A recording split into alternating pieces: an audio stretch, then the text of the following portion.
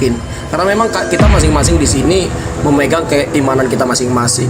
Nah, pertanyaannya, kemungkinan setelah Anda mendengar Kristiani berbicara tentang keimanannya, memang berbicara keimanan itu sulit dijelaskan. Semua yang dari tadi data-data itu juga ujung-ujungnya keimanan ya, biar Anda pahami yang di Slebes ya. Yang di bawah itu tadi keimanan ujung-ujungnya. Kalau mau dibuktikan, gimana membuktikan? Saya tadi pertanyaannya, mujizat apa keeksisan Allah kepada Muhammad sampai sekarang tidak ada yang bisa jawab. Keimanannya Mas Nathan, tapi keimanan kita datanya ada pas gitu loh. Enggak, maksudnya. gini, keimanan contoh, keimanan Anda kan hanya menjelaskan Muhammad itu baik, gini gitu. Ya kalau menurut Anda itu baik, menurut saya belum tentu baik gitu. Itulah artinya keimanan. Paham? Menurut saya Yesus itu Tuhan karena menampakkan diri kepada para rasul dan dia berkata kalau kita berdoa dia hadir. Itu menurut saya. Kalau Anda tolak contoh, mana mungkin Tuhan bisa menampakkan diri? Itu kan Anda menyangga iman saya gitu loh. Jadi tolong kita harus seimbangkan antara keimanan dengan data tersebut. Jadi jangan dipaksakan dengan logika gitu loh. Harus logika gitu. Itu ya. Kemudian itu yang saya tanggapi tadi Aristo ya. Nah, kemudian tentang yang menyampaikan dari data Quran tadi ya, tentang Zainab.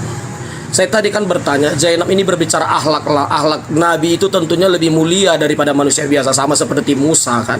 Musa atau seperti Saulus, saya katakan Paulus juga akhlaknya, Anda boleh baca suratnya sampai akhir, dia tidak gila wanita atau digila perempuan, bukan tidak ada kesempatan, saat kapan aja kalau wanita mau dibuat wahyu bisa-bisa aja.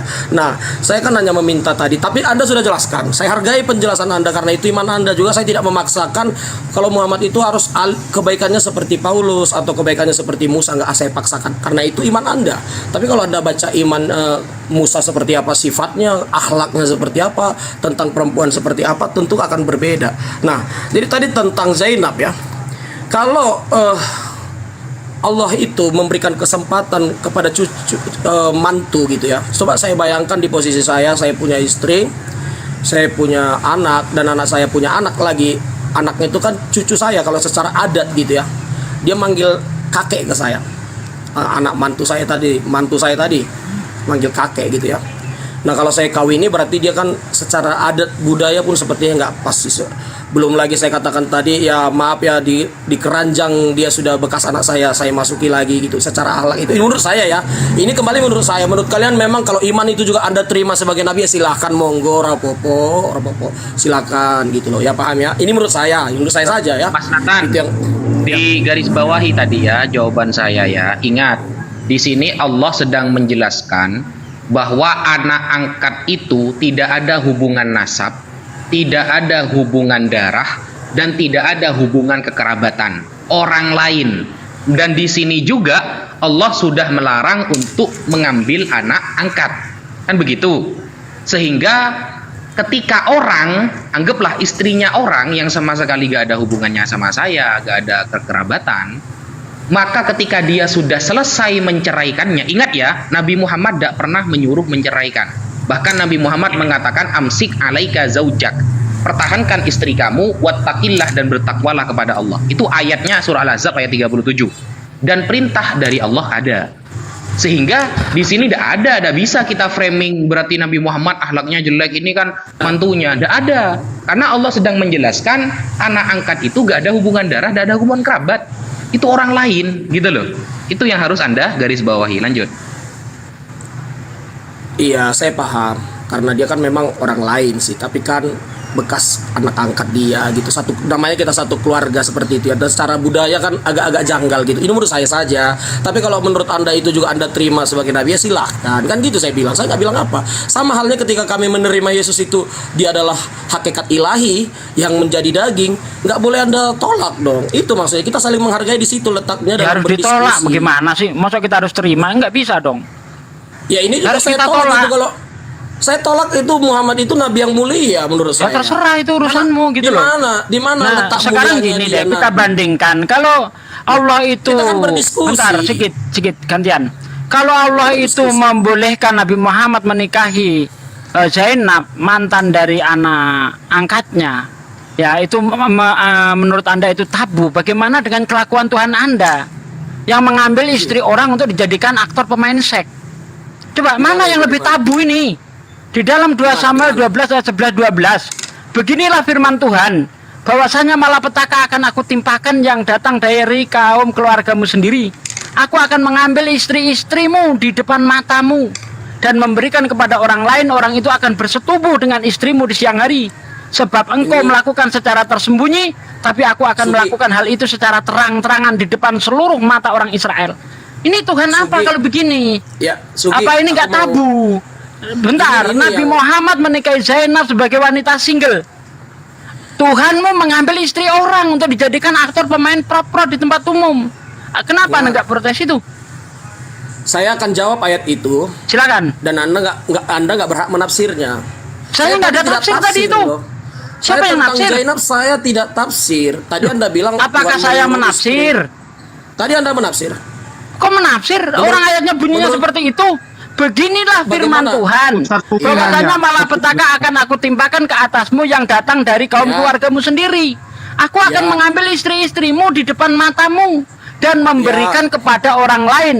Orang itu akan tidur. Kalau terjemahan lama akan bersetubuh Ya. dengan istri-istrimu di siang hari. Sebab engkau melakukan secara tersembunyi, tapi aku akan melakukan hal itu secara terang-terangan di depan seluruh mata orang Israel. Oke. Apanya ya, tafsir? Menurut Anda ayat ini bagaimana menurut Anda? Menurut Anda? Oke, menurut saya Tuhan mau mengadakan adegan seks di tempat umum. Karena kalau itu Anda tadi, lihat Anda nanti di nafsir. dalam 2 Samuel nafsir. 16 ayat 22, ya Absalom menjinai istri ayahnya di atas sotoh di depan seluruh mata orang Israel. Cek kalau nggak percaya. Anda Jadi nafsir, tafsir itu ayat pakai nafsir. ayat. Anda menafsir itu salah tafsir Anda. Tafsir ayat pakai ayat.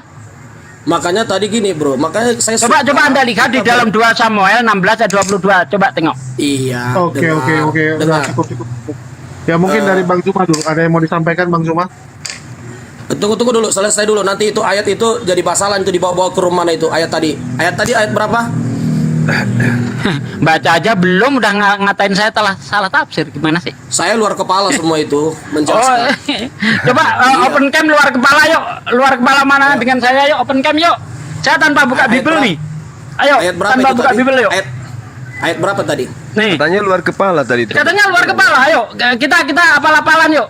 Beginilah firman Tuhan, bahwasanya malapetaka akan aku timpakan ke atasmu yang datang dari kaum keluargamu sendiri.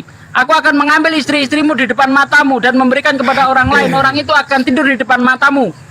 Ya, di siang hari. Sebab engkau melakukan secara tersembunyi, tapi aku akan melakukan hal itu secara terang-terangan di depan seluruh orang Israel. Coba open cam kalau kamu luar kepala yuk. Seperti saya gini. Berani? Saya bukan Kita- itu Anda memang Katanya hak luar saya untuk kepala, saya yang mau jawab. gejabrus doang. Ya. Ayat berapa tadi? Coba ayat berapa tadi? 2 Samuel 12 ayat 11 12. 2 Samuel 12 ayat 11 12. Anda kan suka bawa ayat ini untuk perang. Perang debat maksudnya. Ayat ini, Bro, berbicara Tuhan bukan memberikan lampu hijau, Bro, sama seperti yang pesan kepada Muhammad di Al-Azab tadi. Bukan, Bro. Ini bukan lampu hijau, justru ini hukuman, Bro. Hukuman. Anda tahu hukuman Nah teguran. iya, saya percaya itu hukuman Dengar, kepada Bro. Daud karena Daud sudah ngambil istrinya Uria. Anda baca dari Sekarang pasal 11. Tetapi saya hukumannya begini. ini dengan cara mengambil istri Daud. Istri Daud dijadikan aktor pemain seks di tempat umum. Dengar, Bro, namanya hukuman itu beda dengan lampu hijau yang diberikan kepada nabi Anda yang Anda anggap nabi paling mulia, paling di makanya Tapi didoakan setiap hukumannya hari. kok hukumannya mengadakan adegan seks di tempat umum. Yang saya tanyakan apakah ini tidak tabu? Apa bedanya Tuhan dengan germo kalau begitu? Hukuman itu justru menyakitkan, Bro. Artinya gini, karena kamu mengambil istri orang, suatu saat nanti istrimu juga diambil orang, seperti itu. Konsepnya Aduh. beda. Jadi boleh. Saya tadi kan Jadi boleh menghukum dengan cara tindakan yang asusila seperti itu.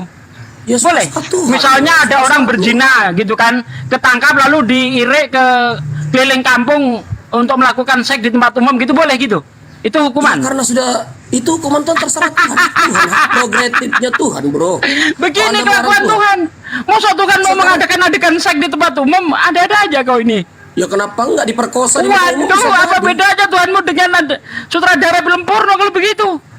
Sama-sama mengadakan adegan seks di tempat umum, apa bedanya? Anda terlalu cinta Islam, bro. Makanya Anda seperti itu kritisnya luar biasa. Oh, seotak saya ini masih normal, bos. Di mana ada Diam dulu, tunggu. Ya, mohon maaf Ustaz Suhi, biar jangan debat kusir lagi.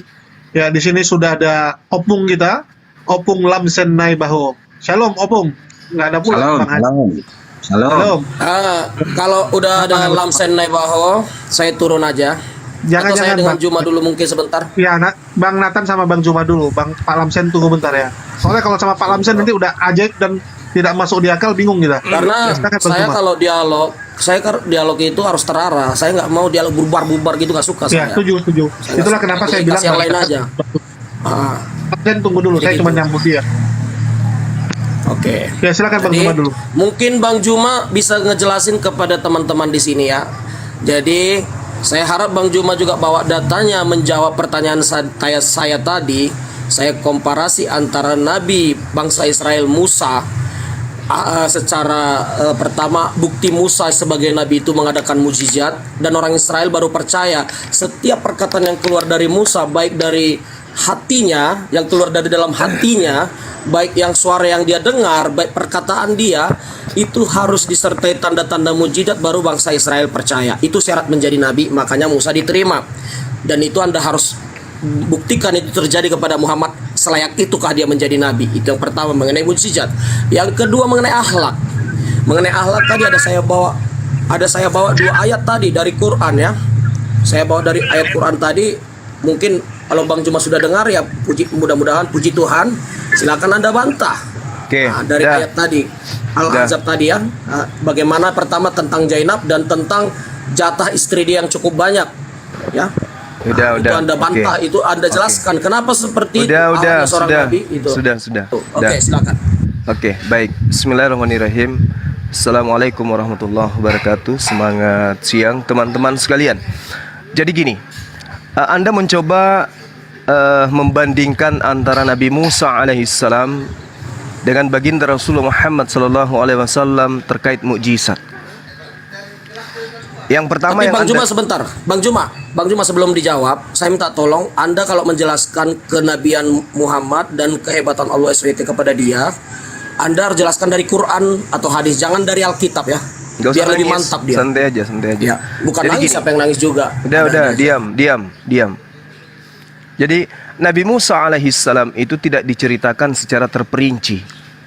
Dari lahir, remaja, dewasa, sampai beliau meninggal. Kecuali ulangan 34 yang kemudian ada oknum menulis yang bukan Nabi Musa tentang kematiannya. Itu poin pertama yang Anda harus tahu. Jadi tidak semua rangkaian dalam kehidupan Nabi Musa alaihissalam itu diceritakan. Bagaimana dia dengan istrinya, dengan anaknya. Berbeda dengan baginda Rasulullah Muhammad sallallahu alaihi wasallam, apapun itu diceritakan. Nah, kemudian ketika berbicara terkait dengan mukjizat, Nabi Musa alaihissalam memperlihatkan mukjizat. Tapi apakah kemudian umatnya beriman? Tidak. Apakah kemudian umatnya menjaga risalah kenabiannya? Tidak. Apakah kemudian umatnya itu beriman kepadanya? Tidak. Hanya oleh karena umatnya adalah bangsa tegar tengkuk yang diperlihatkan oleh Tuhan mujizat-mujizat kepada mereka, tapi mereka tidak meyakini dan mereka tidak beriman kepada Nabi Musa layaknya yang diinginkan oleh Tuhan berlaku kepada Nabi Musa dan kaumnya. Itu yang pertama. Sedangkan baginda Rasulullah Muhammad sallallahu alaihi wasallam seorang diri dia tanpa ada bantuan nabi lain. Sama seperti Musa dibantu saudaranya sendiri Nabi Harun, tapi mereka berdua diploncoi, dikerjai, diolok-olok oleh kaumnya. Baginda Rasulullah Muhammad SAW seorang diri kemudian 1400 tahun ajarannya, konsepnya, kaidah-kaidah, hukum-hukumnya, kitab sucinya, Tuhannya sampai hari ini murni tidak ternoda. Apa ada mujizat yang bisa mengalahkan itu? Gak ada. Nabi Musa alaihissalam nyeberangi lautan untuk apa? Nabi Musa menurunkan makanan dari langit untuk apa? Apa gunanya? Apa manfaatnya untuk kehidupan umat manusia hari ini? Gak ada. Dan itu pun mujizat hanya diperlakukan kepada Bani Israel saja. Baginda Rasulullah Muhammad SAW mujizatnya masih dirasakan hari ini. Anda bisa hidup tenang di atas muka bumi ini karena mujizat Rasulullah Muhammad SAW. Indonesia bisa merdeka, mengusir penjajah dikarenakan ajaran agama Islam yang merasuki kemudian penduduk pribumi yang ada di Indonesia ini. Itu yang Anda harus camkan. Indonesia bisa merasakan kemerdekaan karena baginda Rasulullah Muhammad SAW menyatakan mujizatnya berupa Al-Quran yang sampai ke negara kita ini. Itu yang kedua. Yang ketiga, ketika saudara berbicara mengenai mujizat, mujizat apa yang bisa dirasakan dari Nabi Musa alaihissalam hingga hari ini? Ada. Belah lautan. Apa? Nggak ada kan? Itu hanya ada cerita di lembaran-lembaran buku yang Anda dapatkan. Tetapi baginda Rasulullah Muhammad SAW sampai hari ini, sampai negara kita menjadikan asas negara, ya, sila pertama, sila kedua, sila ketiga, sila keempat, sila kelima, semua berasal dari Rasulullah Muhammad SAW. Tunjukkan satu dari pengajaran Nabi Musa yang bisa dimanfaatkan di negara ini. Gak ada. Semuanya berasal dari baginda Rasulullah Muhammad SAW. Camkan itu. Nabi Musa mengajarkan orang yang menyembah di luar Tuhannya semua harus dibasmi. Jangan biarkan orang siapapun bernapas. Bukan cuma manusia, tumbuh-tumbuhan, hewan semua diminta dibasmi. Itu yang dipakai oleh Belanda masuk ke Indonesia Ulangan 20. Tapi di Islam, Bung, Anda beda agama, menyembah bukan kepada Allah, tetapi Anda aman dikelilingi oleh masyarakat muslim mayoritas yang diajarkan oleh Al-Quran untuk mencintai, menjaga, mengayomi orang-orang Kristen. Dari mana ajaran itu? Bukan dari Musa, tapi dari baginda Rasulullah Muhammad SAW. Itu poin yang sederhana yang ingin saya katakan kepada saudara. Masuk kedua, pertanyaan saudara terkait dengan akhlak, terkait dengan perilaku. Sekali lagi saya katakan kepada saudara, kita tidak tahu perilaku Nabi Musa itu seperti apa. Pada saat dia bujang, pada saat dia berkeluarga, hubungan dia dengan istrinya, hubungan dia menantunya, hubungan dia ini dan itu, kita nggak tahu. Kenapa? Minim pemberitaan. Kalaupun ada pemberitaan, masuk dulu di meja Romawi Yunani baru sampai ke negara kita ini. Itu yang perlu saudara pahami. Sedangkan Rasulullah Muhammad SAW diceritakan di dalam kitab Torah, di dalam kitabnya orang Yahudi, sampai hari ini bangsa Ismail disebut sebagai bangsa yang ummi, bangsa yang terkebelakang, bangsa yang jahil, bangsa yang bebal, bangsa yang bodoh. Bahkan kalau Anda baca di dalam Ulangan 32:21, dianggap sebagai bukan umat, dianggap sebagai bukan bangsa, bahkan dianggap sebagai umat jahiliyah. Tapi apa yang terjadi kemudian? Datang cahaya kepada mereka. Siapa itu? Baginda Rasulullah Muhammad SAW. Sebagai cahaya dia membawa risalah. Sebagai pembawa risalah dia membawa kaidah-kaidah. Kaidah muatannya hukum-hukum, ketetapan-ketetapan. Sebagai hukum, sebagai ketetapan, maka dia datang merubah semua konsep tatanan hidup bangsa jahiliyah. Di antaranya adalah mereka yang gemar mengangkat anak orang lain sebagai anaknya sendiri, memperlakukan anak orang lain sebagai anaknya sendiri, padahal itu bukan anaknya. Nah, Islam datang mengatur itu semua. Maka ayat yang Anda bawa, Al-Quran surah Al-Ahzab ayat 36 kalau nggak salah, diterang 37, Allah kemudian menyatakan, "Maka kana 'alan nabi min haraj fima faradallahu lahu sunnatallahi fil ladina khalau min qabl wa kana amrullah qadaran maqdura." Tidak ada keberatan apapun pada nabi tentang apa yang telah ditetapkan Allah baginya. Allah telah menetapkan yang demikian sebagai sunnah Allah pada nabi-nabi yang telah terdahulu, dan ketetapan Allah itu suatu ketetapan yang pasti berlaku. Rasulullah Muhammad SAW menerima perintah bahwa kaidah adat istiadat orang jahiliyah yang gemar mengambil anak angkat itu harus diputuskan. Wahai Nabi Muhammad, ajarkan kepada mereka untuk meninggalkan kebiasaan-kebiasaan jahiliyah itu. Tidur seranjang dengan anak yang bukan anaknya, meskipun mereka menganggap itu adalah anak kandungnya. Meskipun mereka menganggap itu anak angkatnya, tapi itu tidak ada hubungan nasab, tidak ada hubungan darah. Tidak boleh tidur seranjang dengan mereka yang bukan muhrim, yang bukan mahram, yang bukan dari keturunannya sendiri. Ada batasan-batasan. Jangankan anaknya orang lain yang dianggap anak dari saudara sendiri, itu ada batasan-batasan. Inilah hukum yang dibawa oleh Rasulullah untuk seluruh umat manusia. Kafatan linnas, bukan hukum lokal. Itu harus berlaku. Maka umat Islam hari ini tidak ada anak angkat, lalu kemudian anak angkat itu diperlakukan seperti anak kandung sendiri. Sedangkan Anda tahu kehidupan manusia. Jangankan anak angkat ada di bagian dunia kita ini, bagaimana orang tua begitu kejam anak kandungnya aja kemudian disinahi. Ada. Apalagi anak angkat. Oleh karena itu Islam datang membatasi itu, Bung. Kenapa? Karena manusia semakin hari semakin beringas, semakin tidak beradab, semakin jauh meninggalkan ajaran Tuhan. Maka kita tidak menutup kemungkinan 100 tahun kemudian adalah suatu kebiasaan umat manusia menggauli anak sendiri. Kita tidak bisa tahu itu akan terjadi, tapi sudah terjadi kan. Kita lihat di barat sana, betapa banyak orang menikah. Mohon maaf, di luar Islam, bapak dengan anak kandungnya sendiri nikah. Banyak, periksa apa agamanya. Nah, inilah Islam datang untuk membatasi itu. Jangankan sama anak kandung, anak angkat aja diputuskan barisan itu. Gak boleh, harus disekat. Ini kebiasaan jahiliyah harus diputuskan. Maka Rasulullah sebagai patron, dia datang sebagai pion yang membuktikan kepada mereka sebagai pembawa visioner kepada bangsa jahiliyah bahwa kebiasaan-kebiasaan kita itu ternyata tidak boleh, dan ternyata anak angkat itu bukanlah nasab kita, ternyata anak angkat itu tetap saja orang lain, maka dia harus diberlakukan sebagai orang lain meski kasih sayang itu ada batasnya. Itu penjelasan dari saya sementara. Saya ingin bertanya kepada saudara, ketika Al-Quran mengatakan wa kana amrullah qadaran maqdura, lalu kemudian Allah mengatakan di sana sunnatullahi fil ladina khalau min qabl. Ada yang unik di dalam kitab saudara, di dalam kitab yang anggap kitab saudara. Dalam Kejadian 4 nomor 17. Coba Anda jawab sekarang juga ini setelah saya. Yang lain tolong diam dulu. Siapa istri Kain? Di sana Kain dikatakan Kain bersetubuh dengan istrinya. Saya minta Anda menjelaskan ke saya, siapa istri Kain, wanita mana yang disetubuhi Kain pada saat itu? Ingat? Ingat? Kita lihat di barat. Ingat, Kristen Indonesia itu adalah Kristen belakangan datang. Yang duluan adalah di barat, yang mempraktekkan kemudian anak, ibu, bapak, anak kandung sendiri saling gaul menggauli, itu di barat. Kristen barat di Indonesia masih malu-malu karena diselimuti, dikelilingi oleh umat Islam yang berakhlak. Sekarang saya tanya sama saudara, apakah ini yang menjadi contoh orang barat, Kristen barat, melakukan pencabulan terhadap ayahnya sendiri, anaknya sendiri, ibunya sendiri, saudara kandungnya sendiri? Jawab saya, Kejadian 4:17, Kain menyetubuhi seorang wanita. Siapa wanita yang disetubuhi Kain ini? Jawab, silakan. Oke. Oke, silakan.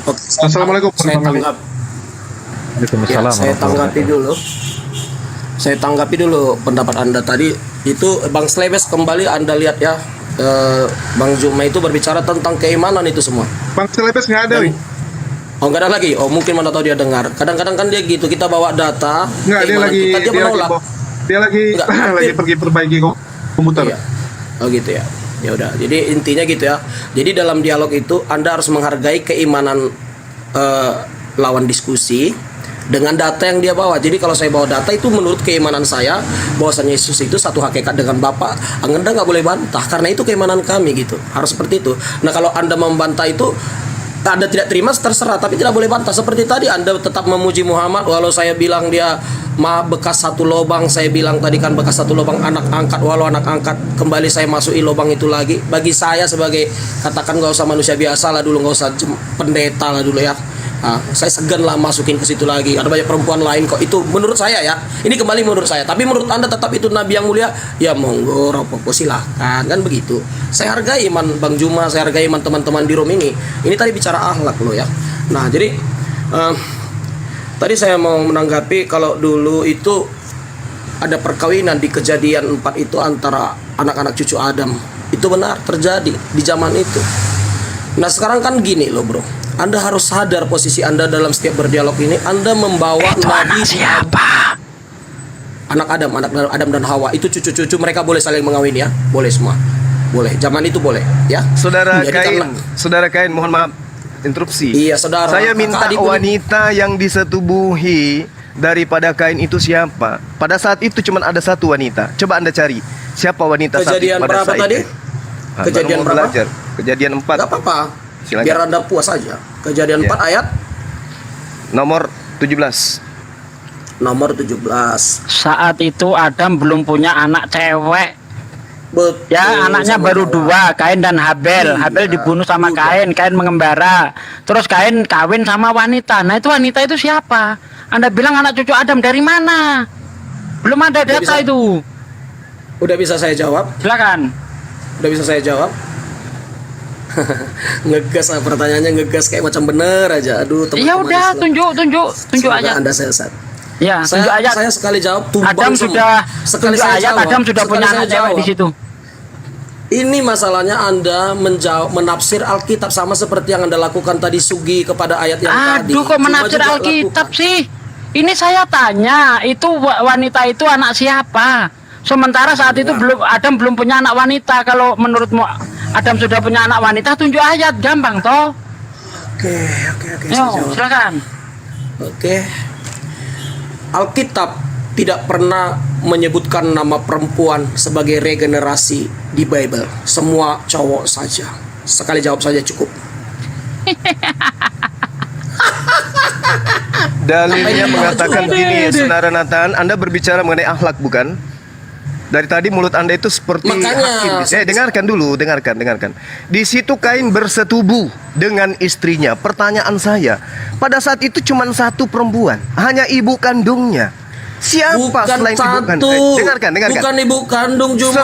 Oke, kalau bukan ibu kandungnya Anak siapa? perempuan Siapa? tidak Di mana? disebut. Di mana dalilnya? Di mana dalam dalilnya? silsilah. Dengarkan. Di mana ada dalilnya Hawa melahirkan anak perempuan sebelum Kain ini bersetubuh dengan seorang wanita ini? Di mana itu? Tunjukkan dalilnya. Silakan.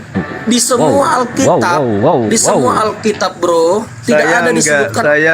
Saya tidak ingin Anda itu membohong di sini ya. Ini bukan gereja, Bukan kami bukan jemaat membohongi. gereja. Hanya orang gereja yang bisa dibohongi. Saya minta ini berbicara mengenai akhlak. Kain menyetubuhi seorang wanita pada saat itu baru ibu kandungnya seorang wanita. Dengar bro, Yakub anaknya 11, tidak disebutkan berapa wanitanya. Memang dalam sejarah adat istiadat mereka. Ini tidak ada hubungannya dengan itu. Ini berbicara mengenai akhlak. Tidak ada wanita lain selain Hawa, istrinya Adam Dari mana pada Anda saat tahu itu. selain Hawa? Dari mana Anda tahu? Tunjukkan Anda dalil. tahu nggak? Tunjukkan Dalam dalilnya tradisi, ke saya. Tunjukkan dalam dalilnya. dengar, Gampang bro, kan? ya. Dengarkan. Dengan aduh. Katakan Anda aja bahwa pada saat itu tidak ada perempuan lain selain Hawa. Selesai kita. banyak perempuan Siapa? itu banyak tidak disebutkan kalau di Alkitab. Sebutkan. Versi Yahudi dalam tradisi yang dapat marga. Anda tahu marga? Anda suku apa? Sebutkan, nggak usah ngeles kemana-mana. Anda suku apa coba? Anda suku apa? Sebutkan, Perempuan tidak masukkan dalam silsilah, bro. sebutkan siapa perempuan disetubuhi Kain. Padahal masa itu Anak-anak Abraham itu berkembang tidak biak. ada. Memang anak-anaknya, bro, anak-anak saling kawin-mawin boleh zaman itu, bro. Iya, sekarang yang dikawini wanita itu cucunya sendiri gitu. Anaknya sendiri kawin-mawin boleh zaman dulu, bro. Iya, dia Wanita dengan menyetujui perempuan siapa? boleh. Belum ada wanita Kakak lain. adik. Kakak adik boleh, cuma tidak disebutkan nama-nama wanita menurut tradisi tidak masuk silsilah. Siapa istri Kalau Anda Kain? Kalau Anda Siapa orang nama bermarga istri paham Kain? yang saya sampaikan. Kalau Siapa Anda orang nama istri bermarga, Kain? Siapa nama istri Kain? Ahi, Adam mempunyai anak perempuan itu setelah umur 800 tahun. Anda baca Iya. di dalam kitab Kejadian 5 ayat 6. Betul. Ayat 6 ayat 7 coba baca. Sementara sebelum itu Adam nggak punya anak perempuan. Coba dibaca Alkitab deh. Alkitab Eh. tidak mencatat semua nama-nama anak perempuan yang selalu dicatat itu laki-laki. Memang belum punya anak perempuan. Dia punya anak perempuan itu nanti setelah umur 800 tahun. Baca Kejadian 5 ayat 6. Ini Sebelum kalau itu Anda nggak ada menjadi- anak perempuan. Ah ini mengada-ada. Aduh. Kamu yang nafsir-nafsir Bible. Gimana sih? Ayo pakai data Anak dong. Anak perempuan Adam itu banyak, bro, tapi tidak disebut, makanya bisa beranak cucu. Hei. Udah. Jadi Udah. kejadian Tahu kan? ini Udah belajar lagi. ini namanya Saudara. Anda memaksakan. Bukan konteks memaksa. Anda yang memaksa. Kita nggak mau dibohongi, bro. Kita nggak mau dibohongi karena faktanya Adam itu punya anak perempuan nanti setelah umur 800 tahun. Sebelum itu Adam nggak punya anak perempuan. Apalagi setelah pembunuhan Habel itu baru 2 anak, Habel dan Kain. Habel dibunuh, Kain minggat, lalu kawin dengan wanita. Wanita siapa itu? Kan begitu. Dengar ya. Adam itu umurnya kan panjang. umurnya panjang, dan anak Iya. perempuan itu ditulis di Iya. ayat yang ke berikutnya setelah 800 tahun ada, di 700 juga ada, di 600 juga ada, di 100 di Bagaimana, 100 Mas? juga ada. Di mana? Di mana? Di 100 di mana? Di mana? Di mana? Ayo, di mana? Masih bisa Ayo, dilanjut bro, jangan ngibul di sini. dengan sulap. Jadi dengar ya. Anda boleh selidiki Alkitab, anak-anak perempuan tidak pernah disebut kalau memang tidak berkaitan dengan yang keturunan laki-lakinya menjadi Yesus Yesus Kristus. Tidak ada disebut nama anak perempuan, itu budaya mereka yang masuk silsilah itu cowok doang. Iya, Gitu. iya. Makanya ada anak perempuan Gini loh. Allah, ada anak perempuan wanita itu anak-anak Adam itu anak perempuan. Coba Anda cari anak perempuan dalam kejadian berapa saya lupa. Anak perempuan Allah. Kalau gitu ngapain disebut Elizabeth? Bohong aja kau. Saya Elizabeth dicela. disebut Nih, karena ada kejadian berlima lima ya, Bohong aja kau. Mesias. Bohong Nih, aja. Ada disebut. nih saya bacakan Memang- nih. Kejadian 6. Ada disebut. Setelah Ada Seth disebut. hidup 150 tahun, ia memperanakkan siapa nih, memperanakkan Enos dan Seth. Mana sih ayat tadi? Umur Adam setelah memperanakkan Seth 800 tahun, dan ia memperanakkan anak-anak laki-laki dan perempuan. Ini baru memperanakkan laki-laki, apa perempuan di sini. Sementara ketika Kain dan Habel terjadi pembunuhan, Adam belum punya anak perempuan. Gimana sih? Tunjuk aja dong, jangan kita terus doang. Bicara itu pakai Ini data pertanyaan. gitu loh. Jadi Anda memaksakan keyakinan Anda Bukan kepada memaksa, kami yang kita tidak bisa. bicara berdasar data. Kalau datanya tidak ada, jangan dikarang-karang. Ini Anda Tidak ada ngarang dikarang-karang. data namanya. Tidak ada di karang-karang. Sekarang Anda percaya Kalau tidak itu dikarang-karang, dasar. mana dasarnya? Bahwasanya Adam dan Hawa punya anak perempuan, Anda mau minta itu gitu. Ya iyalah. Gimana sih? Jadi Karena- sulit. Dengar ya, Jadi saya kita mau berbicara jelaskan ya. mengenai akhlak, Dan Bung. Alkitab ini ditulis itu seurutan dengan silsilah. Disebut pun perempuan, contohnya Ruth. Disebut juga sih memang perempuan Ruth gitu ya. Kenapa? Perempuan ini memang ada kaitannya dengan para nabi kepada Daud gitu. Tapi kalau contoh anak Yakub kan 11. Itu anak Yakub aja yang ditulis di Bible. Yang perempuannya nggak ditulis, nggak. Maaf cakap ya, wanita memang agak sedikit tidak masuk kera kepada masuk hitungan kepada orang Israel. Ini bukan Seperti bicara itu. Yakub, pertanyaannya dijawab. Seperti itu. Mohon maaf. Ya. Ya, Jadi, pertanyaannya aja dijawab. Kita mendengarnya risih gitu loh. Kalau Anda, Ya, maaf ya, itu. saya salah ya. Maaf saya salah ya. Jadi kalau Anda sebagai seorang Kristen yang tidak bisa mewakili agama Anda hanya hadir datang ke sini membawa modal Zainab dan pernikahan Nabi Muhammad, dan Anda tidak punya kemampuan itu, sebaiknya Anda panggil yang lebih punya kemampuan dari Anda. Karena jujur, ya, orang-orang Kristen di luar sana menyimak Anda itu sungguh-sungguh memalukan. Jadi gini, ternyata apa yang Anda tuduhkan kepada Islam itu seperti Anda sedang melempar bola voli ke dinding. Semakin kencang bola voli itu Anda lempar, maka semakin kencang pula bola voli itu berbalik.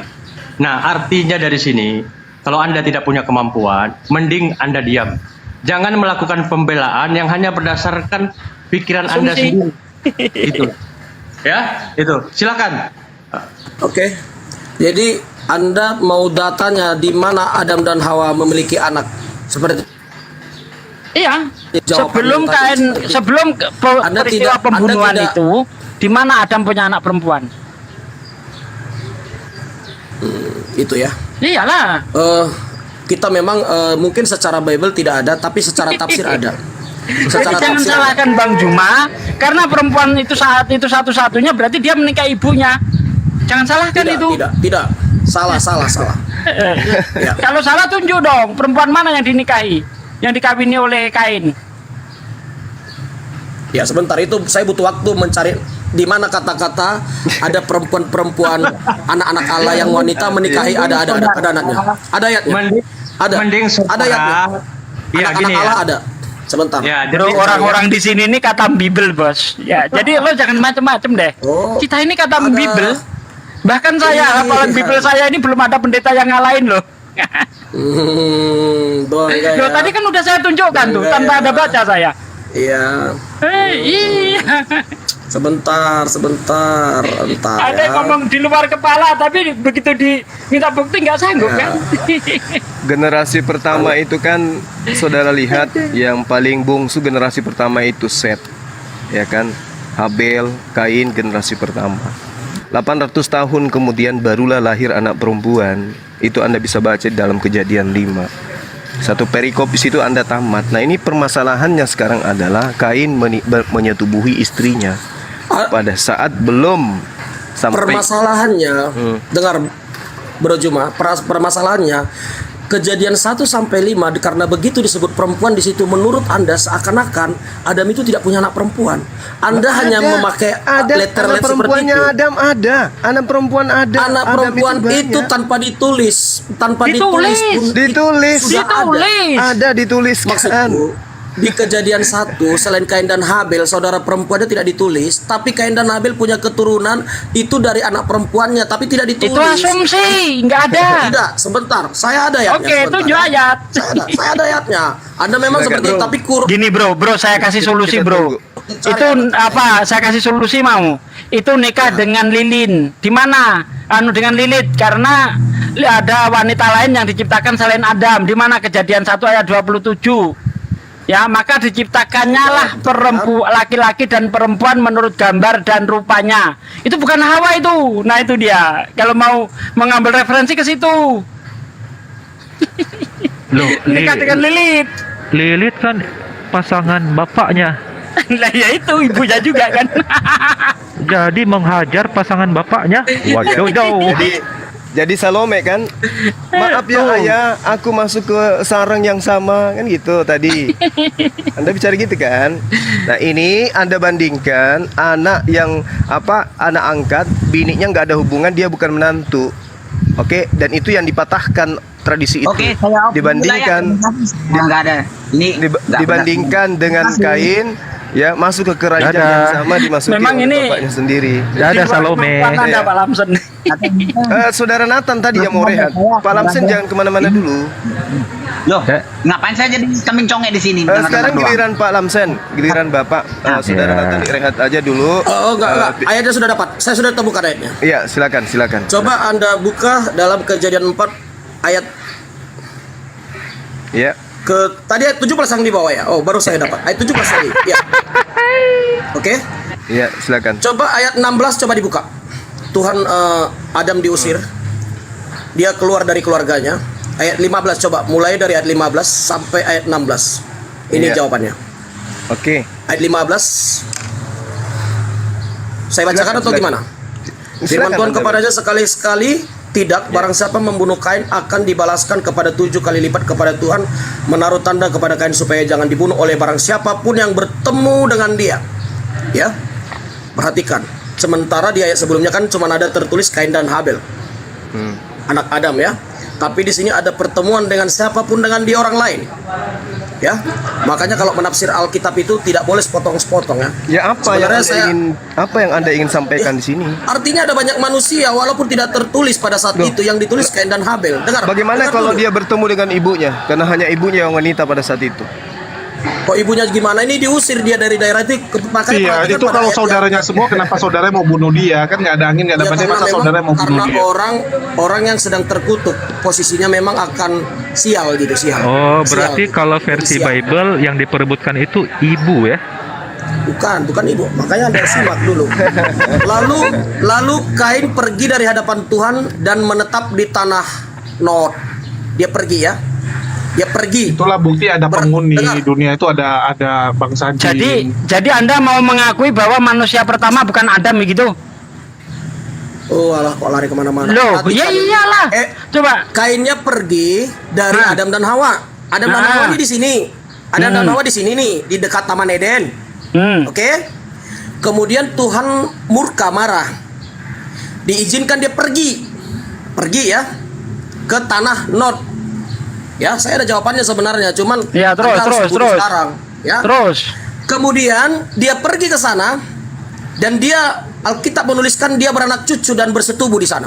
Kita nggak Lah tahu iya, siapa dengan istrinya. siapa? Ya, Alkitab mengatakan dia pergi berarti dia ada perempuan dia bawa entah keturunan Adam yang lain, tidak perlu dijelaskan di sini. Di mana Adam punya keturunan lain selain Set dan Kain? Hanya menurut tafsiran kami, dengar, makanya Tafsiran menurut Anda tafsiran dasarnya kami, apa? ketika Tuhan berkata beranak cucu lah, dasarnya Alkitab mengatakan beranak cucu penuhi bumi. Nah, kepada Adam, ya. nah, Artinya anak-anaknya harus menikah semua, saling menikahi boleh pada saat itu. ya. Dan di sini memang tidak dilampirkan nama-nama perempuan pada saat awal ini. Nama-namanya contohnya kayak Di ayat Habel mana tidak Adam disebut. sudah punya anak perempuan? Tidak disebut, makanya saya katakan tidak disebut. Kalau disebut kita semua berusaha Alkitab ini lagi. udah penuh. Maka yang Kalau cocok disebut dengan nama anak-anak. dengan si Lilith itu sama Lilith biar cocok. Makanya dengar. Lalu Kain pergi dari hadapan Tuhan dan dari daerah Taman Eden di mana Yesus itu dia pergi, dan dia di sana memiliki anak cucu keturunan loh. Pada ayat berikutnya nanti Anda akan lihat seperti apa nanti keturunan dia di sana. Ada kampung sebelah. Boleh saya celah? Keturunan Lilith. Keturunan Lilith. Nah, Keturunan jadi Lilith. masuk kita ke akhlak. Ya. Akhlak Tunggu tadi. dulu, itu belum selesai itu. Itu kamu harus membuktikan bahwa Adam itu punya anak perempuan sebelum sebelum ada peristiwa pembunuhan itu. Buktikan dong. Anda kalau orang filosofi, filsafat, dalam filsafat Islam juga Adam dan Hawa secara logika begitu Orang banyak itu filosofi, itu istilah anak-anak apa itu? kawin dan kawin, bro. Tidak pernah Anak-anak ada dan- dalam istilah diksi orang filosofi. Apa itu maksudnya? Orang filosofi. Enggak ada filsafat Islam. Filsafat Islam Orang enggak ada di dalam filosofi bangku teologi. bicara ngegabrol dari mana itu? Kosakata dari dengkul Enggak, itu. Anda nggak masuk Universitas Islam, Bro filsafat Yonas, Islam ada nggak? bro siapa nih? Boleh saya celah? Kalau mau Boleh saya bicara celah? filsafat, saya bubukin kamu nanti. Ya, boleh saya Enggak, saya celah. tanya Ya? Anda. Coba Anda sebagai Islam, Adam dan Hawa kan beranak cucu banyak. Menurut Anda yang kawin ini apa menurut Islam Hawa dikawini mamanya gitu? Bukan, di Islam itu setiap Hawa melahirkan tuh kembar. Nama-namanya jelas. Ketika peristiwa pembunuhan Habil dan Qabil itu udah ada saudara perempuan. Jadi gini, tolong kita Itu di berdebat Islam agak- jelas gitu agak- loh.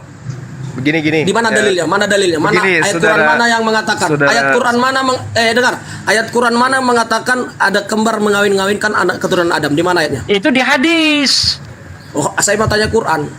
Jangan Al-Quran hadis. itu punya dua sumber, Quran dan hadis. Saudara Nathan, Tafsir Anda tahu, itu Saudara Itu bukan Nathan, tafsir.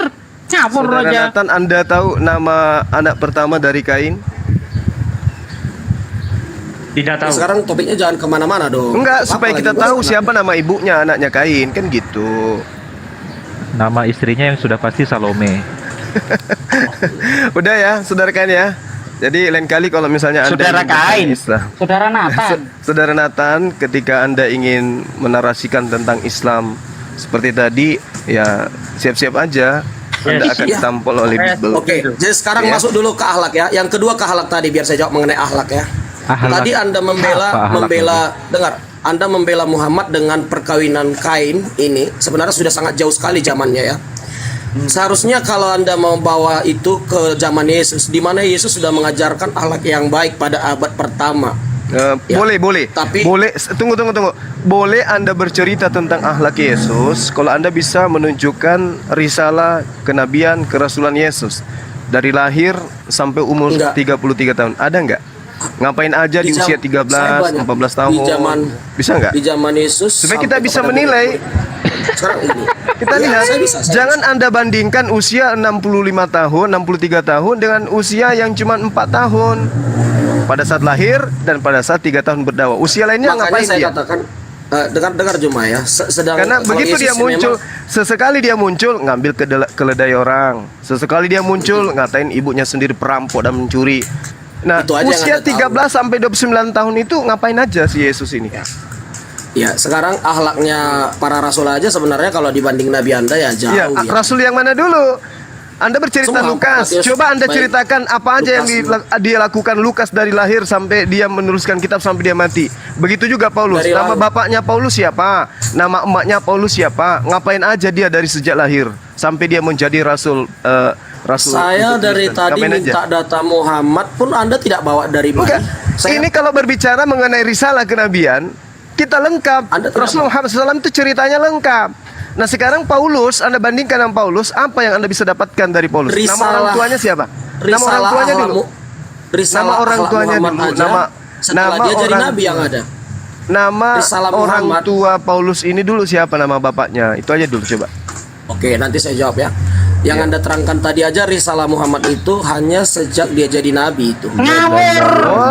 Ngawur. Bahkan sebelum jadi nabi, Nabi Muhammad itu digelari kaumnya Al-Amin. Itu pada peristiwa apa? Pada peristiwa perletaan kembali batu Hajar Aswad. Ya, Ada diakui data- kejujurannya. ada data Kok Data sebelum Quran ada? Muhammad jadi nabi, bahkan kita lengkap dari lahir sampai meninggalnya Nabi Muhammad ada semua ceritanya. Nah sekarang kalau Anda mau membandingkan antara Nabi Muhammad dengan Paulus, Anda harus bisa membawa data dari Paulus lahir sampai mati. Baru itu apple to apple. Setidaknya walaupun tidak dari lahir Paulus sampai mati, bapak mamanya siapa? Itu aja dulu Nah, satu. itu aja dulu. Biar jelas kita. emak Paulus ada nggak orangnya? Oh. Gimana ini? Ayo. Jadi Anda mau komparasi antara Paulus dengan Muhammad gitu. Oh, kamu tadi. Kamu yang mau membandingkan. Makanya kita meminta data yang sama. Apple to apple gitu Kalau loh. berbicara akhlak, Bro. Jangan-jangan Sugi. sosok yang tidak pernah jelas nasabnya ini nggak ada.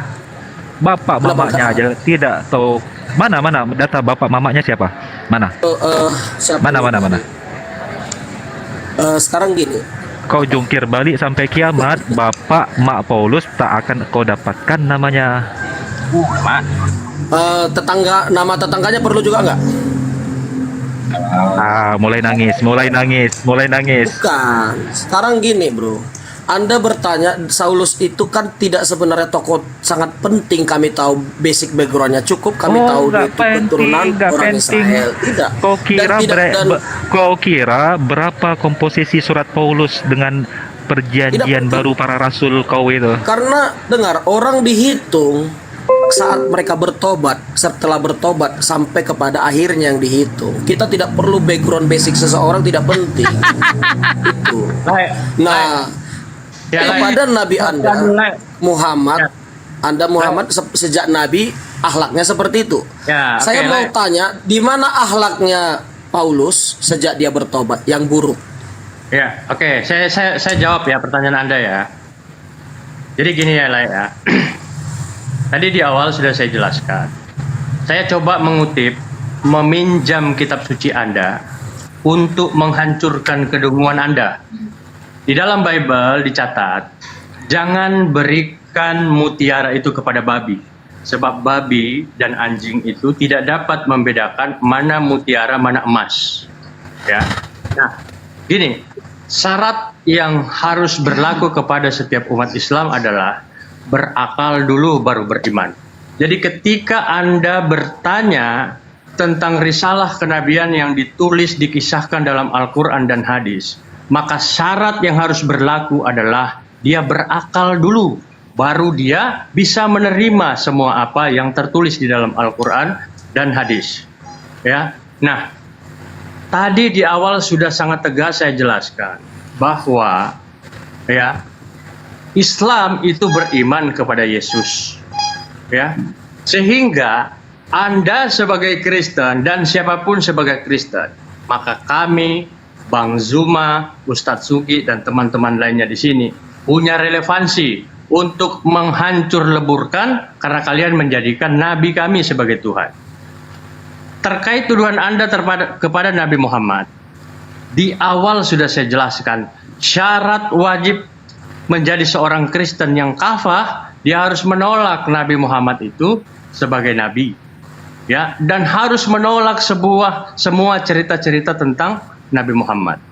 Tadi Ustadz Wafi, Bang Zuma sudah menjelaskan begitu detail siapa sebenarnya Nabi Muhammad. Ya, semakin Anda bercerita, maka kedunguan itu semakin terlihat. Mohon maaf, ya. Jadi kalau Anda hanya punya modal Yesus itu Tuhan, jangan ajari kami. Ya, Anda sedang mengajari bebek berenang. Gitu loh maksud saya. Nah, Anda berbicara tentang Paulus, ya. Anda coba membandingkan dengan Nabi Muhammad. Jangankan bandingkan dengan Paulus, bandingkan dengan Tuhan Anda saja. Nabi Muhammad levelnya, kredibilitasnya, kualitasnya sebagai nabi itu sudah tidak perlu diragukan lagi. gitu loh. Kenapa? Oh, itu saya tertarik itu tadi. Aristo, saya jelas. tertarik itu. saya tertarik. Selesaikan dulu sebentar. coba. Selesaikan dulu. Itu saya itu tertarik. Jangan biasakan potong orang bicara, biar tersampaikan apa yang kita sampaikan. Ya, saya coba ingin membongkar paradigma dungu Anda tentang sosok Nabi Muhammad. Ya, ilmuwan Kristen banyak yang memuji tentang siapa sebenarnya dan kesuksesan Nabi Muhammad sebagai seorang nabi, diakui walaupun mereka tidak beriman. Orang-orang Yahudi secara nasab diakui Nabi Muhammad itu adalah keturunan Nabi Ismail. Secara nasib dia ditolak sebagai nabi. Yesus nasabnya hancur lebur oleh Yahudi, nasibnya apalagi? Jangankan diakui sebagai raja, jangankan diakui sebagai Tuhan, diakui sebagai tukang sapu di rumah orang Yahudi saja ditolak. Jadi artinya gini, saudaraku, ya, dari tadi saya mendengar Anda, kalau kata Ustadz Sugi, Anda hanya ngedabrus, ya, melakukan pembelaan yang hanya berangkat dari narasi asumsi Anda sendiri. Anda coba mendiskreditkan Nabi Muhammad. Ketika Anda dibalikkan, dipertanyakan tentang iman Anda gagap gempita. Gagap. Jangan melebar. Tuhannya perilakunya kayak germa tuh gagap dia. Jangan melebar. Pertanyaannya apa? Apa? Saya sudah katakan tadi. Pertanyaannya, saya tidak ada pertanyaan. Maksud saya ingin menyampaikan kepada saudara bahwa kalau saudara tidak punya kemampuan menjelaskan tentang iman saudara, ya, lebih baik saudara duduk diam, panggil yang lebih punya kualitas untuk menjelaskan di sini. Karena semakin Anda bercerita, Kristen akan semakin saya tanggap ya. Tunggu, aku mau nanya, Bang Angkeng mau berbicara nggak? Kalau nggak, kita cari teman Kristen yang lain. Kasian juga Bang Nathan, nanti dikiranya kok sendirian dia. Ya, saya tanggapi dulu Aristo ya. Anda itu sepertinya memang sangat pintar sekali gitu, dan menganggap orang lain bodoh. Oh ya, memang sangat pintar bodoh Bang dan Aristo. Tolol. Nah gitu ya. Ya. Dan Anda merasa pintar gitu, dan teman-teman Anda seolah-olah pintar sekali semua. Yang orang Kristennya bego semua gitu. Itu narasi Anda yang saya tangkap. Betul sekali. Ya. Betul sekali. Ya, oke. Kok pintar kamu? Gini. Ya, Kok pintar? Anda saja, maaf ya, dari tadi Anda bawa data-data Kristiani, ada memuji-muji Muhammad gitu sebagai tokoh. Anda bangga gitu ya. Saya juga kemarin ada orang bawa data Malah curhat. Dia Sekarang gini ya. Dia curhat. Mari kita bandingkan antara ajaran Yesus dengan Nabi Muhammad deh. Nabi Muhammad bersabda kepada Jangan dipotong sahabatnya. lah Sugi jangan Kau curhat nggak penting ah. Tadi dia Apa yang curhat loh, curhatin kayak gitu? Aristo tadi curhat, saya tanggapi curhatannya.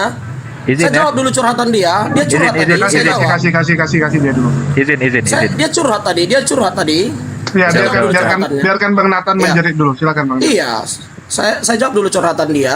Dia membanggakan ketika ketransparanan dunia barat tentang tokoh-tokoh, dia dengan bangganya membuat Muhammad di situ. Itu aja selalu dibawa polemikus Muslim loh. Itu justru Anda sadar nggak? Negara-negara yang mayoritas Islam serba tertutup kepada media. Ini tolong dong, Anda membuat malu itu Islam.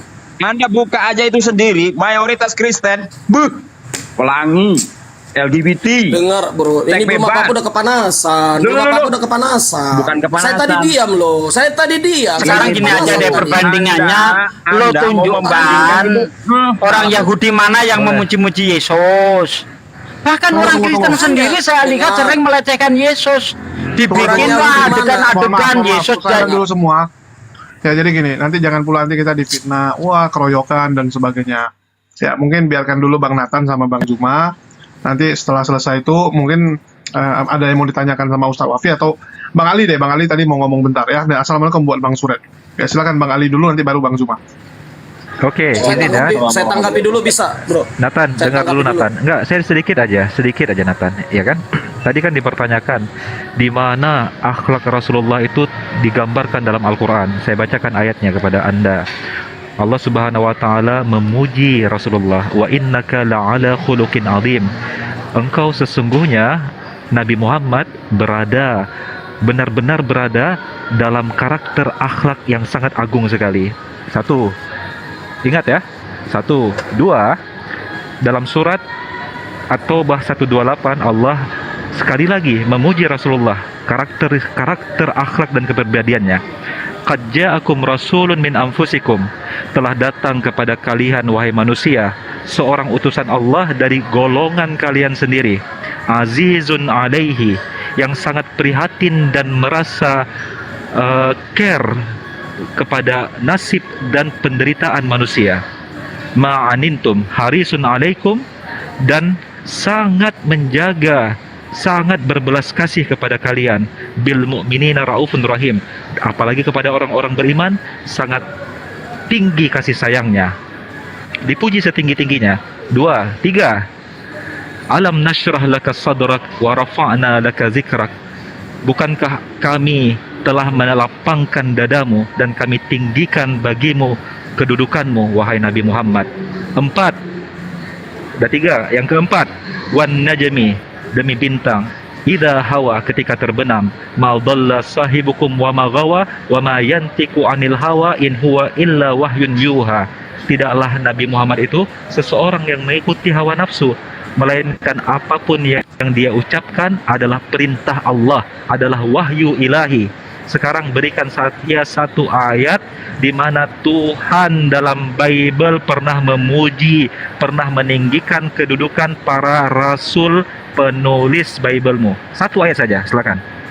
Oke, ini dia bagus, dia pakai ayat Al-Qur'an ya. Nah, ini ya. Tadi Aristo bawa data dari tulisan news Amerika punya gitu. Orang itu suka kasih award itu, menghargai pelacur pun dihargai Langsung jawab. gitu. Langsung jawab pertanyaan saya. Di mana Pelacur Tuhanmu, terhebat pun mereka jawab. di mana Tuhanmu pernah memuji para rasulmu? Satu ayat saja. Sekarang saya jawab tentang narasi yang di Quran ya. Narasi yang di Quran itu, Pertanyaan saya, di mana tanggapi dulu. Tuhanmu yang kau jadikan Tuhan pernah memuji seorang saja dari orang yang kau sebut rasul? Coba satu ayat saja. Malah kawan-kawannya disebut tolol, kamu bodoh gitu. dengar ya. Saya tanggapi boleh nggak ayat Quran? Nggak perlu tanggapi pertanyaan yang kamu jawab. Pertanyaannya, Karena gini. perbandingan yang telah saya berikan di dalam Al-Quran, dipuji benar Rasulullah utusan Allah dengan berbagai macam narasi indah. Sekarang berikan satu saja. Saya berikan 4 tadi. Saya minta satu saja. Tuhanmu pernah memuji seorang rasul yang kau anggap rasul, para penulis kitabmu itu. Coba. Ya kalau ayat-ayat narsis sih memang tidak ada di Alkitab kita. Tidak ada. Bahkan Tuhanmu Ayat saja narsis. bahkan Tuhanmu saja Masalahnya tidak kan pernah ini. memuji para rasul. Bukan tidak pernah, aku menyertai dengan tanda-tanda mujizat. Jadi tidak ada puji-pujian, memuji manusia tidak ada. Narsis seperti itu. Makanya justru saya mau tekankan ayat narsis tadi itu kan sepihak itu.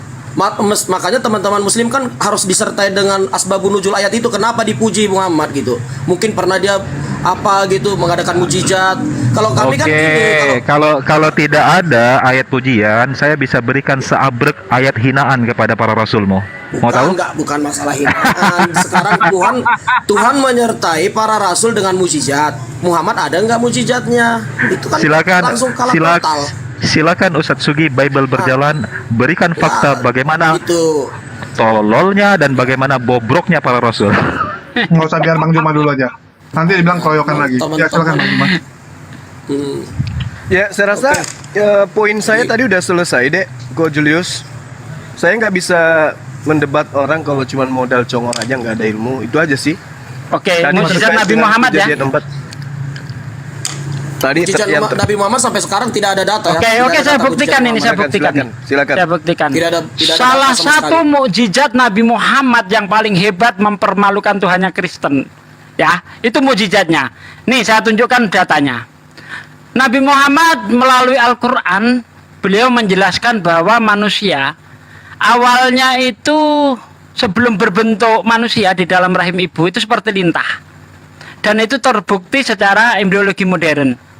Sementara menurut Tuhannya Kristen, manusia itu diciptakan dalam rahim itu seperti keju.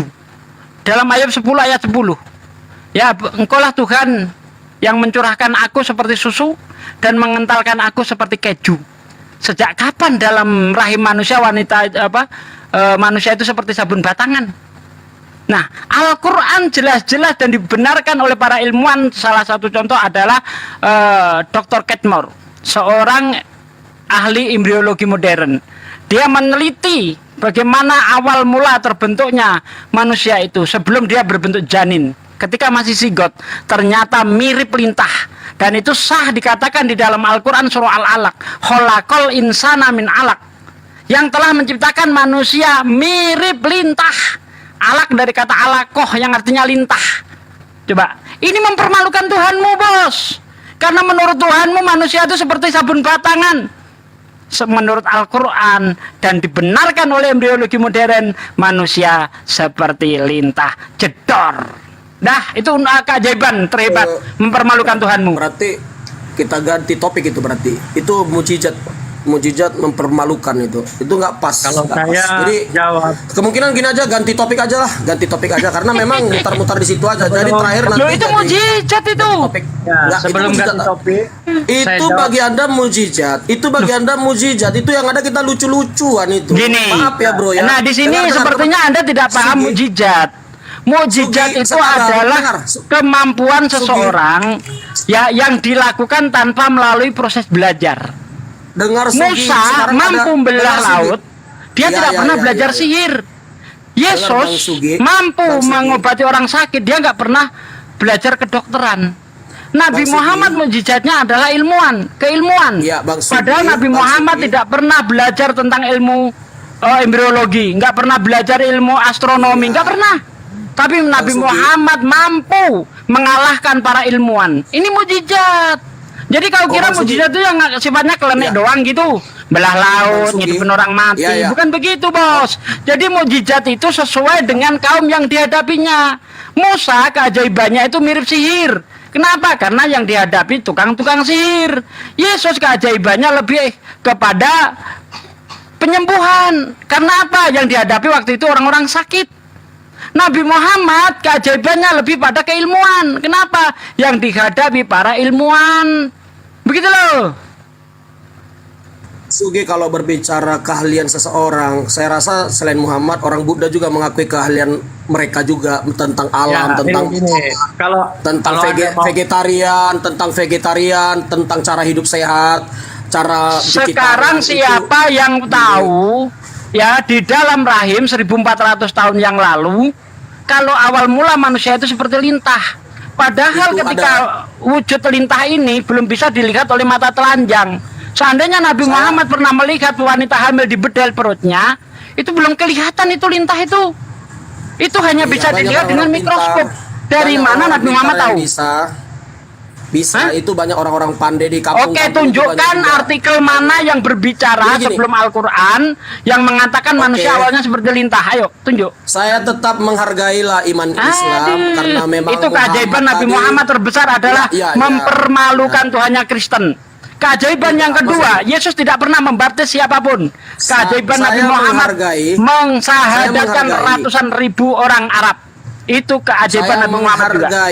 Saya menghargai iman Bang Sugi tentang Muhammad. Dia memiliki kalian tentang bintang gitu ya, tentang maaf cakap cara kamar Nah, mandi. Tuhanmu dengan kalah, seni. bos. Tuhanmu Saya kalah kalau menghargai- bicara soal dengar. itu. Dengar, Bahkan saya Tuhanmu juga kalah, itu menghargai. keajaiban Nabi Muhammad terhebat. Iya, Tuhanmu saya kalah. menghargai. Ya. Saya menghargai juga. Bang Saya Sugi. menghargai, Ya. saya menghargai juga orang Buddha. Dia memiliki ramalan tentang cuaca, ada tanda-tanda. Saya menghargai mereka semua. Ada kalian seseorang sih memang di dunia ini, ada memang kuakui. Muhammad juga saya rasa ada juga sedikit dia ada pintar-pintarnya gitu ya. Saya menghargai lah, saya menghargai. Nah sekarang gini, Bang. Tunggu, Ya, ada yang mau ngomong nih, Bang Swisbeng. ya Bang Swisbeng. Bang Swisbeng. Siapa nih? Bang Suret mau ngomong. Bang Sugi, Ya, bisa tolong buka ayat Yohanes. Tunggu. Oke, Bang Suret dulu deh kalau gitu. Soalnya biar ini Bang Suret mau ngomong bentar. Ya silakan Bang Suret. Gini Bang ya, diskusi itu ya harus menggunakan data dan akal sehat. Ya. Nah, juga akhlak lah. Tadi kan kamu cerita tentang akhlak.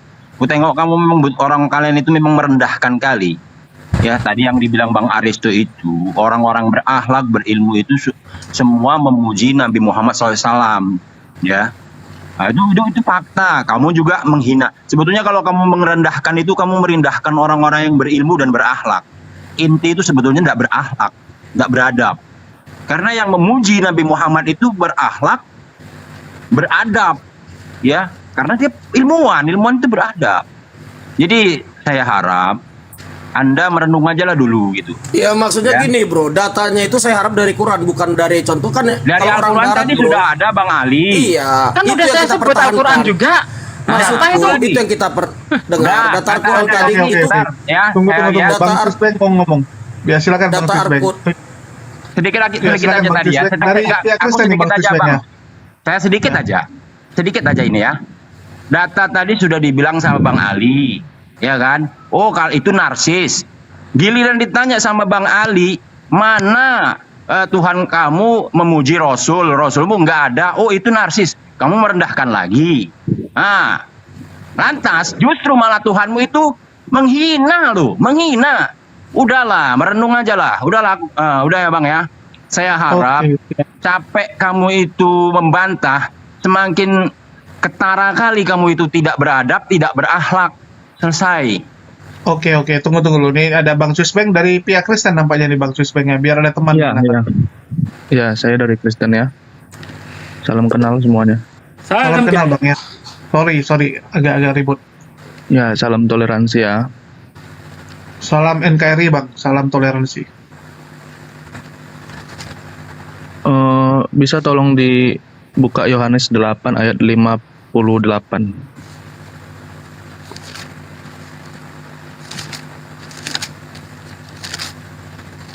Ada yang bisa buka? Silakan. Ada yang bisa bantu baca? Ini ada Bible Kata berjalan. Yesus kepada mereka, aku berkata kepadamu sesungguhnya sebelum Abraham jadi aku telah ada. Ada apa dengan ayat itu, Bos? Nah, itu saat kejadian itu orang Yahudi memojokkan Yesus. Orang Yahudi bertanya, apakah engkau mengatakan engkau lebih besar daripada bapa kami Abraham? Lalu pada Yohanes 8 ayat 58 Yesus menjawab, aku berkata kepadamu, sesungguhnya sebelum Abraham jadi, aku telah ada. Itu yang dimaksud. Yesus adalah Allah. Udah. Sudah jelas di satu ayat Oke. itu begitu. Jadi gini, Bos. Ketika Yesus mengatakan aku ada sebelum Abraham ada, itu justru Yesus ini menunjukkan bahwa dirinya ciptaan Tuhan. Ada di situ menunjukkan ciptaan. Ya, Adam ada, ciptaan Tuhan. Yesus ada, seharusnya ciptaan Tuhan. Kenapa saya katakan begitu? Ya, karena Yesus sendiri sebenarnya ciptaan. Itu kalau kita lihat di dalam Wahyu 3 ayat 14. Dan tuliskanlah kepada malaikat jemaat di Laodikia. Inilah firman dari Amin, saksi yang setia dan benar, permulaan dari ciptaan Allah. Dalam konteks yang dibicarakan Bible, bukan dalam konteks yang kami imani umat Islam, kami enggak masalah ya untuk mengiyakan berdasarkan konteks Bible bahwa Yesus itu ada sebelum Abraham ada. Karena Yesus sudah diciptakan sebelum semuanya itu ada. Sebagaimana yang tertulis di dalam Wahyu 3 ayat 14. Dan tuliskanlah kepada malaikat jemaat di Laodikia. Inilah firman dari Amin, saksi yang setia dan benar, permulaan dari ciptaan Allah. Yesus ciptaan Tuhan, preeksistensinya sebagai manusia, Bos. Nggak ada masalah itu. Silakan. Loh, kok hilang suaranya? Halo? Bukan itu maksudnya. Oke, coba ini satu lagi saya tunjukin ya. Oke. Yohanes 10 ayat 30. Yohanes 10 ayat 30, aku dan Bapa adalah satu. Satu di situ tidak bisa Anda pahami sebagai satu hakikat atau satu pribadi. Karena di ayat 32-nya Yesus menjelaskan, banyak pekerjaan baik yang berasal dari Bapakku. Pekerjaan baik manakah yang membuatmu mau melempari aku? Jadi di situ satu visi misi. satu pekerjaan, bukan satu hakikat. Itu tidak menunjukkan Yesus sebagai Tuhan di situ. Sebagai utusan Tuhan, karena dia tidak melakukan sesuatu tanpa ada perintah dari Bapaknya. Yohanes 5 ayat 30-31. Aku tidak dapat berbuat apa-apa dari diriku sendiri. Semua yang aku lakukan sesuai yang aku dengar. Silakan, apa lagi? Ya, artinya banyak pekerjaan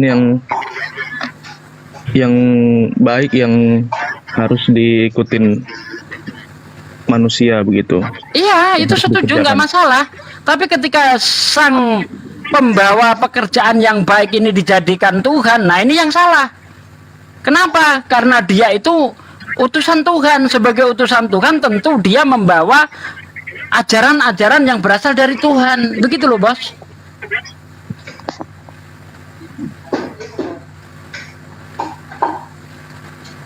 Selamat siang. Siang. Oke, selamat siang Bang Ardiansyah. Ya, ini Bang Swissben ini mungkin baru di dunia debat ya, nggak apa-apa. Nah, padahal kalau Anda baca sampai ayat 34, sebenarnya orang yang disebut Tuhan itu bukan cuma Yesus. Makanya nanti kalau Anda baca di ayat 34, Yesus mengingatkan kepada orang Yahudi, ketika Yesus dituduh menyamakan dirinya dengan Allah, justru Yesus itu mengingatkan kepada orang Yahudi, bukankah ada tertulis di dalam kitab Taurat kamu, aku berfirman kamu adalah Allah. Dan yang tertulis di dalam kitab suci tidak dapat dibatalkan. Apa maksudnya ini? Apakah Yesus itu adalah Tuhan sejak di zaman Taurat? Ternyata tidak. Maksud Yesus ingin mengingatkan kepada orang Yahudi bahwa Musa juga disebut Allah. Itu tertulis di dalam kitab Keluaran 7 ayat 1. Lihat, aku berfirman kamu adalah Allah bagi Fir'aun dan Harun adalah nabimu. Jadi apa maksudnya ketika manusia ini disebut Allah? Maksud Yesus di dalam Yohanes 10 ayat 35, jikalau kepada mereka firman itu disampaikan, disebut Allah. Jadi orang-orang yang menyampaikan firman itu disebut Allah. Musa juga disebut Allah karena dia menyampaikan firman kepada Fir'aun. Yesus disebut Allah karena dia juga sang penyampai firman. Yohanes 17 ayat 8. Segala firmanmu yang engkau sampaikan kepadaku telah aku sampaikan kepada mereka. Di Yohanes 17 ayat 14. Segala firmanmu yang engkau sampaikan kepadaku telah aku sampaikan kepada mereka. Mereka menerima tetapi dunia membencinya karena mereka bukan dari dunia, sama seperti aku bukan dari dunia. Yes. Bacot. Oh, udah turunin, nggak ada ilmu nih, turunin Bang. Orang-orang kayak gini nggak ada ilmu. Saya butuh pendeta yang paling hebat untuk menghadapi saya. Kalau perlu open camp tanpa buka Bible, tapi harus bisa menunjukkan ayat Bible sebagaimana saya. Ini orang-orang kayak gini nggak ada gunanya. Udah turunin Bang. Bang, udah turunin. Nggak suka saya dengan orang yang tiba-tiba nggak ada ilmu dia, Cuma untuk lucu-lucuan Iya. jangan, kalau mau nggak nanya. ada. Nggak. Kalau mau nanya nggak Saya apa-apa. mau yang seimbang dengan saya ilmunya. Tapi nggak harus seimbang juga Ustaz Sugi, minimal mau belajar lah. Belum apa-apa, bacot. Ini tanda orang tak ngerti apa-apa, nggak punya ilmu. Itu kalau Oke, mungkin dari Bang Zuma ada yang mau diskusi nggak disampaikan kuat nih 2 buat menit Bang itu. Swissbank. Lagi mau belajar dia. Halo Bang Zuma. Tadi pertanyaan apa ya? Cek. Iya. Halo Bang. Iya, Cek. tadi Swissbank ini ingin menjelaskan bahwa Yesus itu Tuhan, Iya. cuman masalahnya masih dasar kali dia.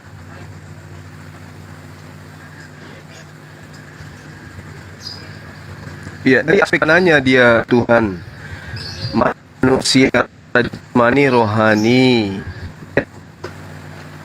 Yang satu adalah manusia, rohnya itu pemberian Tuhan. Yohanes 3:34 ini dibahas kali. Sebab siapa utus Allah, dialah yang menyampaikan. Sebab Allah mengaruniakan rohnya dengan tidak terbatas. Berarti rohnya Yesus itu adalah roh yang dikaruniakan, roh Tuhan yang dikaruniakan kepada Musa, Daud, Salomo. Dan lain yang mengutusnya itu yang adalah Tuhan. Supaya Anda lebih paham lagi, coba lihat Kisah Para Rasul 2 nomor 22. Yesus itu diadakan oleh Tuhan sebagai perantara untuk melakukan mujizat dan tanda serta Tunggu kekuatan Bang Tuma, ini dekat signalnya Bani putus-putus Israel. nampaknya Bang Tuma. Maka Yesus Tempat Bang kemudian Tuma signalnya lagi jelek nih. Halo Bang Tuma, lagi on the way nih nampaknya. Iya. Baca Oke. baca aja Kisah Para Rasul 2 nomor 22, Bung. Di situ sangat jelas Yesus itu siapa bagi Bani Israel. Baca di situ. Di Kisah Para Rasul 2 nomor 22 sudah lengkap itu. Silakan. Jaringan saya masih kurang bersahabat. Siap. Oke, mungkin dari Bang Lanjut. Didio, ada yang mau disampaikan dulu untuk membuka akal teman-teman? Baik. Assalamualaikum warahmatullahi wabarakatuh. Waalaikumsalam warahmatullahi wabarakatuh. Tadi Bang Swiss, saya tertarik ya dengan pernyataan aku ada sebelum Abraham ada. Pada saat Yesus mengatakan seperti itu, kalau misalkan Yesus itu diklaim sebagai Tuhan, apakah Tuhan itu pantas mengatakan aku ada sebelum Abraham ada? Di dalam Al-Quran tidak ada pernyataan satu kata pun juga dari Allah mengatakan aku ada. Tidak ada itu. Jadi yang namanya ada, jelas Allah ada tidak yang ada. mengadakan. Tetapi Allah tidak ada. siapa lagi ini? Halo. Siapa sih Pak? Silakan. Aduh, maaf, langsung ini. Ya. Silakan Bang. Yang saya tahu Allah itu tidak ada, kalian mengada-adain.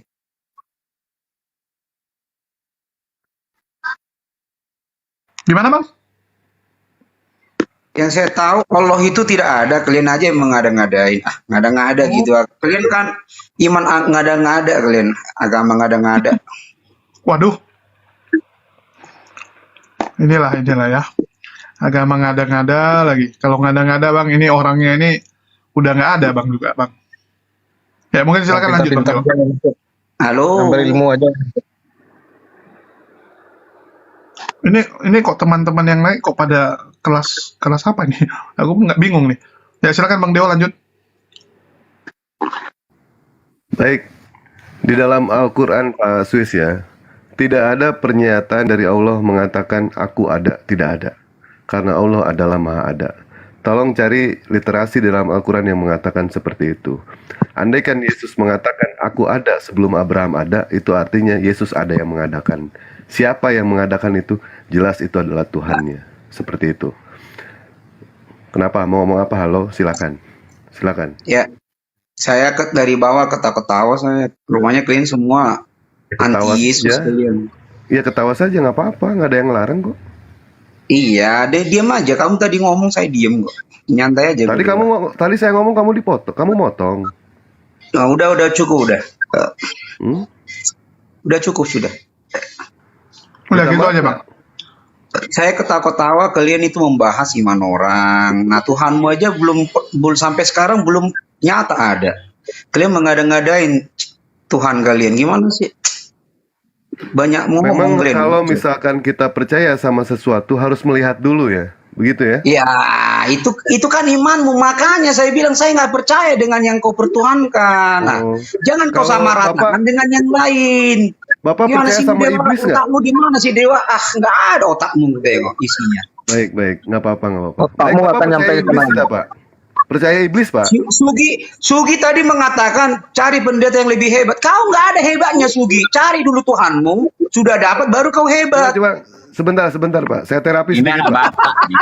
Ayo open cam yuk, debat sama saya open cam yuk. Ayo, tunjukkan capek debat yuk. Ayo, Tuhanmu disuruh cari Tuhan ribut. Pade, Kalian sebentar, Islam Pade. ayo open cam debat sama saya sini. Ayo.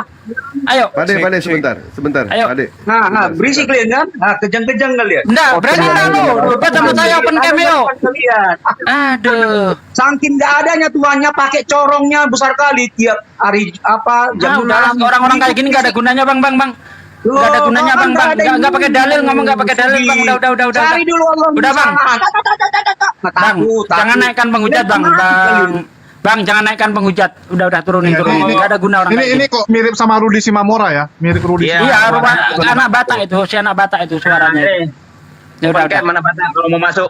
Saya open cam ini. Saya dari Medan juga nih. Mau jumpa apa kita? Mau Kan begini semua. offline? Ayo. Kita cari apa? Mau jumpa di ring? Ayo. Semua mau di kick. Mau jumpa Biarin aja. apa, Kasih diskusi? Ayo. timer. Dinda, biar saya hadapi. Memang orang ini berani dengan saya.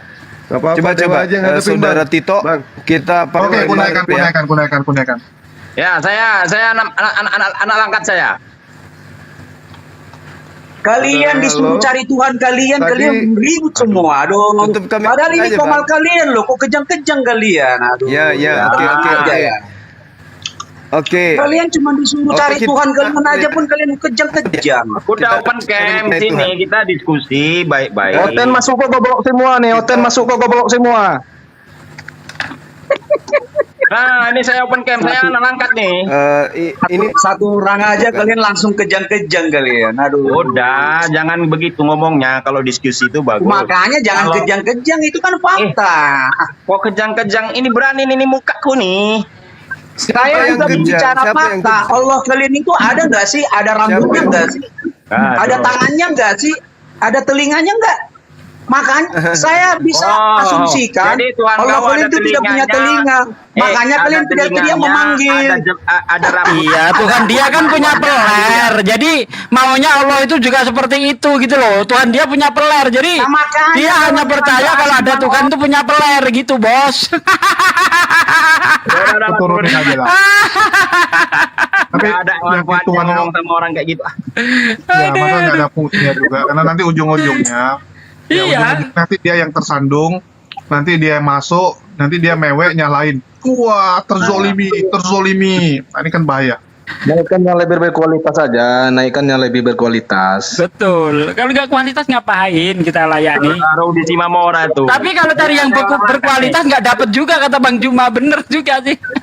Ini banyak orang Kristen nih, tetangga pun Kristen ini.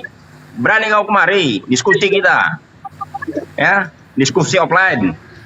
Atau mau ngajak di link boleh. makin Ada ilmu itu, Bang, ada ilmu Makin itu. punah. Pengecut gak ada ilmu. Masih mending gini ya, kalau yang kelihatan, Kita pohon bisa pun kelihatan diajak kok. diskusi udah. Nggak bisa orang-orang Pohon kayak kelihatan. gitu, Ahi. Nggak bisa diajak diskusi orang-orang kayak gitu. Percuma. Nah, ya, mungkin dari Bang Swissbank ada lagi mau dibilang? Kita bahas Tuhannya. Halo Bang Swissbank. Kayak Bang Swiss Bank loh enak gitu. Nggak perlu kita itu framing-framing gitu. Iya, maaf Bang. Ini baterai saya 5%, nanti saya naik lagi ya. Oke. Saya mau kasih sama yang ini dulu yang mau naik. Ya. Ini Bang Irfan nih, Barang suara dulu. feedback ya. Bang Irfan ku turunin dulu ya, karena suara feedback. Ya, ini ada Luffy di sini nih. Ya, dari Bang Luffy silakan. Ada mungkin ada Luffy pula ini. Halo. Ini siapa lah nih? Ya, mungkin Bang Dewa ada lagi mau ditambahin untuk teman-teman Kristen yang mau Iya, disampaikan? tadi sih Ya. pengen nanya sedikit ya ke Bang Alo. Andaikan misalkan kita percaya itu harus melihat dulu. Dia percaya sama iblis tidak? Kalau dia percaya sama iblis, apa sudah melihat iblis? Tampang iblis Udah. seperti apa? Udah tiap bercermin lihat deh mungkin Bang. Astagfirullahaladzim. Parah ini benar. Iya. Benar. Terus tadi mengenai soal eksistensi ya, eksistensi antara Nabi Muhammad dengan Yesus Kristus atau Paulus. Kita tahu yang namanya Yesus, yang namanya Paulus, tidak ada satupun yang namanya eksistensinya kita bisa lihat itu di zaman sekarang itu tidak ada. Apa yang bukti peninggalan apa yang ditinggalkan oleh Yesus ataupun dari Paulus tidak ada sama sekali. Bukti eksistensinya tidak ada. Bahkan kalau misalkan Dewa mau membandingkan antara Yesus, Paulus dengan Firaun, lebih hebat mana? Lebih hebat Firaun. Kenapa? Apa buktinya? Firaun jelas mayatnya ada, kereta kudanya ada. Nah, Yesus dan Paulus, apa bukti peninggalannya? Sementara Nabi Muhammad SAW, lihat bukti peninggalannya. Makamnya ada, sorbannya ada, sendalnya ada, pedangnya ada, rambutnya ada. Ini bukti. kalau Nabi Muhammad itu eksistensi. Sementara Yesus dan Paulus tidak ada sama sekali. Saya berapa kali ya mengatakan kepada Bang Juma, saya andaikan Nabi Isa alaihissalam tidak tertulis di dalam Al-Quran, wallahi saya tidak akan percaya 1% pun juga. Kenapa? Bukti tidak ada sama sekali. Tetapi karena Nabi Isa alaihissalam tertulis dalam Al-Quran, 100% saya percaya. Kenapa? Karena Al-Quran adalah firman Allah subhanahu wa ta'ala. Silakan bantah pernyataan saya. Mana bukti eksistensi Yesus sama Paulus? Peninggalan apa yang bisa kita lihat sekarang? Silakan. Silakan, Kristen mana yang sanggup? Silakan. Ya mungkin Bang Swisbeng, apa bukti eksistensi Yesus pernah ada di dunia dan Paulus? Yesus itu dia setelah mati dia bangkit lagi dan makamnya ada gitu. Jadi Makam itu belum pasti Bang, itu masih dugaan. ya artinya dia bangkit lagi dan hanya dia satu-satunya yang seperti itu begitu. Nabi lain tidak ada yang seperti itu. Karena hanya dia yang punya kuburan. Nabi lain punya kuburan juga Bang. Ini bangkit atau dibangkitkan Bang? bangkit. Bangkit sendiri. Iya. Bangkit sendiri Ustadz Sugi. Bangkit sendiri rupanya Ustadz Sugi. Pakai timer. Ya, ada yang mau disanggah Ustadz Sugi? Masalah bangkit tadi sendiri. Pernyataan Bang Swiss mengatakan. Ya silakan Bang Dewa. Ya, Bang Swiss tadi mengatakan kalau Yesus itu bangkit sendiri. Mana ayatnya? Kita adu data dengan kami umat Muslim.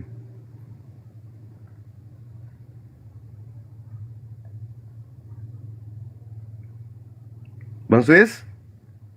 Ya, bisa dibuktikan Bang Swiss, ada datanya nggak kalau Yesus bangkit sendiri? Sebentar ya. Nah, ini kan enak.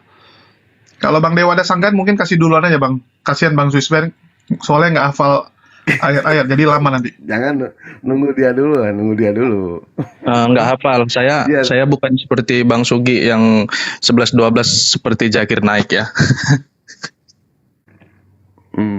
Silakan Pak De Sugi, silakan. Terapi dulu.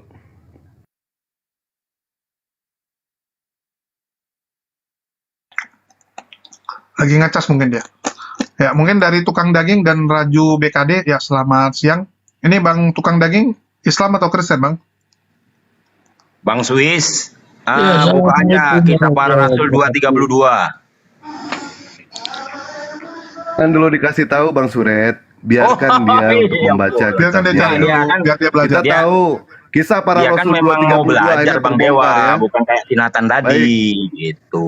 Nanti Dia kan mau belajar. nanti bakal Dewa sanggah gitu. Nanti Dewa bakal Dewa sanggah.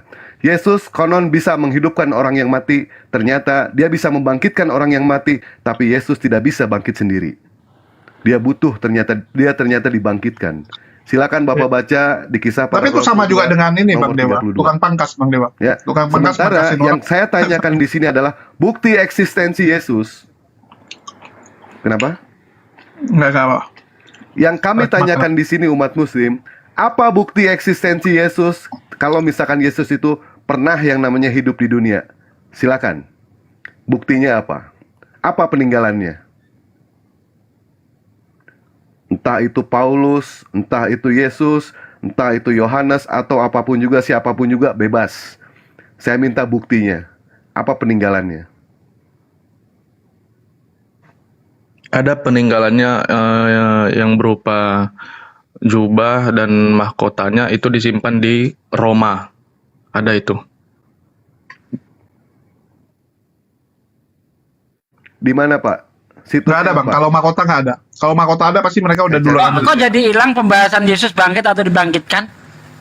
Kok jadi hilang? Gini Bang, Yesus itu dibangkitkan Bang. Coba kita lihat di dalam 2 Korintus 4 ayat 14. Karena kami tahu bahwa Ia yang telah membangkitkan Tuhan Yesus akan membangkitkan kami juga bersama-sama dengan Yesus, dan Ia akan menghadapkan kami bersama-sama dengan kamu kepada dirinya. Siapa yang membangkitkan Yesus? 2 Korintus 1:19. Bahkan kami merasa seolah-olah kami telah dijatuhi hukuman mati. Tetapi hal itu terjadi supaya kami yang menaruh kepercayaan pada diri kami sendiri, tetapi hanya kepada Allah yang membangkitkan orang mati. Jadi siapa yang bangkitin Yesus? Allah, Bang. Dia nggak dibangkitin tidak bangkit sendiri, Bang. Anda salah kalau Yesus bangkit sendiri, Bang. Nggak ada ayatnya, Bang. Karena Allah itu adalah Yesus itu sendiri, Bang. Kalau Allah itu Yesus sendiri, kenapa Yesus berkata begini ketika dia sudah bangkit? Yohanes 20 ayat 17, aku belum pergi kepada Bapakku dan Bapakmu, Allahku dan Allahmu. Coba, katanya Yesus Allah itu sendiri. Tapi kok Yesus berkata, aku belum pergi kepada Allahku dan Allahmu. Gimana tuh? Di dalam 1 Korintus 8 ayat 6, meskipun kita tahu banyak Allah baik di bumi maupun di surga, tapi bagi kita hanya ada satu Allah saja, yaitu Bapa, dan hanya satu Tuhan saja, yaitu Yesus. Jadi Allah dan Yesus beda, Bang. Menurut Paulus jangan disamain dong.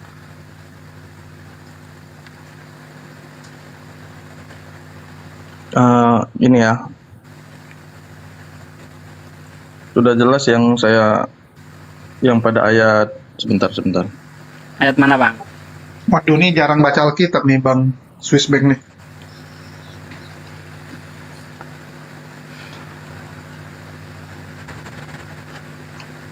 Ada yang mau sanggah? Mungkin Bang Tukang Daging dari Kristen atau Islam, Bang?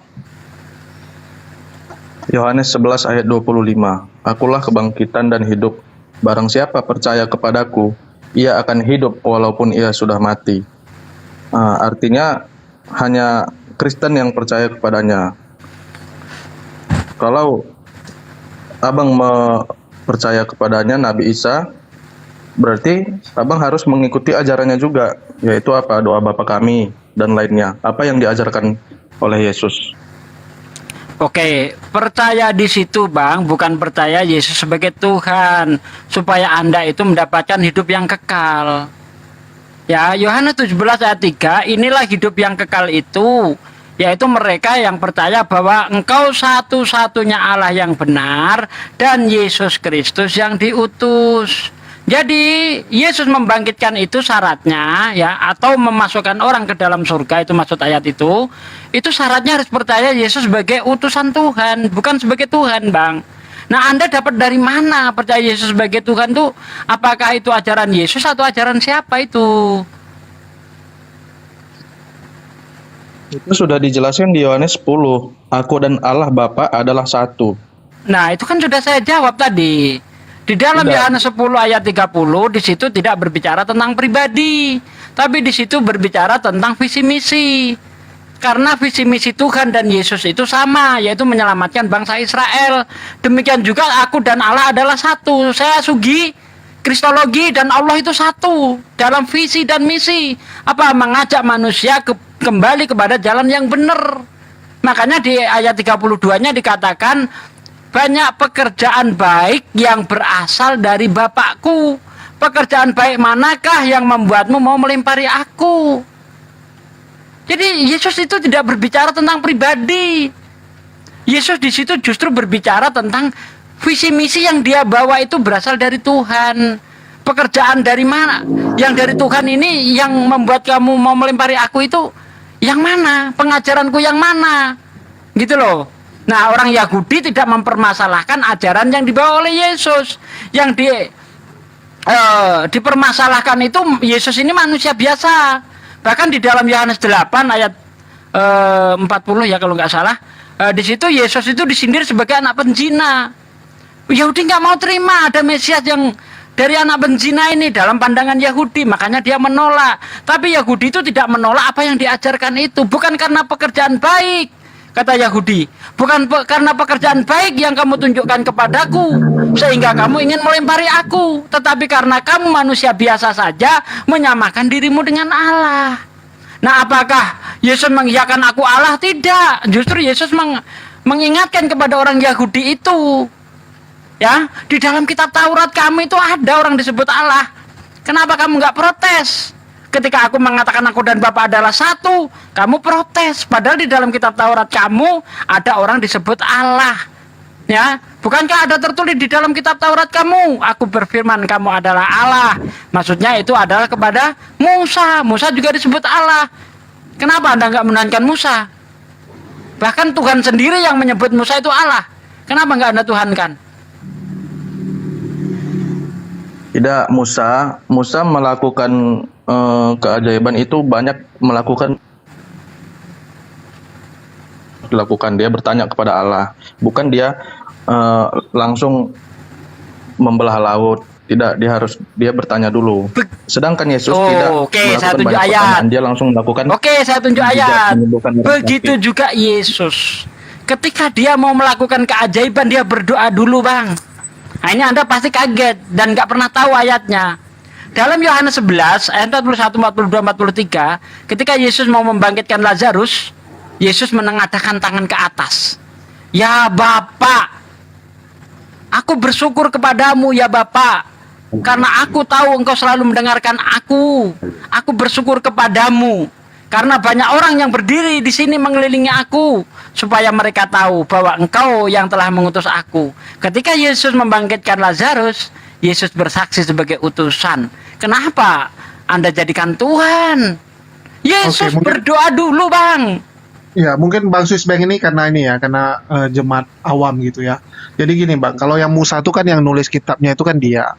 Jadi dia jelasin saat dia melakukan ini itu dia berdoa. Kalau Yesus ini kan tulisan-tulisan di Perjanjian Baru itu kan bukan tulisannya Yesus, tapi dari orang-orang gitu kan, orang-orang lain.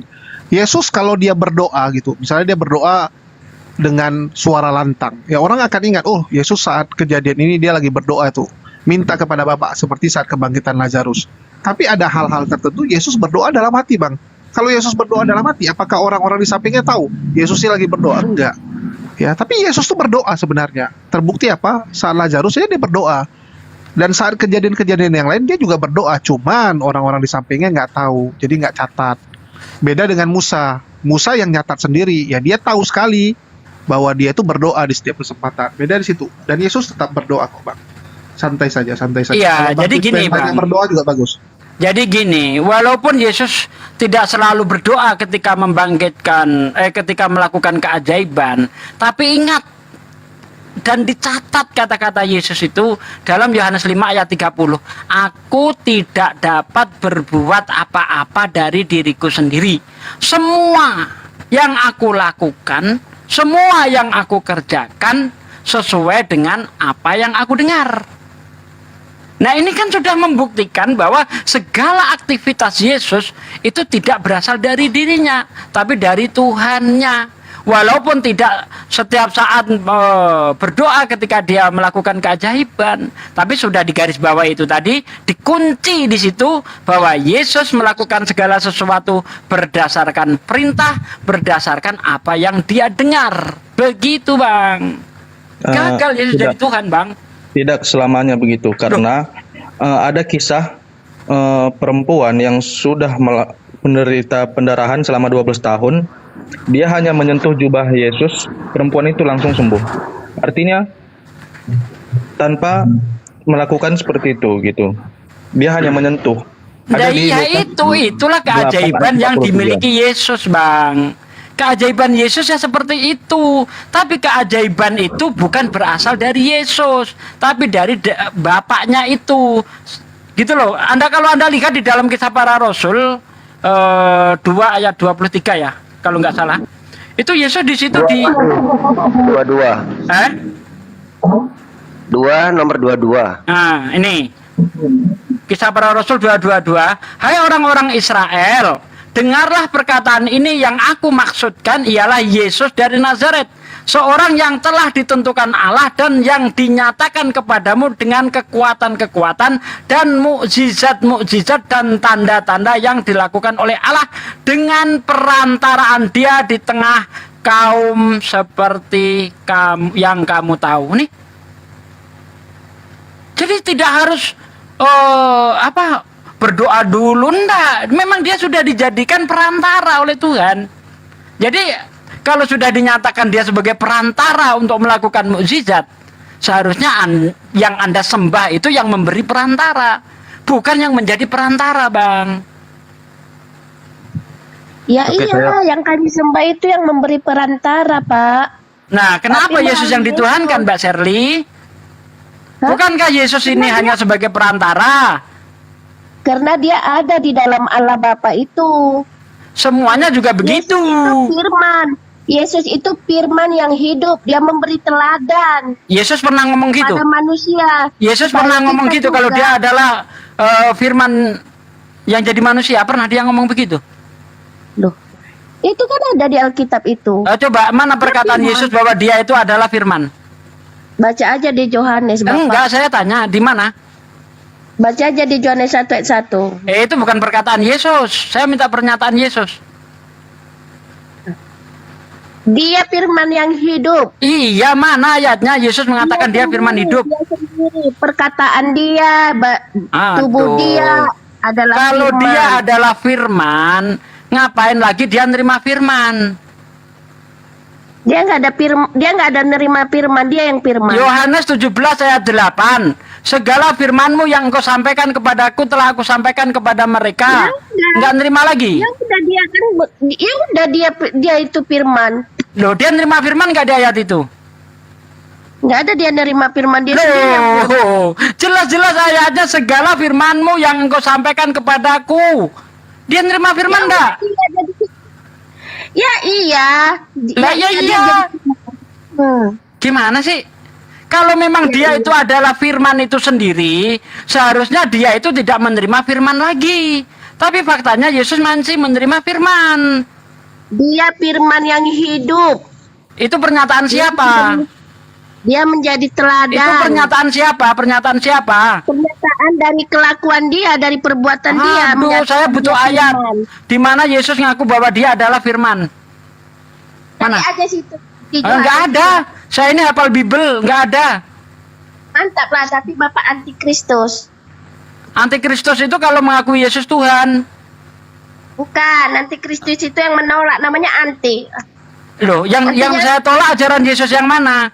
Adakah Yesus mengajarkan dirinya Tuhan sehingga kami tolak? Bapak hafal Alkitab. Iya, saya tanya, adakah Yesus mengajarkan dirinya Tuhan sehingga kami tolak? Sebenarnya perkataan Bapak Aduh, saya tanya, adakah Yesus mengajarkan dirinya Tuhan sehingga kami tolak? Ya Bapak tolak lah, Bapak. Nah iya, di mana ajaran Yesus bahwa dirinya Tuhan terus kami tolak? Saya bantu jawab Ya. Yohanes 1 ayat 1 sampai 14. Pada mulanya adalah firman. Firman itu Bang, bersama-sama kalau itu dengan apel, Allah. Bang. Saya tanya Dan pernyataan firman itu Yesus adalah sendiri, Bang. Di mana Yesus mengatakan bahwa dirinya adalah firman. Itu bukan pernyataan Yesus, Yohanes 1 ayat 1 sampai ayat 14 itu pernyataan Yohanes. Bukan pernyataan Yesus.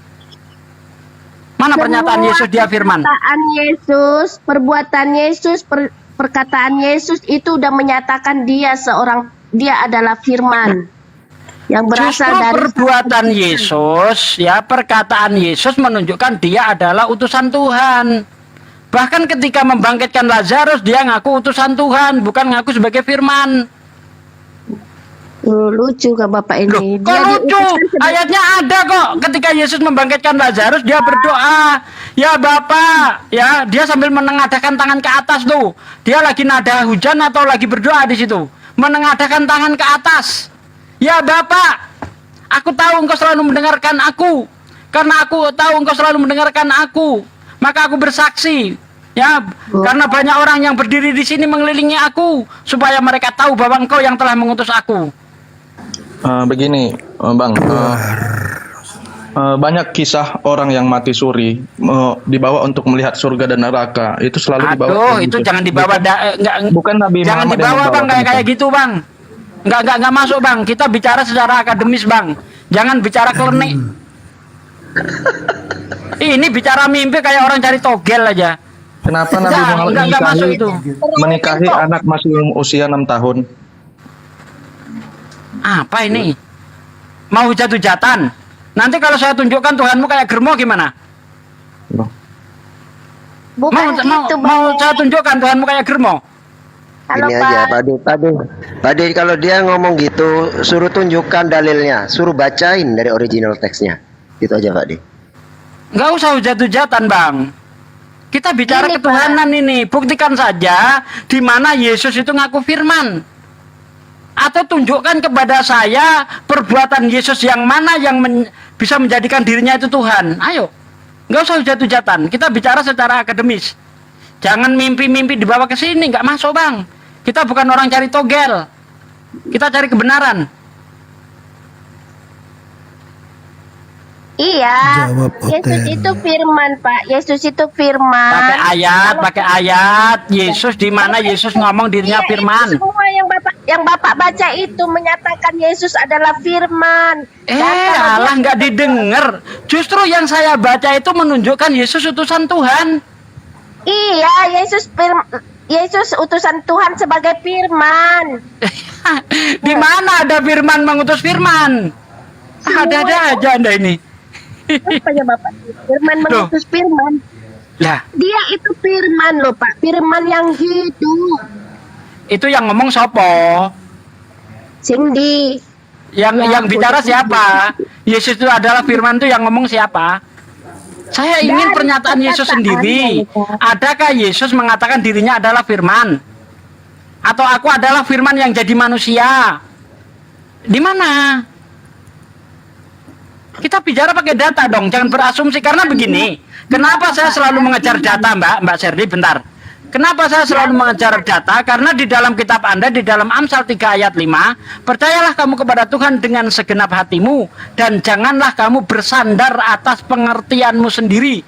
Ini saya lihat Anda masih berdasar pengertian sendiri. Nggak ada data yang bisa Anda tunjukkan.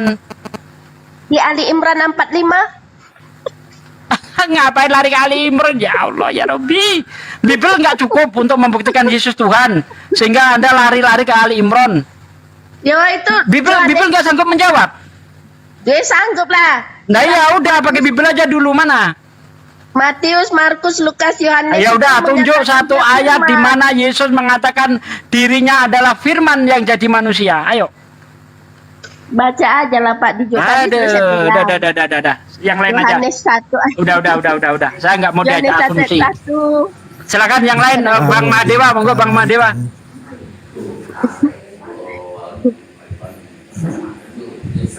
Coba Dewa tanya kepada Bu Sherly ya. Bu Sherly, Iya, ketika Pak. Yesus itu adalah firman dan menjadi firman, apakah Allah Bapa masih bisa berfirman atau tidak?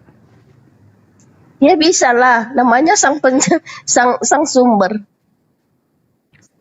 Iya, Tuhan Berarti Yesus adalah itu dua kan firman di sini ya. Firman Allah Bapa dengan firman Yesus, dua bukan firman gini berarti loh ya. Pak. Gini, Yesus kan adalah sang firman. Dia datang ke dunia kan untuk memperkenalkan Bapa itu, memperkenalkan sumber sang firman itu, Allah Bapa yang mau disembah itu. Tugas dia ke dunia Iya, kan artinya ada dua firman di sini. Enggak, Ada dua firman firman, Bapa, ada firman Yesus. Betul? Bukan. Lah, Yesus firman bukan? Yesus firman bukan? Iya, firman.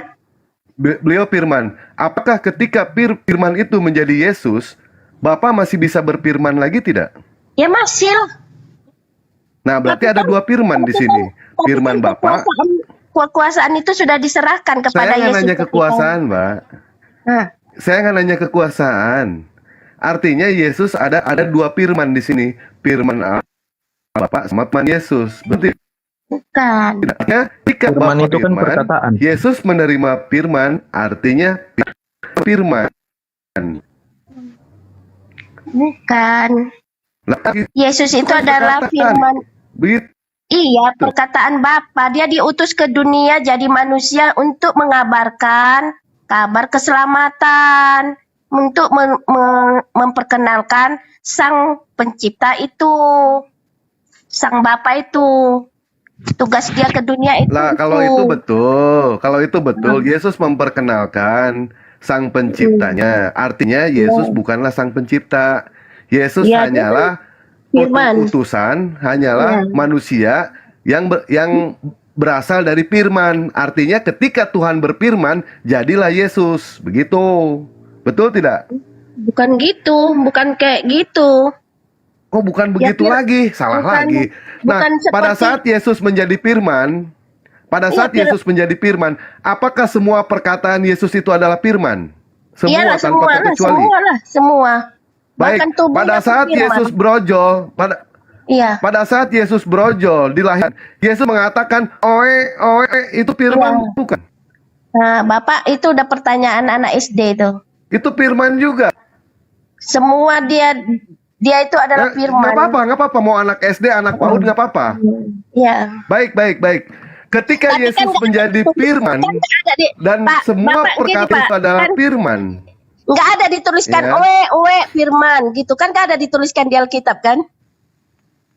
Yang ada di Alkitab lah Bapak. Nah, Ini pun kita kan sepakat tadi, apapun yang dikatakan, baik, Loh, sekarang firman apapun itu yang dikatakan sama Yesus, ketika Yesus berubah menjadi firman, semua perkataan yang keluar dari mulut Yesus itu adalah firman. Pada saat Yesus oe, firman bukan? nggak ada di Alkitab. Kalau kita nggak ada di Alkitab, nggak usah kita bilang kayak gitu.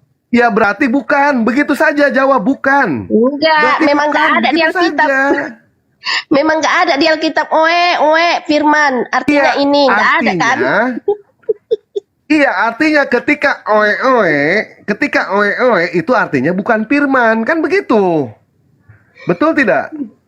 Ya. Betul atau tidak? Ya betul Bapak, ini ada aja. Nah, itu artinya ternyata pernyataan ibu yang mengatakan kalau Yesus itu adalah firman, tapi ketika Yesus mengatakan oe itu bukan firman. Nggak Yesus ada bukan itu di firman, Alkitab. kalau Bapak begitu. ngulang-ngulangin aja Bapak. Ada aja. Nampak kali Bapak mengajarkan Ya yang aneh. iya, kan seperti itu Bu, betul tidak? Bapak yang serius lah. Baik, yang saya firman. Berarti Yesus lahir nggak normal, dia nggak nangis lagi. gitu. Karena setiap bayi yang normal lahir pasti nangis. Jangan langsung terus digiring ke kemana nanti. Inilah awalnya ini kita diskusinya awalnya bagus-bagus. Terus kalian menggiring kami untuk gimana supaya emosi, gimana supaya begini. Janganlah kayak gitu Pak. Yang diskusi yang bagus lah. Saya kan bertanya di sini bukan menggiring. Tapi sesuai nggak dengan ada di apa dalam yang Alkitab. perkataan Bu Sherly. Nggak ada di Alkitab kayak gitu. Masa ada di Alkitab? Nah, begini pertanyaan dari saya tadi mengatakan, apakah ketika Yesus menjadi firman, semua perkataan Yesus yang keluar dari mulutnya itu adalah firman? Saya tanya dulu. Iya, sesuai yang di Sepakati Alkitab itu. Sesuai yang di Alkitab. Nah, kalau sesuai dalam Alkitab mengatakan Yesus semua perkataan dari mulut Yesus adalah firman. Pada saat Yesus berojol, oe, firman juga itu. Nggak ada aja Betul Bapak tidak? ini. Nggak ada itu, nggak ada di Alkitab Tidaklah, itu kan dia bukan berkata ke orang yang harus didengar. Berarti bukan firman, kan begitu, bukan firman itu. Betul. Iya, bukan firman itu. Ya, Berarti intinya firman kalau Yesus itu bukan berdasarkan pada saat Bible, oe. Bang. Iya, Bang Dewa. Kan dia bilang harus berdasarkan Bible ya, Bang Dewa tadi ya. Berarti memang nggak ada statement Yesus menyatakan dirinya adalah firman. Apalagi firman menjadi manusia. Selesai. Lanjut, Bang. Begitu ya Mbak Sherly ya. Ternyata Yesus itu bukan firman semuanya. Artinya semua yang keluar dari mulut Yesus ternyata bukan firman. Kan mudah begitu. Betul tidak? Maksudnya Yesus itu menerima firman. itu pesannya kepada manusia, itu yang dimaksud firman. Apa yang dipesankan, pesan karena pada dia manusia. dia tidak berbohong, ya. Terus ya pada saat Yesus menerima firman dari Bapa, artinya berarti firman menerima firman. Begitu, Mas? Tidak, karena Yesus itu Allah itu sendiri, itu yang kami yakini. Oh, Yesus itu Allah itu sendiri. Ya, karena zaman dulu, saat zaman Nabi Musa, Allah itu datang berbicara menyerupai cahaya, menyerupai api. Jadi manusia kan pasti takut. Gitu. Lalu dia datanglah menyerupai manusia untuk menebus dosa. Menebus dosa siapa, Mas? Menebus dosa yang percaya kepadanya. Percaya kepadanya sebagai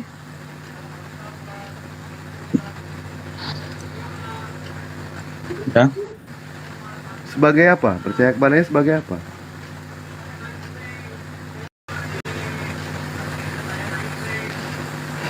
Jawab, gue jawab. Mau jawab sebagai Tuhan, nanti ditanya mana ayatnya. Nggak dijawab sebagai Tuhan, imannya sebagai Tuhan, nah serba repot. Maju kena, mundur kena. Aduh, pusing dah. Silakan Pak De. Iya, mau jawab sebagai firman, mau jawab sebagai Tuhan, mana ayatnya, kan gitu. Kalau nggak dijawab sebagai Tuhan, imannya sebagai Tuhan, maka serba repot.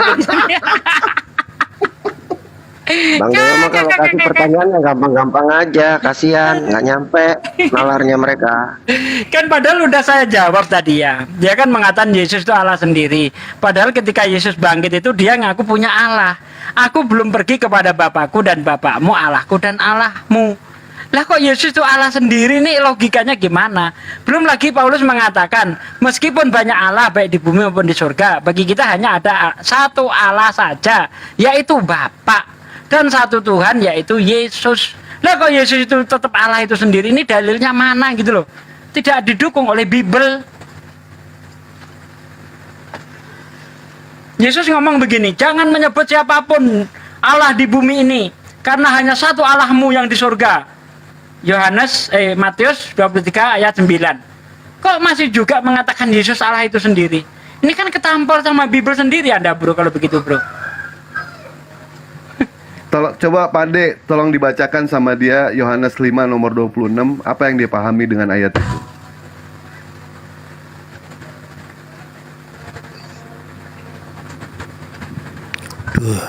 Coba Pak Swissbeng, apa yang Pak Swissbeng pahami dengan ayat itu ya? Yohanes 5:26. Sebab sama seperti Bapa mempunyai hidup dalam dirinya sendiri, demikian juga diberikannya anak mempunyai hidup dalam dirinya sendiri. Ya jelas beda ini dua orang ini. Bapak punya hidup sendiri, Yesus punya hidup sendiri.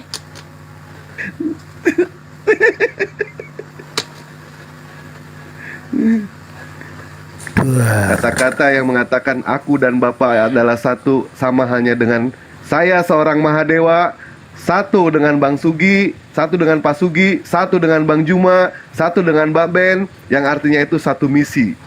Satu misi, satu visi, mengajarkan mengenai soal pengajaran yang diwahyukan oleh Allah kepada baginda Rasulullah Shallallahu Alaihi Wasallam. Seperti kabur itu ya. Dia, Bang Dewa. Oh kabur, kemana kaburnya itu? Bingung dia, maju kena mundur. Saya pernah ditanya begini, siapa yang berani mengatakan aku dan Bapa adalah satu, aku dan Allah adalah satu? Saya berani, saya bilang, aku dan Allah adalah satu. Dalam konteks apa? Visi misi. Allah menghendaki manusia itu kembali kepada jalan yang benar, yaitu hanya menyembah Allah, dan saya juga menghendaki manusia menyembah Allah saja. Satu misi. Tapi kalau satu pribadi saya nggak berani. Aku dan Allah adalah satu dalam konteks satu pribadi, ya nggak berani. Dalam konteks ketuhanan ya nggak berani. Oh, saya bukan apa-apa. Tapi dalam konteks visi misi saya berani. Aku dan Allah satu. Satu apa? Ya udah, satu visi misi. Ya iya benar itu satu visi misi. Nah iya, kalau satu visi misi berarti tidak bisa disamakan. Gitu loh. Bisa disamakan. Bisa disamakan tapi nggak bisa dibedakan. Bisa dibedakan tapi satu kan satu mereka. Gini loh, bisa dibedakan tapi tidak bisa dipisahkan. Itulah Trinitas, Mbak. Kamu ini Trinitas aja nggak ngerti gimana sih? Maksud saya ajarin. Dari saya. Iman saya makin kuat dengan Bapak. Berarti kayak Sapulu di dong Pak. Bisa jadi satu gitu ya Pak ya. Gini, tapi faktanya bisa dibedakan dan bisa dipisahkan. Mana buktinya? Ketika Yesus dibaptis di dalam Matius 3 ayat 16-17, Yesus dibaptis, ya, di atasnya ada Roh Kudus, dari langit ada yang berteriak. Ini satu apa tiga? Satu lah. Loh kok satu? Yang satu lagi direndam, yang satu terbang di atasnya, yang satu lagi teriak di surga. Kok satu? Dalam waktu yang sama di tiga tempat yang berbeda. Bagaimana ini satu? Ya itu Coba. tadi firman yang itu tadi yang dia bilang kehidupanku beda kan, kehidupan Bapa masih di sorga sementara dia kan Nah pakai iya, itu firman di artinya dunia. tidak satu, Bu. Itu artinya dua. Mana Tiga sama yang melayang. Tiga sama yang melayang. Gini deh, Iya. gini ya. Ketika Anda menyebut Yesus, apakah otak Anda membayangkan Bapa? Ketika Anda menyebut Bapa, apakah otak Anda membayangkan Roh Kudus yang seperti burung merpati? Ketika Anda menyebut Roh Kudus, apakah otak Anda membayangkan Yesus yang seperti bintang film? Sehebat apapun, Bu, otak Anda tidak bisa menyatukan tiga pribadi menjadi satu pribadi, tiga wujud yang berbeda menjadi satu wujud. Nggak akan bisa. Bahkan Einstein sekalipun, ya Yang tidak bisa itu. tiga yang dibayangkan. Yang orang udah satu kok, ya satu lah. Sekarang Tiga, tapi ketika Anda artinya menyebut satu lah Yesus, apa yang terbayang oleh Anda? Yang terbayang di otak Anda apa ketika menyebut Yesus? Apakah Anda membayangkan burung merpati? Enggak, Allah Sang Pencipta. Allah Sang Pencipta itu menurut kitab Daniel 3 ayat 7 ayat 14 itu dia usianya sudah renta. Sementara Yesus digambarkan pemuda ganteng. Apakah ketika Anda menyebut Yesus, otak Anda membayangkan Ketika saya orang yang menyebut sudah tua Yesus, renta? Enggak, ketika saya menyebut Yesus, saya tertuju kepada Allah Bapa. Walaupun saya menyebut Roh Kudus, saya juga tetap Wajah tertuju kepada Allah wujud Bapa. Bapa dan wujud Yesus itu beda, Mbak. Anda jangan membohongi, Mbak. Ya, Ketika aku Anda mengenal menyebut Sang Bapa saya, itu dari Yesus. tapi Anda nggak bisa menyamakan wujud ini sama, nggak bisa.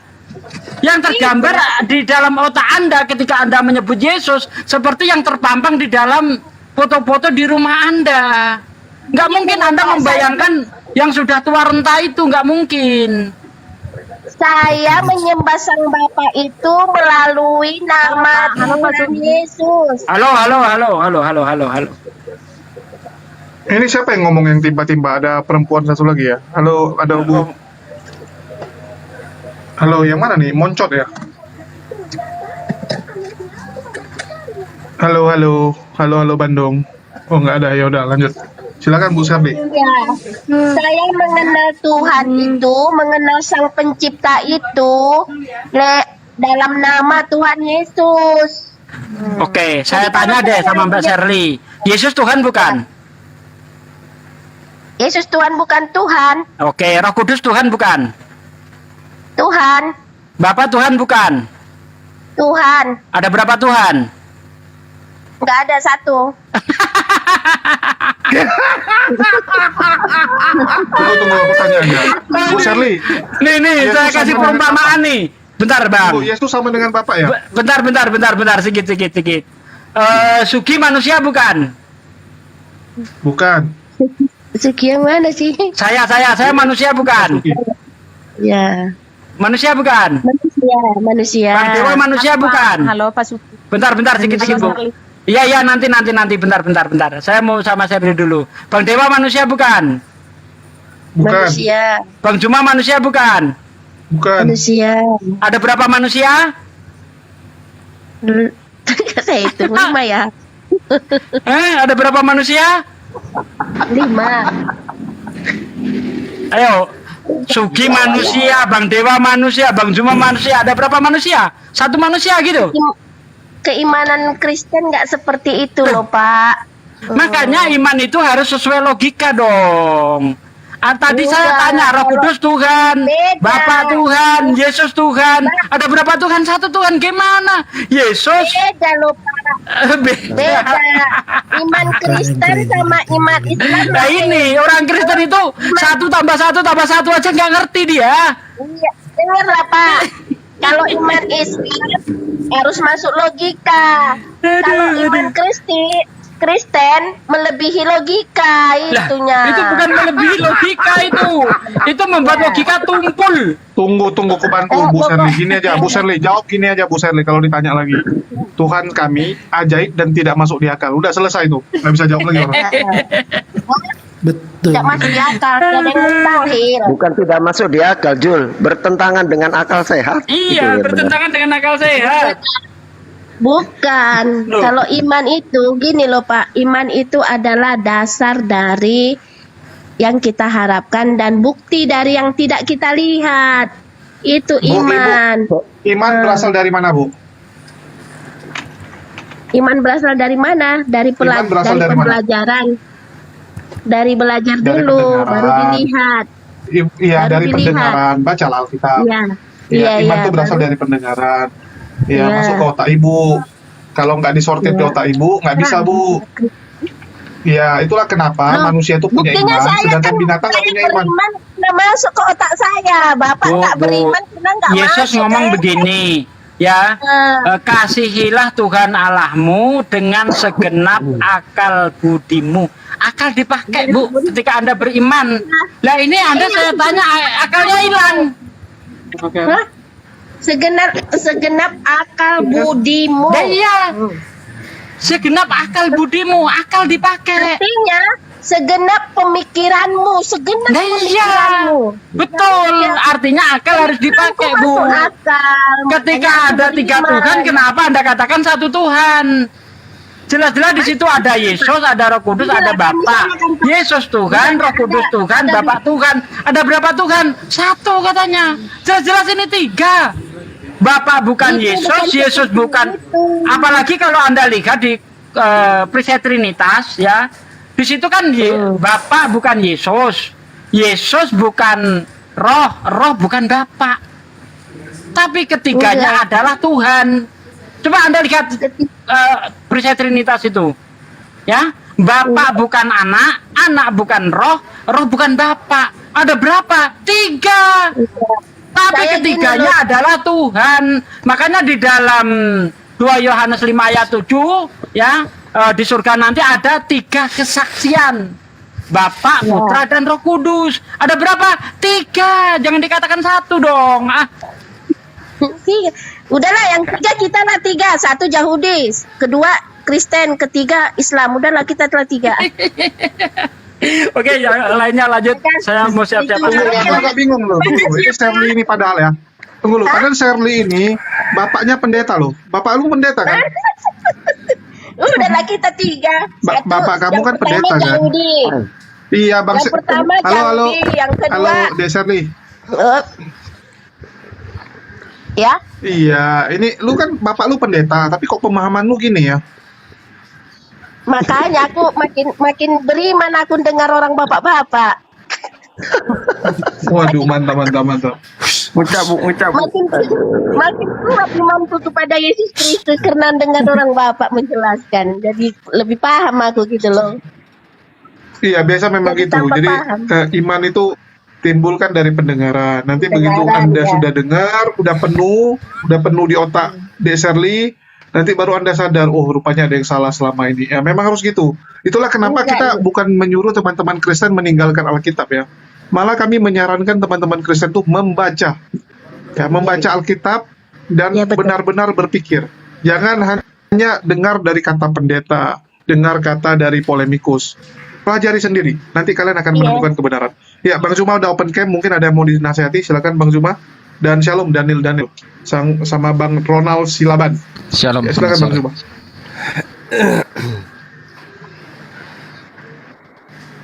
Ya, Bang Zuma.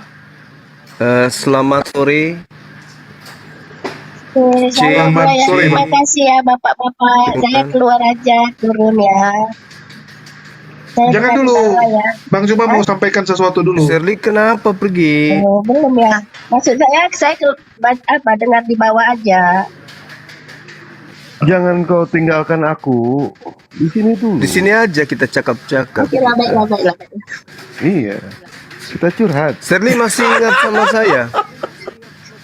Ingat? Enggak Ingat.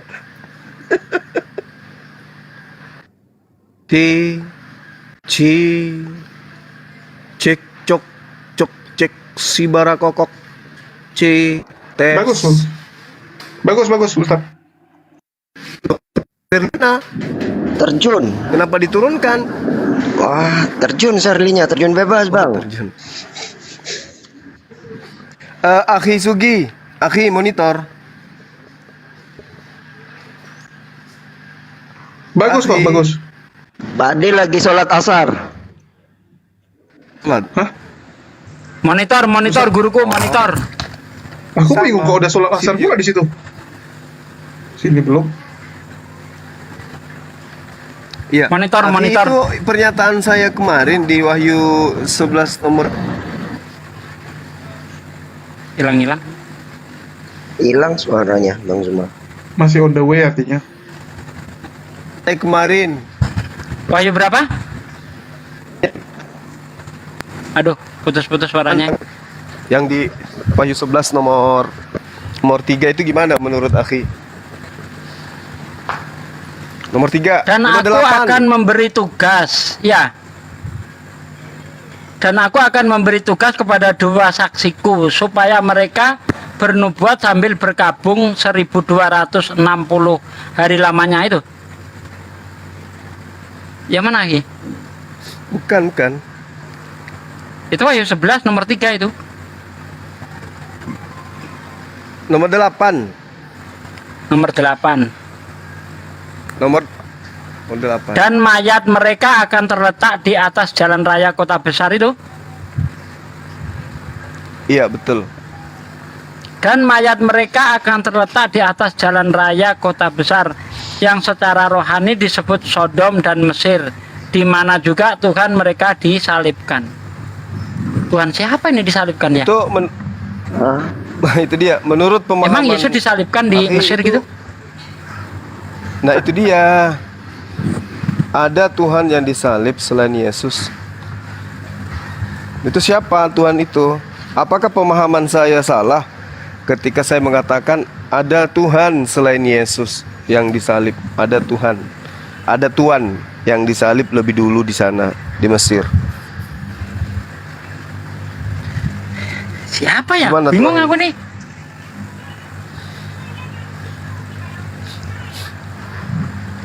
Mungkin dewa kali yang bisa kasih apa gitu. Ini bukannya referensi berbicara dari mana tentang Gog and Magog atau Ya'juj Dewa, Ma'juj dalam ayatnya Islam. Ayatnya aja baru tahu itu bang. Ayat itu. Ini ayat ini kan berbicara tentang Gog Magog, Iya, ntar cek peperangan dulu di ya. Armageddon. Cek cerot dulu cek. Iya. Tapi kan di situ ada jelas dikatakan ada yang disalibkan, ada Tuhan disalibkan. Di sana juga lah Tuhannya disalibkan. Itu siapa Tuhan yang dimaksud di situ? Dan mayat mereka akan terletak di atas jalan raya kota besar yang secara rohani disebut Sodom dan Mesir, di mana Itu Tuhan bukan Yesus, akhi. iya, dan di mana juga Tuhan mereka disalibkan. Ini bukan Yesus ini, karena Yesus tidak disalib di Sodom ataupun di Mesir. Yesus itu disalib di Bukit Golgota. Itu dia makanya. Berarti ya. kalau ini bukan Yesus, nah apakah cerita Kristen yang mengutip dari kisah ini atau kisah ini yang mengutip dari Kristen? Nah, mana yang benar nih? Itu dia. Gimana cara jawabnya itu? Ada nggak? Pak Ronald untuk membantah ayat ini silakan. Ya, sementara ini kita memahami ada Tuhan yang disalib di area sana di Mesir. Ya, sebenarnya sih saya ingin jawab, cuman kayaknya belum cocok lah saya ya, belum cocok gitu. Memang selayaknya sih harus menjawab karena saya sebagai orang Kristen gitu. Mungkin bukan saya, cuman saya ingin menyampaikan ini. Saya suka nonton orang gitu ya. Kalau di room Kristen sih orang Islam suruh bertanya. Cuman kalau di room Kristen di room Islam yang orang Islamnya yang bertanya, yaitu ada keunikan juga sih. Kalau kita orang Kristen kan nggak boleh nanya Islam ya. Ya boleh, kenapa nggak boleh? Boleh dong. Boleh, Siapa yang cuman bilang nggak boleh? Cuman ya Cuman itulah. seringnya nggak bertanya, menghujat. Iya itu betul. Itu aja Anda sih. mau tanya apa? Silahkan. Contohnya gini loh, saya masuk room nih. Contohnya saya Islam nih, masuk room Kristen. Oke, silakan, ada yang mau kamu tanya? Gitu. Ini enggak, langsung saya nanyain. Oh enggak, kalau saya lain. Anda mau ditanya atau mau bertanya? Makanya Kalau saya begitu, Anda mau ditanya atau mau bertanya, silahkan. karena enak asik juga aku lihat di saat kalian bertanya-tanya jadi ketawa-ketawa. Kayaknya kalian tuh kurang penghibur. Udah, Gitu loh, kayak kamu di hiburan. sini mau ditanya atau mau bertanya biar enak. Gitu. Jangan kami curhat. menghibur, Anda di Bang. sini mau Gini. bertanya atau ditanya. Jadi kami makasih sama Bang. Mau jadi ya menghibur. Gas Bang Juba. Sibar cek. Oke, jadi gini saudara. Jadi ketika di mana-mana tak selalu Kristen yang ditanya, kenapa demikian? Karena isi kitab kalian itu bertentangan dengan iman kalian. Maka dimanapun kita akan mencari tahu kok kenapa ini ada kitab yang bertentangan dengan yang empunya kitab. Kan gitu poinnya. Ada Tuhan yang bertentangan dengan hambanya sendiri. Itu makanya kitab saudara dan iman saudara selalu menjadi bahan pembicaraan. Kalau kami Islam, Al-Quran, Allah, Rasulullah Muhammad SAW itu satu paket. Kalau kalian dengan kitab kalian itu berpertentangan, kalian dengan yang kalian sembah bertentangan. Seperti itu. Bahkan agama kalian kalian akui bukan agama. Ini yang menjadi materi-materi dimanapun berada, karena ada yang aneh di situ. Ada ketidaksinkronan antara agama Anda, Tuhan Anda, kitab Anda, dan seterusnya. Maka kita selalu ingin mengetahui itu. Seperti itu, Bang Ronald. Siap. Karena jujur ya Bang ya. Saya pernah bertanya sama guru karena saya nggak mengerti Bang. Jujur itu aja. Makanya wajar kalian bertanya terus. Oh enggak. Bukan kami tidak ngerti. Contoh yang barusan saudara dengarkan. Yesus itu adalah manusia, disalibkan, bangkit menjadi Tuhan. Roma 14:9. Kan lucu gitu kan? Unik kan?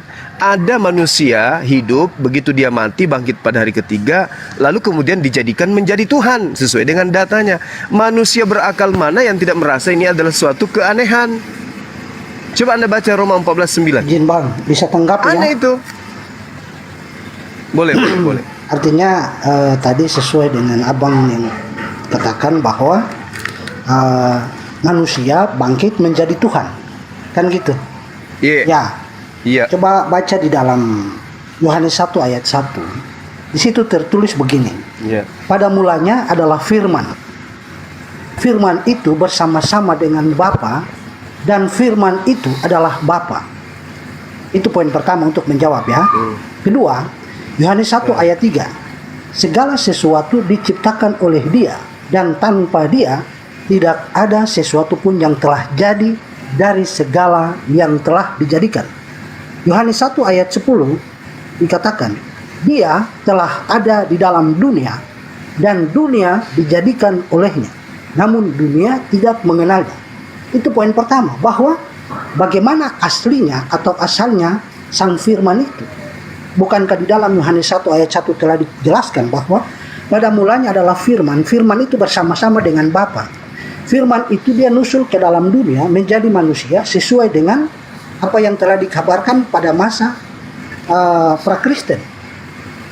Nah, sehingga ketika dia, karena dia ilahi, mujizat-mujizat yang dia lakukan selama masa karya 3 tahun, di tahun 30 sampai tahun 33 itu, mujizatnya itu sungguh luar biasa. Tidak ada seorang pun yang bisa menghentikan mengendalikan alam, memerintahkan kedahsyatan alam ketika dia berjalan di atas air. Nah, sehingga ketika dia mati di dalam waktu 3 hari adalah penggenapan nubuat Yunus.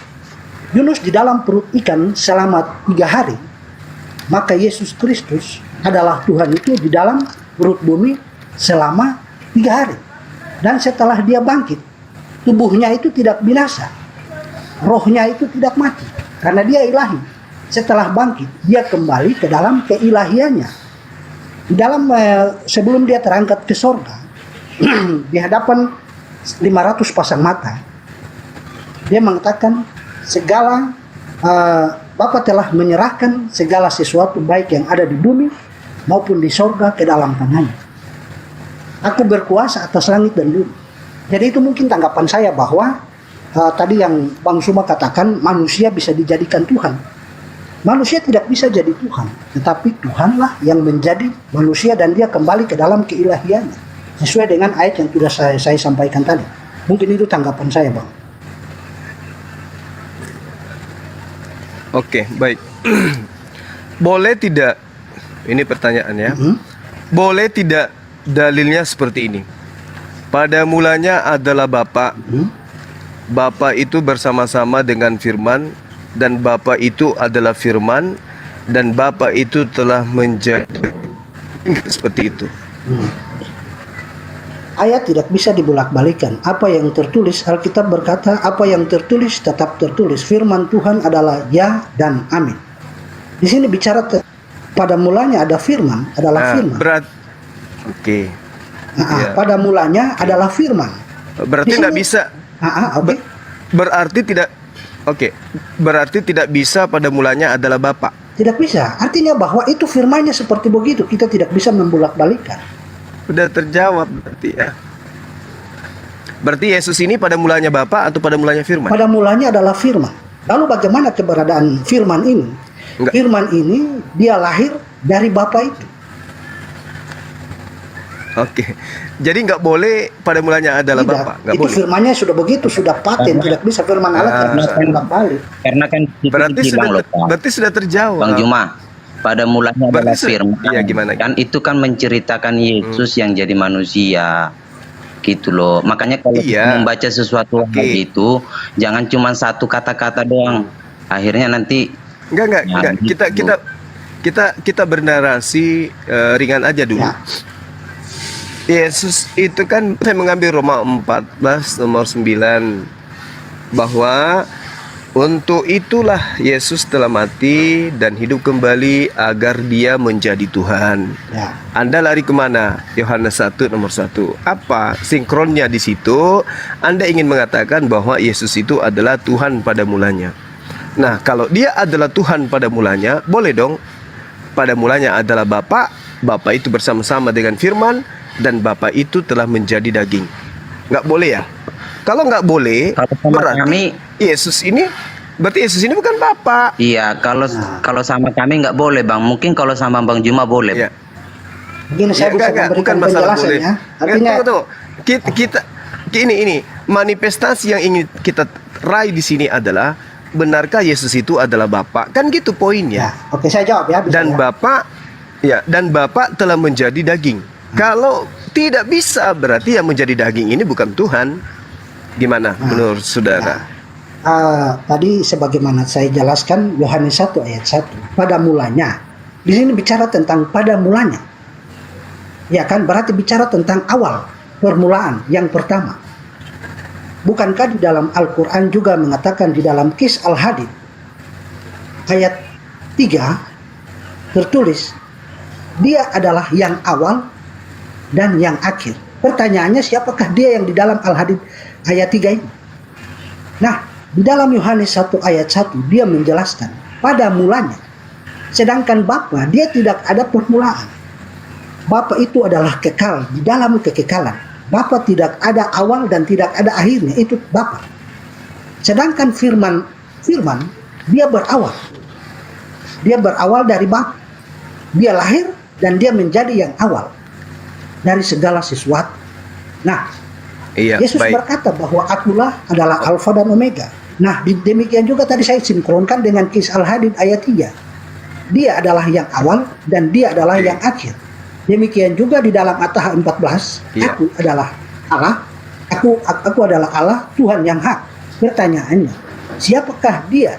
Aku yang tertulis di dalam Al-Quran dikaitkan dengan Yohanes 1 ayat 1. Kemudian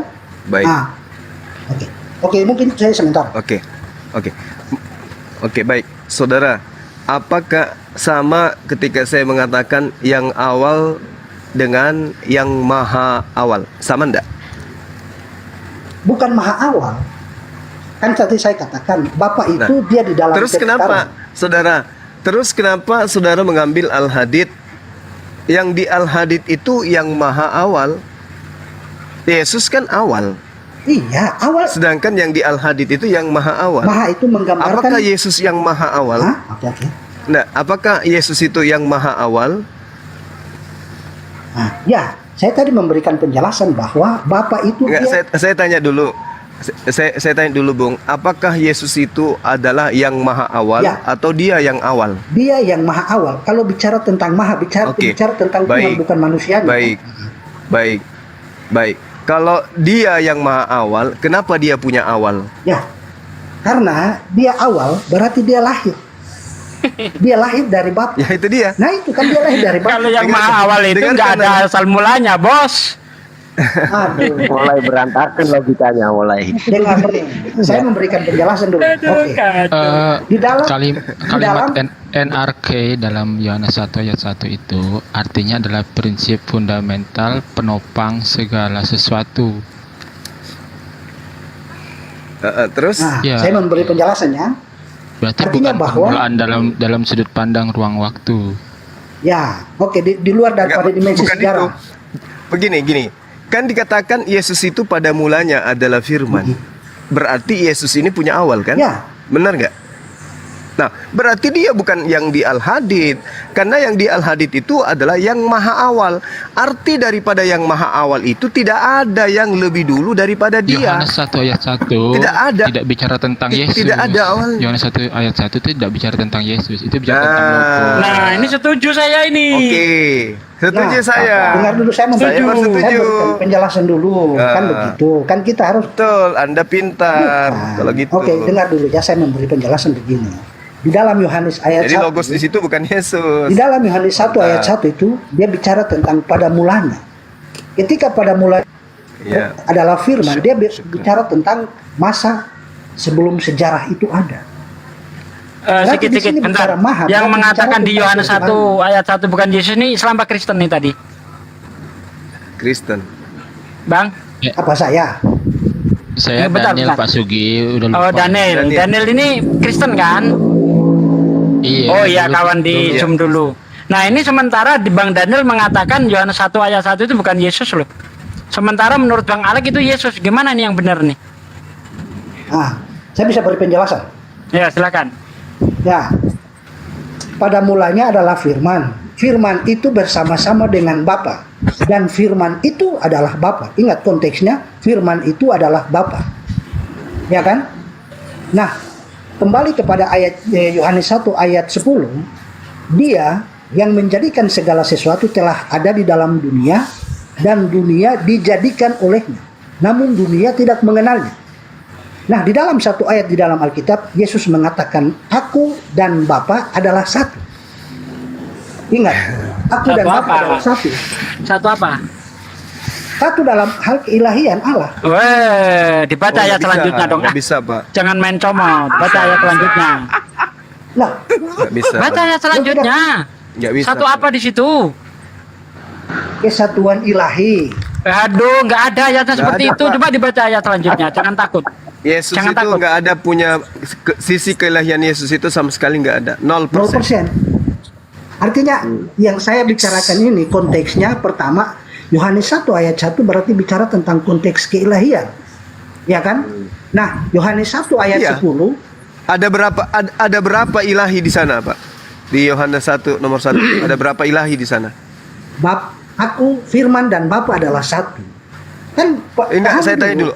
Ada berapa ilahi di dalam Yohanes 1 nomor 1? pada mulanya adalah firman, firman itu bersama-sama dengan Bapa, dan firman itu adalah Bapa. Itu konteks penutup. Ada berapa ilahi di sana? Bapa, Ada berapa ilahi Bapa di dan sana? anak adalah satu. Paham kan? Dia punya Iya, konteks ada penutup di situ. Enggak, di Yohanes 1, Pak. Yohanes 1 ada berapa ilahi di sana? Loh, tadi saya bilang firman, kemudian Bapa. Lalu kata penutupnya di dalam berapa ayat ilahi? pertama itu, firman dan Bapa adalah satu. Kan tidak bisa dipisahkan. Iya. Berarti ada satu ilahi Yang kan di sana? satu, Bapa dan firman itu adalah satu. Oke. Baik. Kalau dia satu ilahi di sana, kenapa tidak boleh dikatakan dan Bapa telah menjadi daging?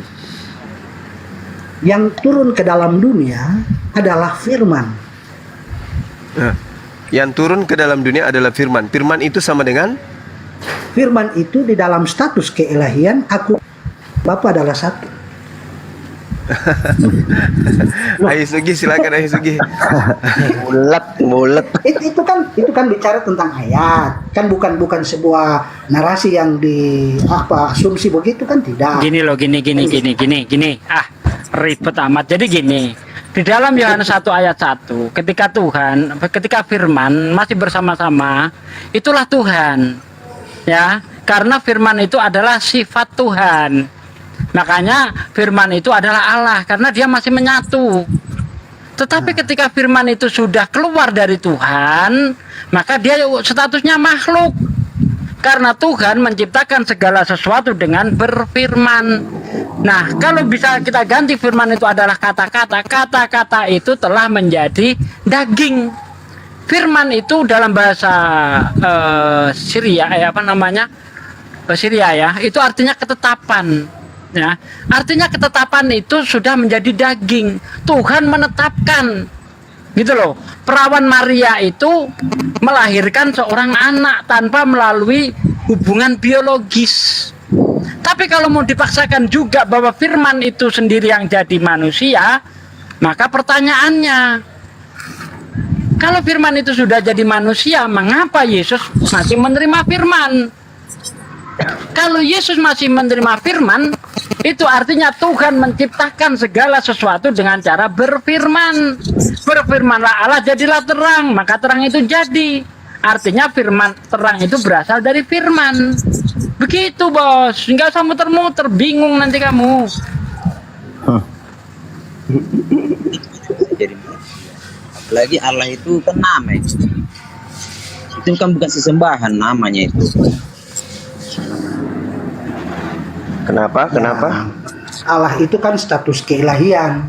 Bukan status Allah itu nama. Ya kan Bang Juma? Allah nama.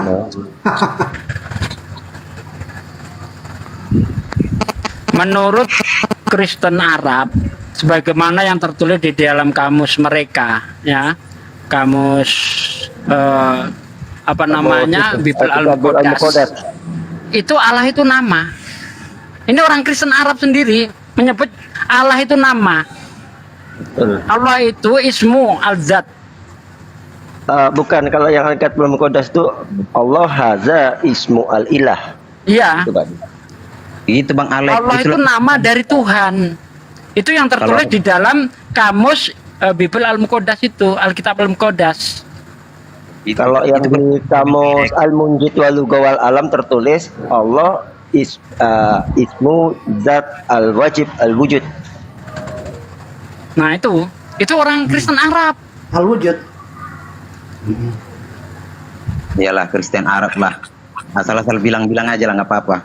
Loh kok asal bilang? Memang datanya ada, gimana sih? Parah ini orang ini. Artinya Anda kalau mau bantah, kita kan ini bicara teks ya. Ketika Anda mau bantah sebuah terminologi atau sebuah definisi kata, ya dasar pijakannya ya karya leksikografi, yaitu kamus. Nah, Pak Disugi udah ngasih dua pijakan karya leksikografi. Anda bisa nggak bantah pakai karya leksikografi lain yang membantah statement Pak Disugi? Silakan. Bahwa Allah itu bukan nama. Tunjuk di mana? Silakan tunjuk. Kita pakai data lah. Saya menjawab dengan dalil ya. Karya leksikografi, bos. Coba kamu lihat di KBBI aja deh, KBBI Allah itu nama atau jabatan sih? Coba lihat KBBI. Karena gini Bang, kalau bagi kami Allah itu bukan nama, jadi nggak perlu pakai data. Ya itu kalau dapat dari mana? Dapat dari mana? Allah itu bukan nama, itu dapat dari mana? Harus cari asal-usulnya. Dengkul, Pak De, dari asumsi dengkul. Kalau menurut pandangan Kristen, Allah itu bukan nama. Ya itu dapat dari mana? Pandangan Kristen itu dapat dari mana? Loh, kan Allah itu bernama. Allah itu bernama. Allah kok Itu dasar bernama? pijakannya apa? Dasar pijakannya apa? Ya begini, ya dasar pikiran saya begini. Dasar pijakannya secara akademis apa? Logika dulu, saya menggunakan logika dulu. Logika Anda sesuai nggak dengan akademis? Dengan metode ilmiah, logika Anda sesuai nggak? jangan paksakan dulu persoalan ilmiah, kita gunakan Ya harus logika. lah, orang kita bicara bahasa Kita kok diskusi di mau depan melepaskan publik itu dari ilmiah lah. Masa kayak di warung kopi ada aja Saya, ini. saya menggunakan logika, nanti diperkuat dengan dasar ayat supaya itu ada jelasnya. bicara bahasa bukan bicara ayat. Gitu loh. Dalam hal ini Aduh. kan persoalan Allah, Jadi manusia. dengerin. Allah, dengar dulu. Allah dan manusia. Alek, nih aneh kasih tahu ya, Alek ya. Biar kamu pinter dikit, nanti sekolah biar nambah pinter lagi. Jadi kalau kita bicara tentang terminologi atau etimologi kata, itu dasar pijakannya adalah karya leksikografi, bukan doktrin, bukan asumsi dengkul. Paham sampai sini? Makanya tadi Pak Desuki menunjukkan dua dasar pijakan karya leksikografi. Kamus Al-Munjid wal Alam, Al-Lugha wal Alam dengan Kamus Al-Kitabul Al-Muqaddas. Maka ditambahi lagi sama Pak Desuki, KBBI. Nah, maka kau kalau mau bantah statement Pak Desuki juga harus dengan dasar pijakan karya leksikografi. Bukan dengan doktrin, bukan dengan asumsi. Silakan. Kan tadi saya bilang, ini kan bicara tentang cara pandang. Nah, kalau bicara tentang Allah, menurut KBBI itu memang adalah nama, bicara tentang nama. Kan gitu. Nah, persoalannya tentang cara pandang Kristen, tentang Allah itu bukan tentang nama. Ini kan harus dipahami di sini konteksnya. Lah iya, bicaraannya apa? Loh, kan Harus tadi ada saya bilang bicara cara dong, pandangnya. biar jelas. Loh, kan tadi kan sudah dijelaskan Allah itu bicara tentang nama menurut KBBI. Alek, gitu. bentar dikit. Coba dipasang telinganya, dipakai otaknya. Ketika Anda bicara tentang etimologi atau definisi sebuah kata, itu artinya Anda bicara tentang nama. Entah itu common name atau generic name ataupun proper name. Bukan tentang doktrin. Dan apa pijakannya? Pijakannya adalah karya leksikografi, bukan doktrin, bukan asumsi. Karena kita di sini sedang tidak debat di warung kopi. Paham sampai sini? Lanjut tadi. Saya tadi menjelaskan begini. Kalau menurut cara pandang atau definisi dari KBBI, Allah adalah nama. Namun apa artinya Allah itu? Allah adalah Al-Ilah. Al-Ilah ini merupakan yang disembah tentang keilahiannya. Al-Ilah. Allah berasal dari kata Al-Ilah. Al-Ilahi, yang ilahi. Loh, dari mana? Nih. Nah, sekarang begini, kan di sini Allah, dengerin ini, gak ada dikasih tahu dikit. Allah itu adalah sebentar dulu, Bang. Sebentar dulu. Kan di sini terus gimana ceritanya Allah dari Al-Ilah? Pernah belajar nggak? Jangan memaksakan cara pandang Anda untuk diterapkan pada saya, karena kita kan begitu kan cara pandang Muslim otomatis. Ini ilmu yang kita pakai, bukan asumsi, bukan cara pandang kita. Ini ilmu. Dalam kaidah bahasa Arab seperti itu, Allah itu tidak terdiri dari suku kata. Misalnya jalan bukan terdiri dari kata ja dan lan. Tidak seperti itu. Apa arah ini? Kan gini. Bukan seperti itu dalam bahasa Arab. Oke, saya paham. Cuman begini, cara pandang Anda menurut konteks pemahaman Al-Quran atau pemahaman Islam. Nah, ini menurut bahasa. Itu ilmu, guys. Ilmu linguistik. Ini Anda paham ilmu linguistik ya? Makanya kalau sekolah jangan di tempat tambal ban. Masa ilmu mau dibantah asumsi gimana sih? Nggak bisa lah. Ilmu apanya? Halo, Allah halo, itu Bang ilmu Wisnu. apanya? Kok cuma kata Allah itu ilmu? Loh, untuk memahami itu ada ilmunya seperti yang diterangkan Bang Ben tadi itu. Bukan asal ngacor. Bahkan orang Arab sendiri mengakui bahwa Allah itu adalah nama. Iya. Gimana sih? Kalau itu menurut cara pandang Muslim Arab. Kristen Bukan Arab. cara pandang, Bos. Itu menurut Arab. kaidah ilmu linguistik. Bukan cara pandang. Pusing ini. Aduh, kalau nggak ada ilmunya jangan ngeyel deh. Bukan persoalan ngeyel, cuma kata Allah kok ilmu. Pak Alek, coba Pak Alek, pada saat kita berdiskusi itu ya, ketika umat Muslim memberikan yang namanya tesis, kalau misalkan Pak Alek membantah, gunakan antitesisnya seperti apa. Nah sekarang di dalam KBBI sudah jelas kalau Allah itu adalah nama. Masa KBBI mau dihianat? Bible sudah dihianati sama Pak Alek. Sekarang KBBI pun mau dihianatin. Gimana? Jadi pengkhianat ini semua. Apa punya KBBK konsep besar bahasa Kristen? Silakan. Kalau punya antitesisnya mana? Kami pengen lihat. Kalau hanya ketika kami mengeluarkan yang namanya tesis, Bapak menjawab dengan asumsi, Pak, kami kalah, Pak. Kami kalah. Shalom. Coba Bapak Selamat antitesisnya. siang. Ya. Woi, selamat malam menjelang pagi menuju sore, hampir malam Pak Goit nih.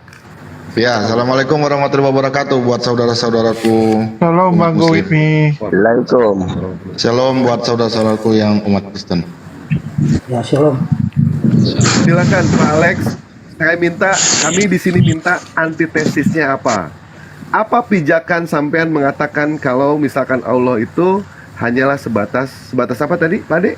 Dia mengatakan Common name atau generic name. Generic name. Ya. Silakan. Ya, saya coba. Kalau misalkan tidak ada, kita stop. Tidak ada, kita stop. Saya coba jawab ya. Sampai kiamat kurang 2 hari nggak akan pernah ketemu ini. Kalau Saya tidak jawab ada ya. antitesisnya. Baik, silakan Pak Daniel. Ya, Nggak usah ada Pak Alex, nggak usah, sebuah- diam aja. Ada sebuah inskripsi yang ditulis tahun 643 Masehi atau 22 Hijriah, dikenal dengan sebutan Umur Ajmal. PERF 558. Di situ dalam dokumen itu tertulis dalam 2 bahasa, yaitu Yunani dan Arab.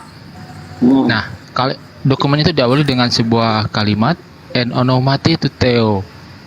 Terjemahnya dalam bahasa Arab adalah Bismillah, dengan nama Allah. Nah, berdasarkan teks itu kita dapat memahami bahwa pola pikir orang zaman itu, Allah itu adalah Theos, sebuah generic name, bukan proper name. Sudah. Ada jawab ya. Iya.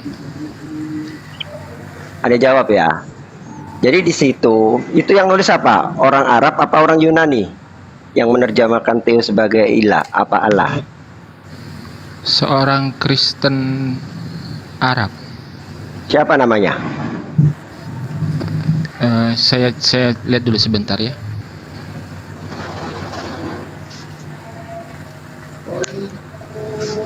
Lagi googling dia. Ya Lek, mana Lek? Lek gak punya ilmu. Kasih besar Jul, biar dia open cam Jul. Anda pengen lihat inskripsinya. Kalau yang dia bahas itu di Teologi Studi Philadelphia, Presbyterian and Reformed 1968 itu kalimat Theos itu dari Yunani, bukan dari Arab. Masa belum dia buka? Surat demi Allah. Anehnya Lek itu. Ini Mas Ri ini dari mana ya, Bang? Abukir. Muslim. Oh, kupikir gambarnya. Apa? Sambil nunggu Alek ya. Anda kasih tahu ya. Jadi biasanya teman-teman Kristen khususnya yang dari ortodok nih biasanya mengklaim bahwasanya Kristen Arab sudah mengenal kata alif lam lam ha atau Allah sejak sebelum Islam masuk. Nah, ini nggak pernah baca sejarah nih yang kayak gini nih. Nah, ini menarik. Pertama kali kitab yang menggunakan bahasa Arab, Alkitab yang menggunakan bahasa Arab itu adalah Alkitabul Al-Muqaddas. Tahun berapa? 867 Masehi yang dibikin oleh dia seorang bishop dari Saint Catherine, yaitu Bisham Ibnu Ashiri. Nah, sebelumnya menggunakan apa Kristen Arab? Menggunakan Bible Aramaik Peshitta. Ya. Emang ada bahasa apa kata Allah? Nggak ada, yang ada Allah. Saya biasanya teman-teman ortodok nih yang ngecek kayak gini nih, karena nggak pernah belajar sejarah. Al-ab awal. Kalau untuk Arab dia menggunakan al-ab bukan Allah. Al-ab. Iya, menggunakan Peshitta kan, sebelum adanya Alkitabul Jadi dia Al-Muqaddas. menggunakan al-ab untuk Allah Maha Besarnya. Al-ab. Kalau untuk Betul, Kristen dari Allah ya, dari atau Elah, Eloh dari kalau asal dalam kata Hebrew Elah, ya. Eloh. Iya, Elah atau Eloh. Nah itu Bang Kalau Kuwait dalam pinter. Pinter lah Bang GWM, mantan pater. Bayangin coba. Kalau Alek ini nggak tahu ini di gereja Wanes dulu mantan apa ini Alek ini di gereja Wanes ini? Saya ingin tanya ini. Dia Wanes memang ya? Saya mantan preman. Lagi seru nonton Saya mantan Mawar, preman, berhenti Pak. Mawarnya ini, Pak Rahmat. Kalau Bang Gowit nih mantan frater yang mengundurkan diri karena nggak tahan godaan. Jangan begitu Frater itu lah. kalau Frater juga frater itu manusia. kalau dia murtad. Ya, Frater itu kalau dia murtad itu buta.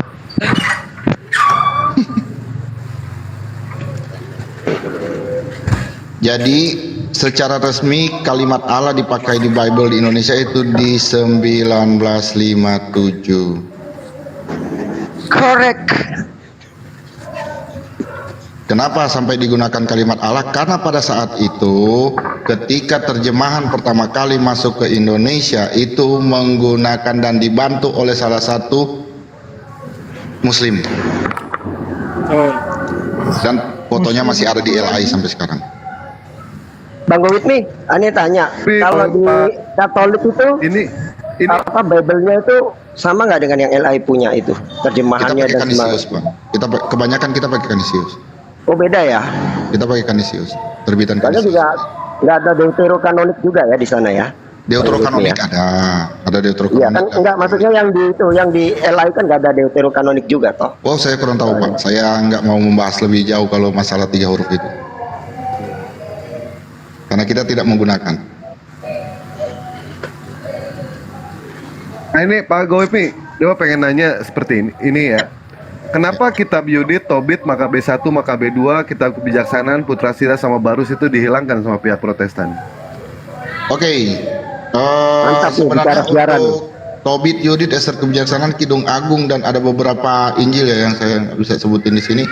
Itu memang juga untuk di Katolik sendiri memang ada beberapa yang kita tidak pakai kecuali Tobit, Yudit karena mungkin ya perbedaan falsafah dan pemahaman di sini seperti itu. Kalau mau bilang lebih banyak kitabnya itu pasti dari Katolik yang lebih banyak kitabnya. Paham, situ paham. Terus siapa yang punya kekuatan otoritas siapa yang mempunyai kekuatan bisa sampai menghilangkan kitab ini? Otoritas kekuatan. Kalau untuk masalah penambahan atau pencabutan dari Injil-Injil dan pengkanonisasian itu otoritas tertinggi atau keputusan terakhir itu ada pada Paus sebagai pimpinan gereja tertinggi. Tapi berdasarkan dari konsorsium dan rapat-rapat dari para dewan-dewan kepausan. Berarti ini artinya bukan apa sih? Berarti bukan dari Yesus langsung ataupun bukan dari murid-murid Yesus langsung ya? Oh enggak. Melainkan dari bapak-bapak gereja dan paus. Iya. Yang merubah itu semua. Iya. Itu berarti dianggap apokripa Ya itu sudah tidak rahasia umum lagi, Pak, karena untuk konsili-konsili kan itu KWI, PGI ini kan sudah bukan rahasia umum lagi itu, Pak. Baik siap. Pak Gowit nih mau tanya, kan kalau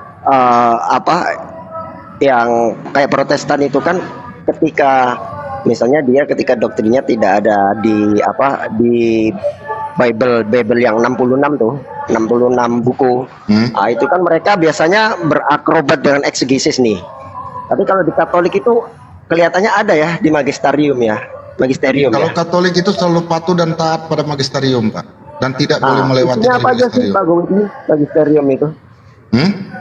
Isinya apa aja sih magisterium itu? Magisterium itu memuat tentang tatanan dan struktur tentang kerohanian dan tata cara gerejawi para umat.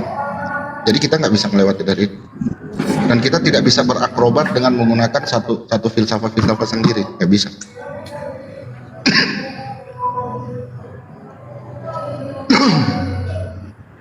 Coba tentukan tema yang pas supaya kita bisa dialog dengan baik gitu. Oke, lu mau tentukan apa? Silakan, mungkin Bang Zuma deh tadi diam soalnya. Silakan Bang Zuma, udah bisa ngomong. Silakan ente yang tentukan tema Pak Alex. Bang Zuma lagi sholat. Gimana? Jam berapa ini? Swear demi Alex.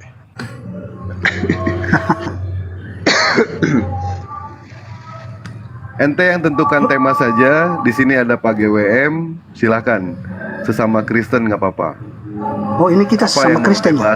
Saya Katolik. Beda, lu ini Katolik. Saya Katolik. Saya juga Pak GWM Katolik. itu Katolik Tritunggal. Kalau Alek ini Oneness Pak GWM dia. Oh, Dia Oneness ya? itu pemahaman masing-masing dan saya tidak bisa menghakimi. Iya. Lu kok bisa jadi Oneness?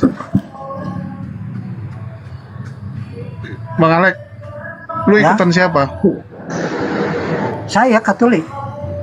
Tuh, tadi bilangnya Firman itu adalah Bapa.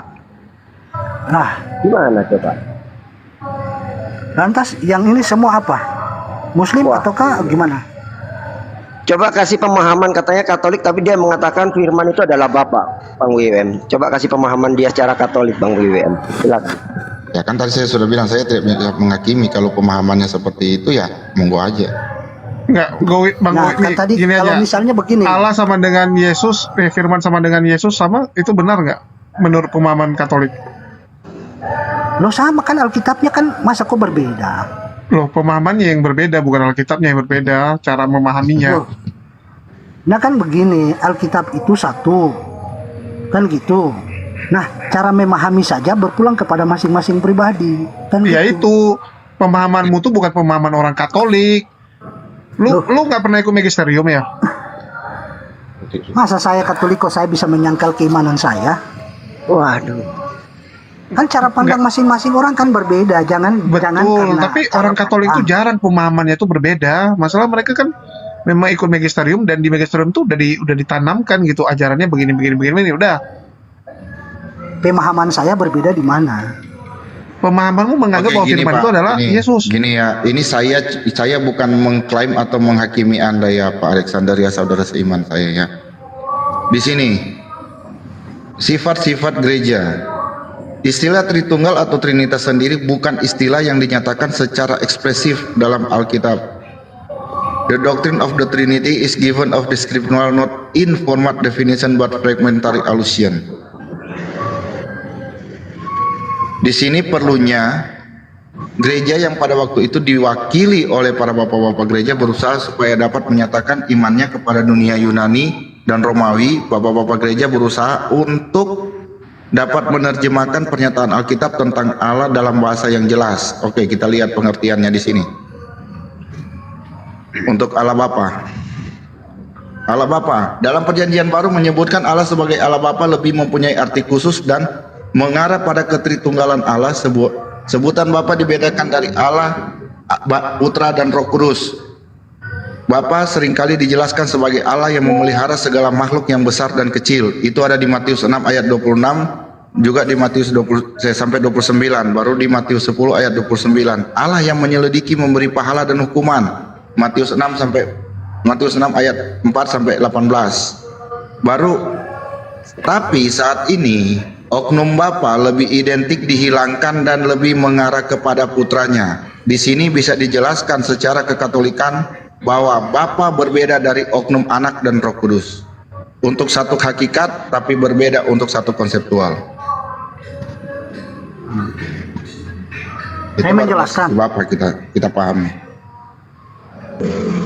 Nah begini, apa namanya, persoalan tentang masalah keimanan itu tetap cara pandang berpulang kepada masing-masing orang. Iya, makanya kan tadi saya bilang saya tidak akan menghakimi Anda karena itu cara pandang. Betul.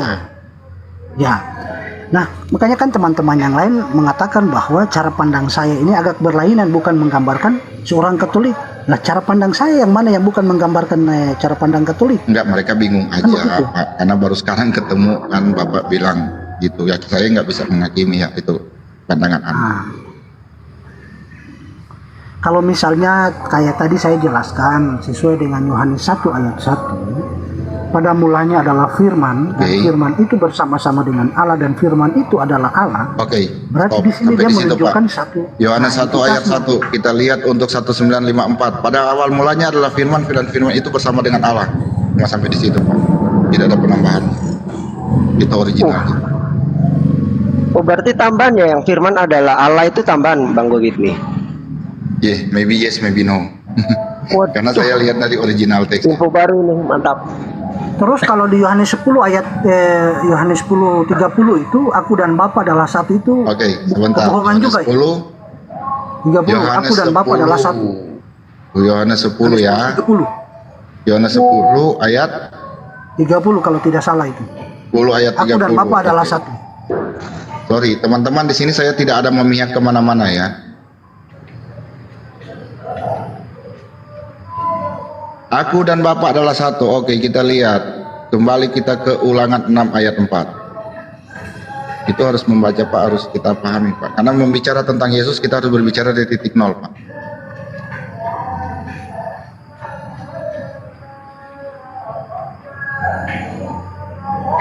Ulangan 6 ayat 4. Dengarlah hai orang Israel, Tuhan itu Allah kita, Tuhan itu Esa. Allah itu Esa, Pak. Ehad. Penyebutan.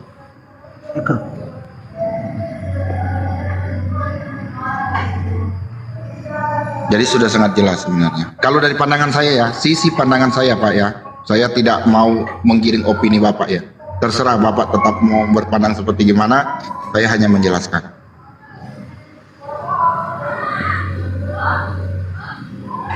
Kemudian kita lihat juga di Yohanes 17 ayat 21. Supaya mereka semua menjadi satu sama seperti Engkau ya Bapa. Di sini konteksnya sudah mengarah ke keesaan Allah. Ini kalimat Yesus ya. Supaya mereka menjadi satu sama seperti Engkau ya Bapa. Di dalam aku dan aku di dalam Engkau. Apa maksudnya di dalam aku? Bapa ada di dalam aku. Ya sama, kita manusia. Adakah Allah di hatimu? Ada. Saya bisa mengatakan Allah ada di dalam hati saya. Tapi saya bukan Allah. Seperti itu Pak ya. Untuk yang lainnya saya kembalikan ke pola pandangan Bapak. Seperti itu.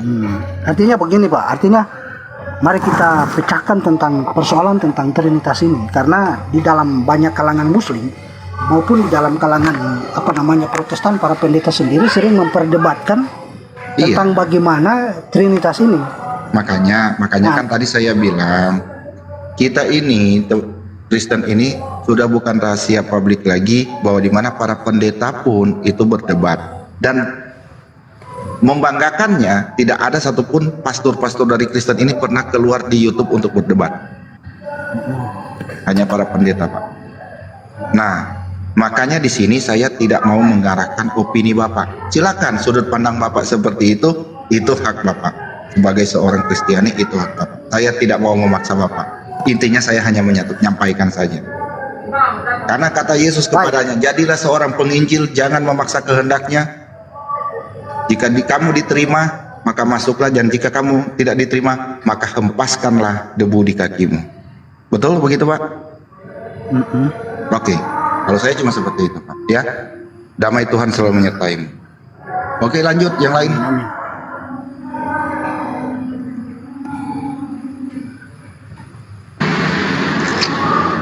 Gimana Bang Alek? Jadi Sang Logos Firman itu tetap Bapak ya? Bukan kan? Penjelasan Bang Dewi tadi. Artinya saya merujuk Alkitab, artinya saya merujuk dalil. Ya kan? Penjelasan saya dia merujuk dalil. Kalau bicara tanpa dalil penguat atau dasar, berarti kita lagi berasumsi. Nah, bagaimana cara menerjemahkan ayat itu? Bagaimana cara menerjemahkan ayat itu? Berpulang kepada pribadi masing-masing. Kalau dia gini Bang Alek, coba Anda tunjukkan statement Yesus mengatakan dia adalah Bapa itu sendiri. Silakan. Di dalam Yohanes 10 ayat 30 tadi, sebagaimana sudah dijelaskan oleh Pak Gowi tadi, seperti saya sampaikan, aku dan Bapa adalah satu. Nah, di sini bicara tentang Trinitas ini harus dipahami dengan seksama, karena cara pandang tentang Trinitas ini setiap orang berbeda, bahkan menimbulkan perdebatan di dalam kalangan Kristen. Karena tidak simpel untuk menjabarkan itu tentang Trinitas itu. Nah, persoalannya bagi saya, di dalam kalangan Kristen sendiri, baik Katolik maupun Protestan, artinya maupun seluruh denominasi Kristen, dalam hal menjabarkan tentang Trinitas itu secara simpel dan sederhana untuk dapat dipahami, baik oleh kalangan Kristen sendiri maupun Muslim, itu tidak ada.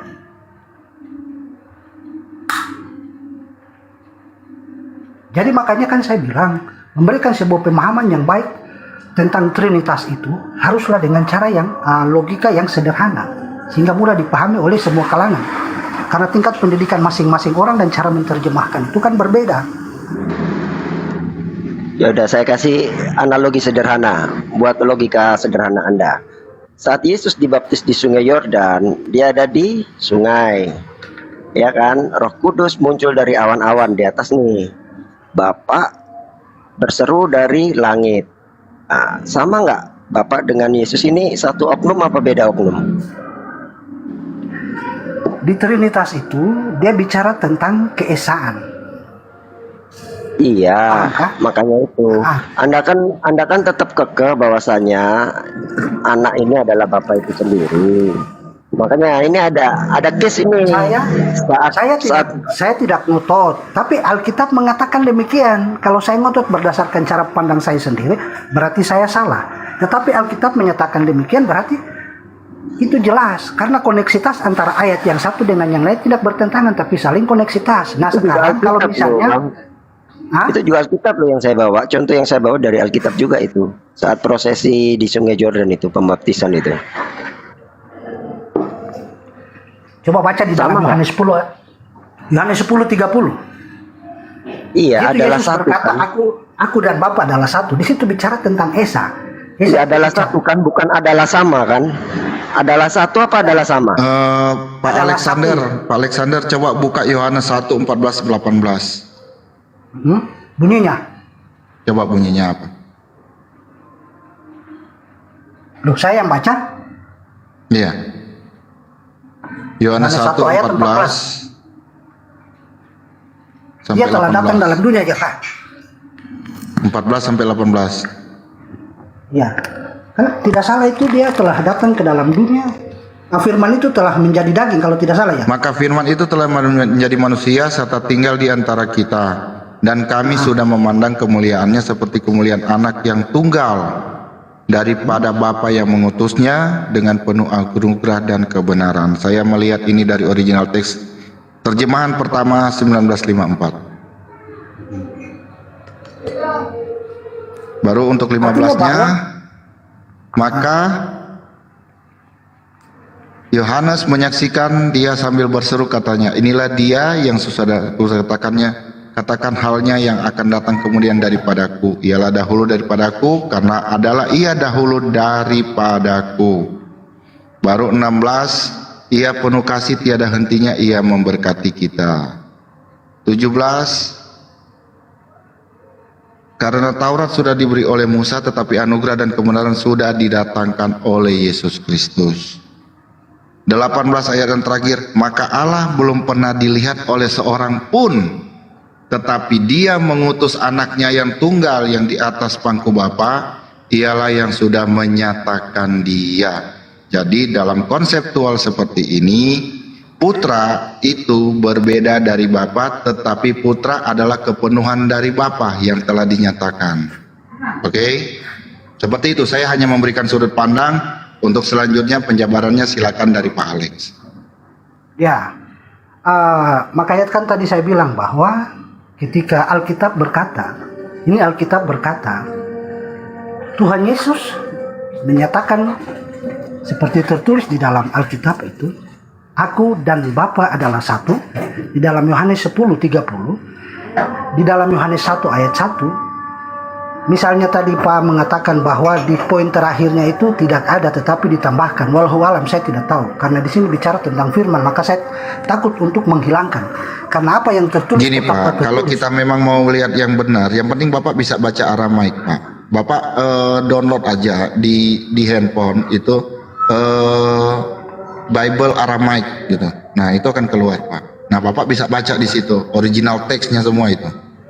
Baik. Sebelum terjemahan. Artinya bahwa bila merujuk daripada original teks, saya pikir bahwa dalam hal menerjemahkan kitab suci versi translate Indonesia itu, saya pikir bahwa para ahli, para penerjemah ini sudah mempertimbangkan dari berbagai sisi tentang penulisannya. Cara menerjemahkan tidak boleh mengurangi dan tidak boleh menambahkan sesuai dengan perkataan wahyu. Kan begitu. Tapi buktinya banyak yang ditambahkan, Pak.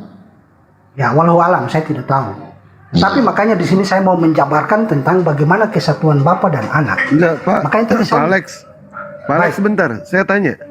Itu kenapa pakai kata-kata wallahu alam, Pak? Ya, artinya bahwa bukan melambangkan identik lah.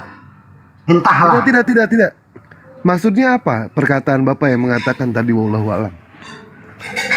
Ya, itu kan dalam dunia debat, saya kan sudah banyak melanglang-buana dalam dunia perdebatan di Facebook.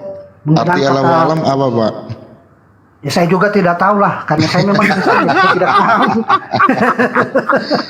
Jadi gini ya, Pak. Allahu alam, kalau dalam sisi Bible, dalam sisi bahasa dari Kristen, itu Allahu alam itu hanya Tuhan yang tahu, Pak. Itu. Nah, oke. Nah, saya lanjut ya. Makanya, sorry Pak, saya bukan menggurui Bapak ya, tapi kebetulan saya punya data-data fakta konkret. Jadi makanya saya bacakan untuk Bapak. Baik. Jadi yang saya katakan tadi bahwa ketika kesatuan Bapa dan Anak, misalnya di dalam ayat 1 Yohanes itu, pada mulanya adalah firman, firman itu bersama-sama dengan Bapa dan firman itu adalah Bapa. Menurut saya, para penerjemah itu Bang Dewa, lain kali jangan begitu, kasihan malu dia. Nah, dorang sudah memahami secara detail sehingga dia punya koneksitas di dalam aku dan Bapa adalah satu. Koneksitasnya di Yohanes 10:30. Kalau misalnya itu dihilangkan, bagaimana tentang Yohanes 10:30? Mungkin Pak Goit bisa menjelaskan tentang kesatuan Bapa dan Anak ini secara simpel gitu. Oke, kesatuan Bapa dan Anak. Oke, Pak. Nah, kayaknya ini kita berdua juga yang jadinya nih. Oke. Lebih jelas menyebutkan bahwa Yesus Kristus adalah anak Allah. Gelar Yesus sebagai Tuhan itu berarti ketergantungan sebagai kemanusiaan Yesus dari Nazaret kepada Bapanya yang ada di surga. Bapa adalah Tuhan langit dan bumi dan menciptakan segala sesuatunya. Kita bisa buka di Lukas 10 ayat 21. Oke, saya ini berbicara sesuai dengan data real yang ada di Alkitab ya Pak ya. Nah, kepada siapa Yesus berseru di Taman Getsemani dengan panggilan yang akrab dan penuh arti Abah atau melainkan Bapa? Kepada siapa? Itu ada di Markus 14 ayat 36. Dan yang mengakui Yesus sebagai anaknya pada saat pembaptisan dan pemeliharaan. Markus 1 ayat 11 dan 9 ayat 7. Pernyataan tentang Allah anak adalah sebagai berikut. Anak dan Bapa adalah satu. Benar, oke. Itu saya bisa benarkan Pak. Bapa dan anak adalah satu. Itu di Yohanes 14 ayat 10 sampai 11. Baru di 18, 17, 21. Tetapi sang anak mengerjakan apa yang telah diperintahkan bapaknya. Seperti bantahan dari Lukas 2 ayat 49 dan juga Lukas 22 ayat 42, Yohanes 8 ayat 28 sampai 38. Yohanes 10 ayat 32, Yohanes 12 ayat 50, 15, 10 dan sampai 15. Oleh karena itu sang anak dapat menuntut pahala dari sang bapa. Itu Yohanes 14 ayat 16, Yohanes 16 ayat 23 sampai 26, Yohanes 17 sampai 25. Berdasarkan ayat-ayat di sini sudah sangat jelas bahwa sang putra dibedakan dari bapa. Karena sang putra diutus oleh Bapa untuk mewartakan firman, tetapi sang putra adalah kepenuhan Allah yang telah dinyatakan di Yohanes 1 ayat 14 sampai 18. Demikian kira-kira begitu, Pak. Bang Jo, Pak GWM, Bang Juma, Dewa izin pamit ya. Dewa belum sholat asar ini. Ya. Kemana, Pak? Kemana saudara? Dewa doain ya. Nih saksiin ya. Dewa doain semoga Bapak mualaf nih ya. Dewa asar nih ya. Doain Pak. Apaan sih? Enggak lah, itu. Ya makasih banyak Kojo, Pak GWM, makasih banyak. Assalamualaikum. Oke. Bang Ben. Ya. Oke Pak, Pak Gowi tadi Bapak memberikan sebuah penjelasan tentang, saya mau mengatakan tentang pertanyaan saya tentang kesatuan Bapa dan Anak. Artinya dia tidak terlepas daripada Roh Kudus. Di sini kita bicara tentang Trinitas. Cuman Bapak memberikan kita bisa gambaran. Dia tidak terlepas juga dari Roh Kudus, betul Pak. Dia tidak terlepas dari Roh Kudus. Oke, saya mau jabarkan juga tentang Roh Kudus. Bisa saya jabarkan juga tentang Roh Kudus. Di Perjanjian Baru menjelaskan bahwa Roh Kudus adalah kuasa dinamis Allah. Oke, ya. Roh Kudus adalah nafas Allah, yaitu vitalis dari hidupnya. Sama seperti bagi manusia, tubuh tanpa nafas adalah mati. Demikian pula bagi Allah, nafasnya adalah vitalis dan alat yang dengannya ia bertindak dan menyatakan kekuasaannya. Roh Kudus merupakan satu pribadi yang tidak akan terpisahkan. Itu benar Pak. Itu ada di Yohanes 14, 17, 26 dan Kisah Para Rasul 10 ayat 9 sampai 23. Di Roma juga ada, juga di itu ada di beberapa ayat itu juga ada. Ia menjadi penolong, yaitu Parakletos, yang berarti penghibur. Ya, Roh Kudus juga dibedakan dari Bapa. Roh Kudus juga dibedakan derajatnya dari Bapa dan Putra. Roh Kudus bekerja di dalam Putra. Roh Kudus bekerja di dalam Putra, Pak. Itu ada di Matius 2, 12 ayat 28, Lukas 4 ayat 18. Roh Kudus juga diutus oleh Bapa untuk mewartakan karya-karya keselamatan, dalam hal mewartakan karya keselamatan bersama Sang Putra. Itu di Yohanes 14 sampai 16. Dan juga oleh putranya di Yohanes 15 ayat 16. Roh Kudus adalah pelaksanaan pekerjaan Kristus. Yohanes 14, 15, 17, Yohanes 25, 26, Yohanes 16, 4b sampai 15. Demikianlah firman Tuhan. Amin. Oke Pak, terima kasih. Artinya bahwa saya membuka sebuah babak pertanyaan ini supaya Bapak memberi penjelasan menurut dalil. Kan begitu. Artinya Bapak sudah menjelaskan menurut dalil secara baik. Tetapi konsepnya, cara memahami ini tidak semua orang mampu memahami secara simpel tentang penjelasan Bapak. Kan begitu. Bagaimana cara memahami secara sederhana, simpelnya tentang Tritunggal itu di dalam keesaan. Karena bicara tentang keesaan ini bicara bukan tentang saya, aku, tunggal, tetapi bicara tentang bersatunya, manunggal. Oke, kesimpulannya, simpelnya seperti ini. Yesus itu Tuhan? Iya, Tuhan. Tuhan dalam konseptual apa? Seperti yang sudah saya jelaskan tadi, kepenuhan dari Allah, Pak. Tapi antara Yeshua HaMashiach dengan Allah itu tidak sederajat, Pak. Tidak sama derajatnya. Karena Allah Bapa itu Maha Pencipta. Allah Bapa itu Maha Pencipta langit dan bumi. Yeshua HaMashiach itu juru selamat dan jalan keselamatan. Roh Kudus itu adalah apa? Nafas kehidupan. Berarti kalau nggak sederajat ada semacam hierarki atau subordinat gitu dong Pak Powitni. Kan tadi sudah dijelasin kan, ada beberapa ayat juga mendukung itu kan, bahwa di mana Bapa dan Putra itu adalah, kan tadi saya sudah jelasin itu. Nah, kalau secara simpelnya seperti itu Pak. Oke, kalau dibilang Yeshua HaMashiach sebagai Tuhan, oke, nggak apa-apa karena ada kuasa Allah di dalam dia. Ya. Enggak, saya enggak melarang orang mengatakan oh Tuhan Yesus, enggak, iya benar, oke. Tapi karena ada kepenuhan Allah di dalam dia. Tetapi untuk bicara Allah dengan Yesus atau bicara dia itu juga, saya tanda tanya di sini karena ada beberapa ayat yang membantah di situ. Dan masih lebih banyak ayat yang membantah daripada ayat yang mengatakan sama seperti yang Bapak bilang, aku dan dia adalah satu. Itu cuma ada beberapa ayat, tapi untuk bantahan-bantahan dan menyatakan kebenaran tentang Trinitas itu ada banyak, Pak. Seperti itu.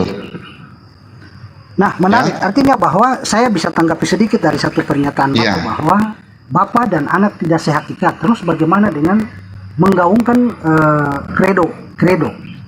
Menggaungkan kredo akan begini, kan biasa dinyanyikan oleh pastor itu, sehakikat dengan Bapa, Allah dari Allah. Oh, yang itu credo dominus vobiscum Dei, pastulos Dei, itu yang Bapak masukkan. Ya. Pastulos Dei itu yang duduk di pangku Bapa, bukan sederajat Bapa, Pak. Yang duduk di pangku Bapa, Pak, bukan sederajat dengan Bapa. Pastulos Dei, Pak. Pastulos Dei. Nah, sekarang saya menggunakan cara kredo yang disampaikan oleh para imam ketika di gereja itu, anak sehakikat dengan Bapa itu bagaimana cara sehakikat tapi tidak sederajat, Pak. Kan tadi saya sudah bilang, kepenuhan dari Allah iya, hakikat Allah iya, tapi tidak sederajat dalam hal ini. Oke. Nah, cuman Pak Kalau belum Bapak, menjelaskan kalau kita bilang secara Tuhan, iya, saya juga mengatakan Tuhan Yesus Kristus, iya, saya mengatakan Tuhan Yesus Kristus. Tapi kita harus tahu konseptualnya seperti gimana.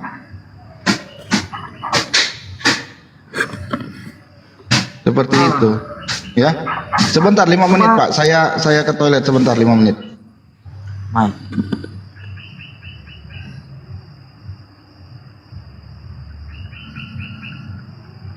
Ada tanggapan, Bro Ben Afram?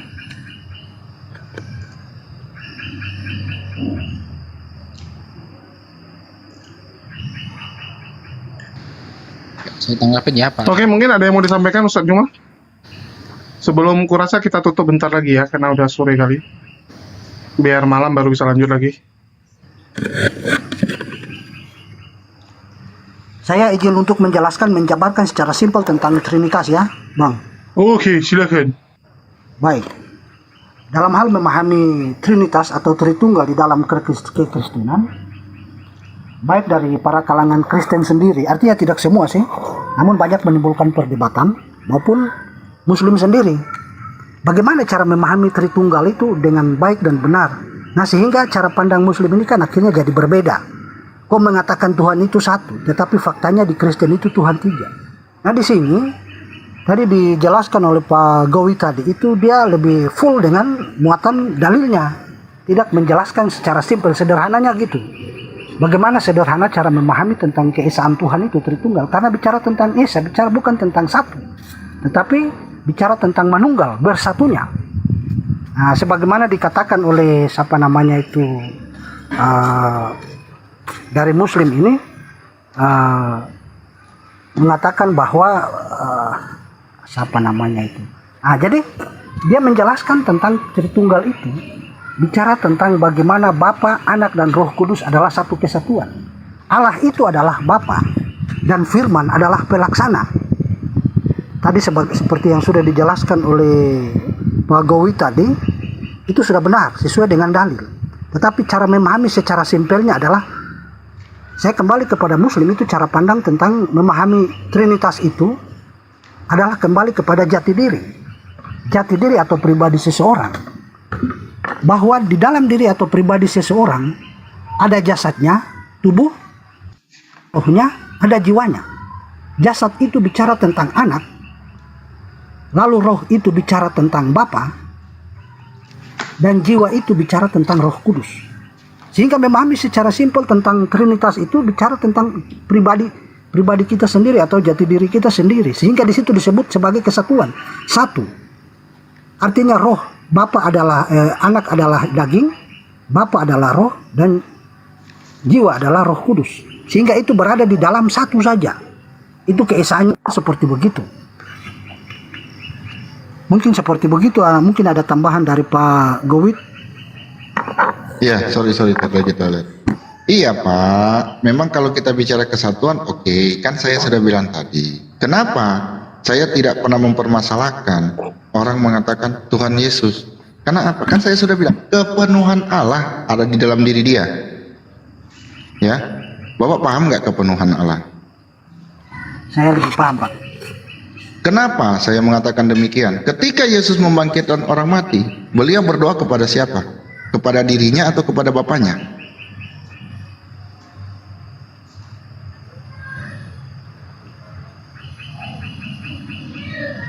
Coba Pak. Lanjut. Kita. Lanjut. Kepada dirinya atau kepada bapaknya dia berdoa? Kan gambarannya tadi sudah jelas, bapak dan anak. Kepada dirinya atau kepada bapaknya dia berdoa? Alkitab menjelaskan secara jelas bapak dan anak. Ketika anak berdoa ya otomatis. Kalau bapak mengatakan bapak dan anak, berarti dia harus berdoanya kepada dirinya, Pak. Dan tanpa berdoa pun langsung dia bangkitkan, Pak.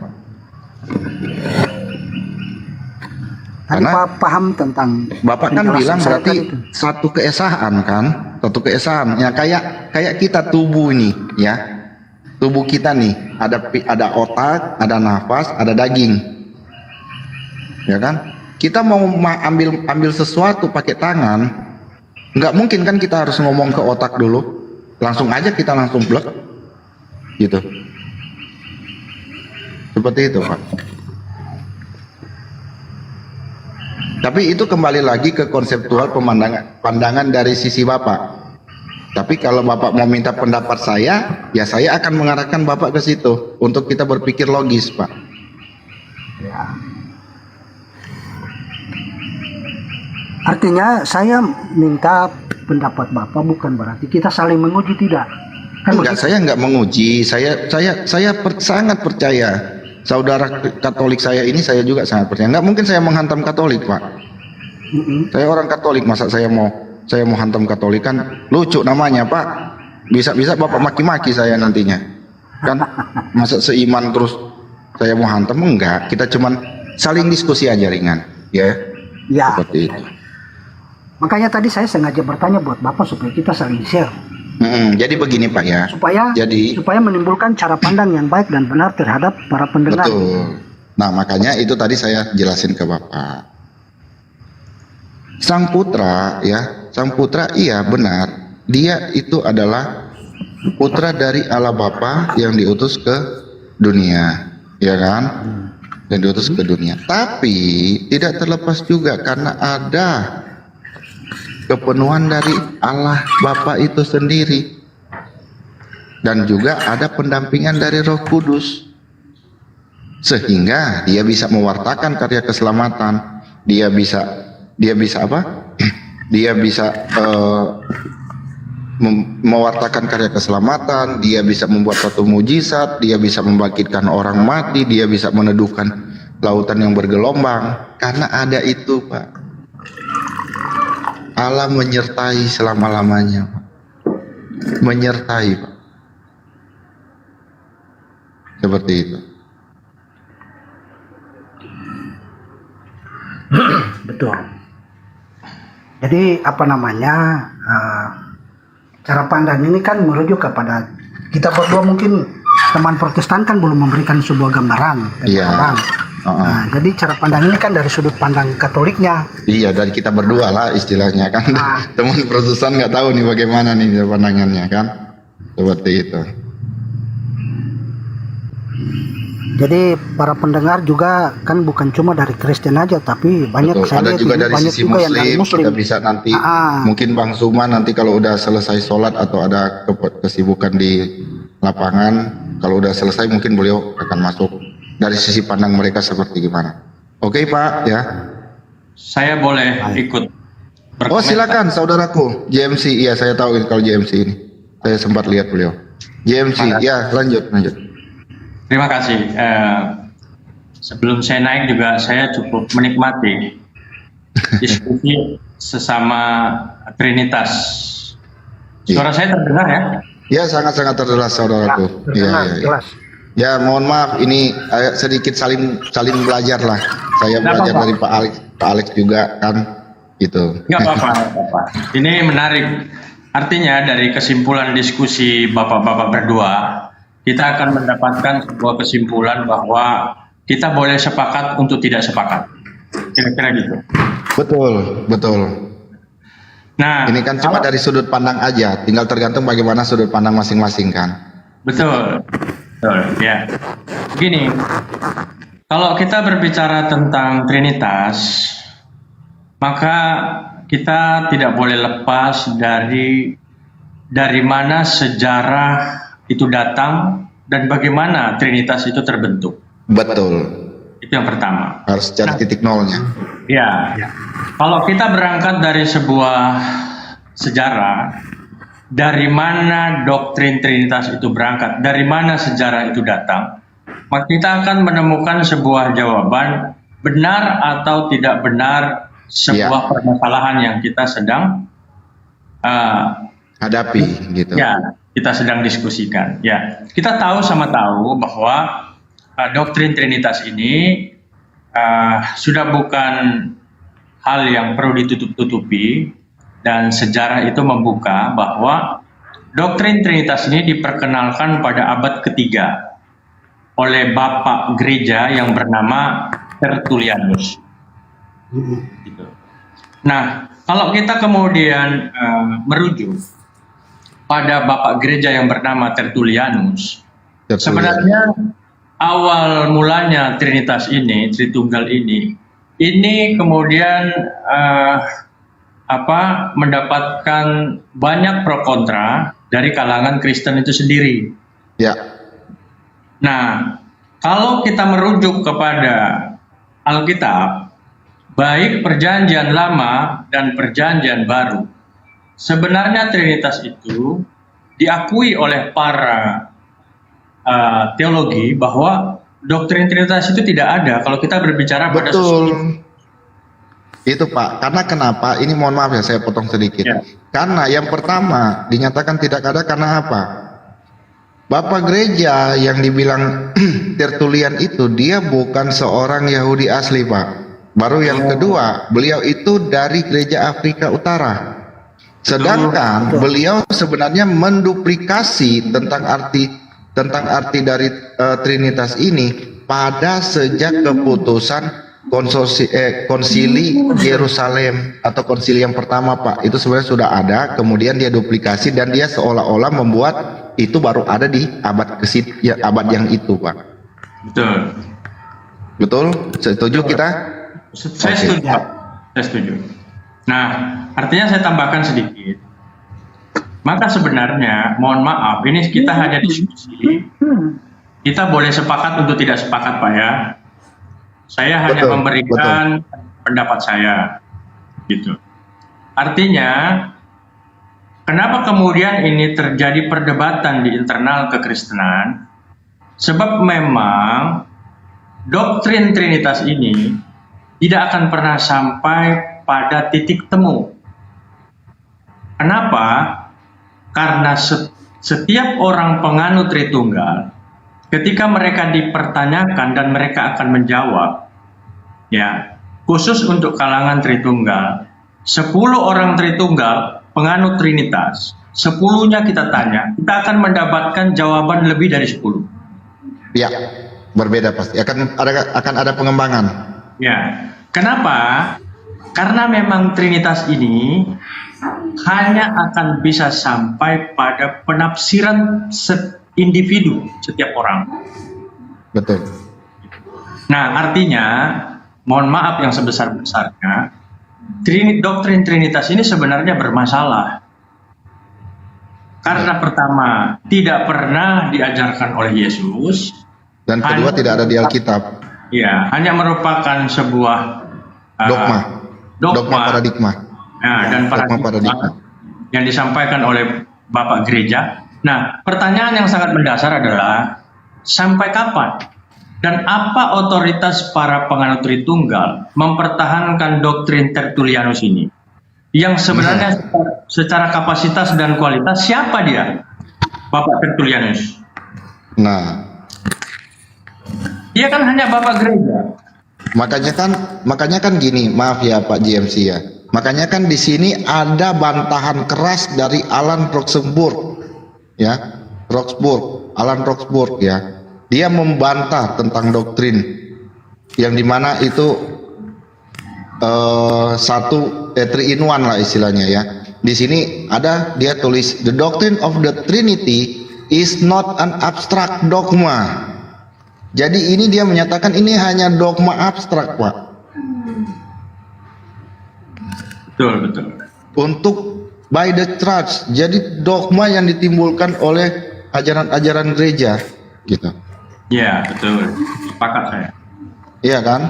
Nah, the Trinity was a response to the love of the Father. Jadi semuanya hanya mengarah ke satu, Pak, ke Allah. Sebenarnya kalau mau ngikutin hanya, jadi Trinitas itu mengarahnya ke Allah semua, bukan dia yang di tengahnya. Kalau dia memang mau titik patok, makanya tadi kenapa penjelasan saya bilang, oke, ada yang mengatakan Tuhan Yesus Kristus, saya tidak akan membantah dan saya tidak akan melarang, bahkan saya tidak akan memarah. Karena memang ada kepenuhan Allah di dalam dia, tapi sederajatnya, setaranya dia bukan. Setuju, Pak? Seperti itu. Silakan dilanjut, Pak JMC. Ya. Enak nih kalau ngobrol begini. Jadi kalau kita berangkat dari sejarah awal gereja, bagaimana beberapa konsili itu terjadi, butuh waktu sehingga sampai pada keputusan Tritunggal ini. Kita melihat ada Dwi Tunggal pertama, dan beberapa denominasi berdebat tentang ini. Nah, yang lebih ekstrim, mohon maaf, ini internal kekristenan. Bagi kami Muslim, lakum dinukum waliyadin. Betul. Ya, silakan. Mau menuankan apa, menyembah siapa, ya itu terserah. Tetapi paling tidak dalam ranah diskusi ini saya akan memberikan pendapat saya. Nah, maksud saya begini. Saya sebut saja salah satu nama di Indonesia yang sangat ekstrim mendiskreditkan doktrin Tritunggal, yaitu siapa? Wartawan Injil nama channelnya, atau Frans Donald. Apa dia katakan? Tritunggal, Trinitas adalah racun gereja. Dia katakan seperti itu. Kenapa? Karena pendapat dia, dengan doktrin Tritunggal ini, ya, ini akan berbahaya bagi keberlangsungan kekristenan. Kenapa? Karena satu, doktrin ini harus melawan akal sehat. Gitu loh. Yang kedua, doktrin Tritunggal ini tidak pernah dibawa dan disampaikan oleh Yesus, dan itu termaktub di dalam kitab suci Kristen. Kita bisa melihat ada di Ulangan pasal 4 nomor 35. Ada di Ulangan pasal 6 nomor 4. Ada di Keluaran pasal 3 ayat 15. Nah, yang lebih menakjubkan lagi, kita bisa lihat di Yesaya 46 nomor 9. Tiada Tuhan selain Allah. Shema Yisrael, Adonai Elohenu, Adonai Echad. Dalam Islam, Kul huwallahu ahad, Allahus somad, lam yalid walam yulad walam yakul lahu kufuwan ahad. Artinya kalau kita kembali kepada sejarah dan kita kembali kepada ajaran Yesus yang sebenarnya antara Yahudi, Kristen, dan Islam ini memiliki kesamaan dalam pandangan soal ketuhanan, terlepas dari umat Kristen menjadikan sosok Yesus itu sebagai Tuhan. Itu artinya. Nah, statement saya terakhir adalah, sampai kapanpun para penganut Tritunggal ini akan terjebak pada perdebatan besar, dan mereka akan mengklaim bahwa kelompok mereka lebih bagus dari kelompok Tritunggal yang lain, karena konsep Tritunggal ini hanya akan sampai pada penafsiran mereka sendiri. Kira-kira begitu. Terima kasih, itu mungkin yang bisa saya sampaikan. Oke, sama-sama Bang JMC. Terima kasih banyak atas diskusi yang ini. Ya Bang Alexander, ya terima kasih banyak. Ya. Mungkin saya bisa menanggapi sedikit ya dari. Monggo, silakan. JMC Ariesto tadi bahwa betul, saya sepakat. Namun apabila merujuk daripada satu pemahaman tadi bahwa doktrin Tritunggal atau dogma Tritunggal adalah sebuah racun. Bagi saya, kata Tritunggal itu sebagaimana tadi sudah dijelaskan, bahwa kata Tritunggal ini bukan berarti dia tidak berdasar, bukan. Hal ini dia punya dasarnya, bahwa kalau kita lihat kembali apakah Tritunggal itu berdasar, ya jelas dia berdasar. Cuma penggunaan kata Tritunggal ini memang secara fakta dia tidak tertulis di dalam kitab suci, tetapi kalau punya dasar biblisnya memang ada. Lalu apa dasar Bibelnya? Kita baca di Kejadian 1:26 tentang Tritunggal ya. Kejadian 1 ayat 26 tertulis, baiklah kita menjadikan manusia menurut gambar dan rupa kita. Persoalannya bahwa di dalam Kejadian 1:26 menjelaskan tentang kita, bukan tentang aku, tetapi tentang kita. Nah, di sini bicara tentang kata jamak, bukan tunggal. Karena tunggal itu bicara tentang aku, sedangkan jamak itu bicara tentang kita. Nah, selanjutnya di dalam Kejadian 2 ayat 22 tertulis, berfirmanlah Tuhan Allah, sesungguhnya manusia itu telah menjadi seperti salah satu dari kita. Digaris bawahi salah satu dari kita. Lalu di dalam kitab Matius 28 ayat 19 tertulis, karena itu pergilah, jadikanlah semua bangsa muridku dan baptislah mereka dalam nama Bapa, Anak, dan Roh Kudus. Di dalam Matius 28 ayat 19 ini sudah menjelaskan secara detail dan secara jelas tentang pertanyaan tentang siapakah kita dalam Kejadian 1:26 dan Kejadian 2 ayat 22 tentang kita. Kita tadi berarti bukan tentang satu, tetapi tentang Esa, berarti manunggal bersatunya, Bapa, Anak, dan Roh Kudus. Nah, hal ini dijelaskan secara detail tadi dalam Kejadian 2 ayat 22 itu, sesungguhnya manusia itu telah menjadi seperti salah satu dari kita. Jadi mungkin kata Tritunggalnya saja yang selalu dipersoalkan, yang karena dipersoalkannya karena tidak tertulis secara real atau nyata di dalam kitab suci, itu yang selalu dipersoalkan. Sehingga muncul berbagai penafsiran bahwa Katolik ini menciptakan sebuah doktrin. Ini padahal ini bukan doktrin. Kalau bicara tentang doktrin, itu bicara tentang sebuah pemahaman di luar konteks kitab suci. Tetapi fakta tentang Tritunggal ini dia berdasar, dia sesuai dengan fakta Alkitab. Sehingga apabila kalau dikatakan bahwa Pak Alexander. Baik. Gini Pak Alexander, bukan doktrin yang kita bicarakan tadi, dogma Pak, dogma. Dogma. Oke, di sini saya lebih tegas lagi ke Pak Alex.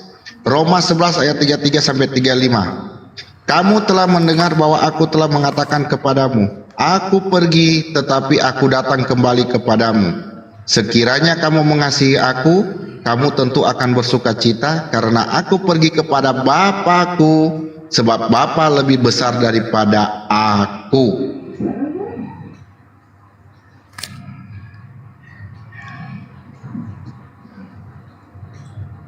Maka dapat dikatakan di sini dalam rangka penebusan masing-masing pribadi yang disampaikan pada Tritunggal memiliki tugas yang khusus dan berbeda dan tidak sederajat.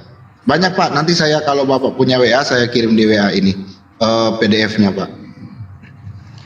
Iya gini ya Pak Alexander ya. Boleh dong nanggapin sedikit? Oh boleh silahkan ya. Oke. Ustadz Sugi. Jadi gini ya. Kalau saya lihat di dalam Kisah Para Rasul 91 ayat 2 ya. Itu sebenarnya sudah menggugurkan dari Tritunggal itu sendiri. Karena di situ dikatakan ketika Paulus itu bertanya kepada para murid, "Sudahkah kamu menerima Roh Kudus ketika kamu menjadi percaya?"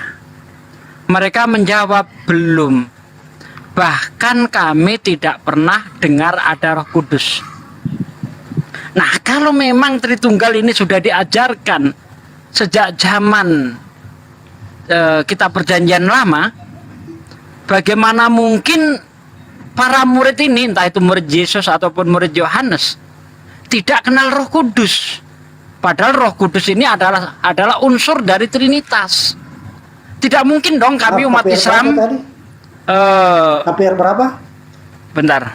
Kisah Para Rasul 19 ayat 2 ya, kalau nggak salah. Bentar saya bukakan. Kisah Para Rasul 19 ayat 2 seingat saya. Kisah Para teman-teman Rasul saya izin ya. 19 Teman-teman ayat saya izin 2. turun ya. Nah ya betul. Katanya kepada mereka, sudahkah kamu menerima Roh Kudus ketika kamu menjadi percaya? Akan tetapi mereka menjawab dia, belum. Bahkan kami belum pernah mendengar bahwa ada Roh Kudus. Ini sesuatu yang sangat janggal, bos. Mungkinkah kita umat Islam tidak pernah mengenalkan nama Tuhan kita adalah Allah kepada murid-murid kita, kepada anak kita? Tidak mungkin. Karena dialah Allah, itu Tuhan kita. Demikian juga di dalam kitab Anda, kalau memang Roh Kudus itu adalah unsur dari ketuhanan Trinitas, apakah mungkin Yohanes tidak pernah memperkenalkan Roh Kudus kepada muridnya, sehingga para murid tidak pernah kenal Roh Kudus? Padahal orang ini sudah disebut orang percaya. Katanya kepada mereka, sudahkah kamu menerima Roh Kudus ketika kamu menjadi percaya? Akan tetapi mereka menjawab dia, belum. Bahkan kami tidak pernah dengar ada Roh Kudus. Itu satu. Yang kedua, dalam kitab Kejadian itu, ya, itu ada makhluk-makhluk ilahi. Tidak bisa diartikan itu adalah Tuhan. Tuhan itu sendiri. Ada makhluk-makhluk ilahi ya dalam bahasa kekristenan seperti itu. Bisa siapa? Malaikat. Bisa disebut Tuhan. Ya, makanya Paulus mengatakan meskipun banyak Allah baik di bumi maupun di surga, tapi bagi kita hanya ada satu Allah saja, yaitu Bapa. Dan hanya ada satu Tuhan, yaitu Yesus. Jadi jelas ini tidak mengajarkan Roh Kudus. Itu malaikat, ya, malaikat-malaikat atau makhluk surgawi sebenarnya. Begitu, bos. Ya, saya tambahkan dari segi sejarah, Pak ya. Ya. Jadi gini ya, kalau berkutat soal Alkitab, ya saya tidak akan mencampuri iman teman-teman Kristen. Definisi iman itu kan percaya ya. Artinya kalau kita berangkat dari sebuah bahasa percaya, semua orang itu bisa mempercayai apa saja sesuai dengan apa yang dia yakini. Tapi kita tidak akan bisa membantah kalau kemudian kita berangkat dari perspektif sejarah historikal. Tadi sudah saya sampaikan bagaimana kemudian Bapak Gereja yang bernama Tertullianus secara eksplisit mendefinisikan Trinitas sebagai Bapa, Anak, dan Roh Kudus. Dan pada saat itu kemudian membela teologinya melawan Praxea. Meskipun dia mencatat bahwa mayoritas orang percaya pada zamannya menemukan masalah dengan doktrinnya. Nah, kalau kita berangkat dari sebuah sejarah bagaimana terbentuknya Trinitas, Tritunggal dari Bapak Gereja, maka akan timbul pertanyaan yang sangat sederhana dan wajib untuk kita jawab. Apa kredibilitas dari Bapak Gereja Tertullianus yang secara notabene tidak pernah bertemu dengan Yesus, tidak pernah hidup zamannya dengan Yesus, kemudian dia menyimpulkan bahwa Tuhan itu hadir dalam 3 eksistensi: Putra, Anak, dan Roh Kudus. Tuhan Bapa, Tuhan Yesus, dan Tuhan Roh Kudus. Bapa, Anak, dan Roh Kudus. Ya, ini kan hanya sebuah pendapat dari Bapak Gereja yang bernama Tertullianus. Nah, artinya dari fakta sejarah ini, para penganut Trinitas, orang Kristen itu sendiri, tidak akan mungkin bisa membantah bahwa sejarah Trinitas itu bukan datang dari Yesus. Gitu loh. Nah, kalau kemudian menafsirkan dengan berbagai pikiran mereka, ya setiap orang punya hak untuk menafsirkan Tuhan itu seperti apa. Contoh misalnya, saya misalnya beriman kepada pohon kayu itu adalah Tuhan. Ya oke-oke saja, hak setiap orang itu kan. Nah, jadi definisi iman itu kan percaya. Makanya tadi saya katakan, kalau berbicara Trinitas, ya, maka sebenarnya umat Kristen itu tidak sedang berdebat dengan lawan dialognya, baik Islam atau Oneness. tetapi para penganut Tritunggal sedang berdebat dengan kitab sucinya sendiri. Karena berdasarkan fakta yang valid bahwa Trinitas itu tidak pernah tertulis dalam Perjanjian Lama, baik dalam Septuaginta. Nah gitu, maka ya menurut saya silakan dinikmati.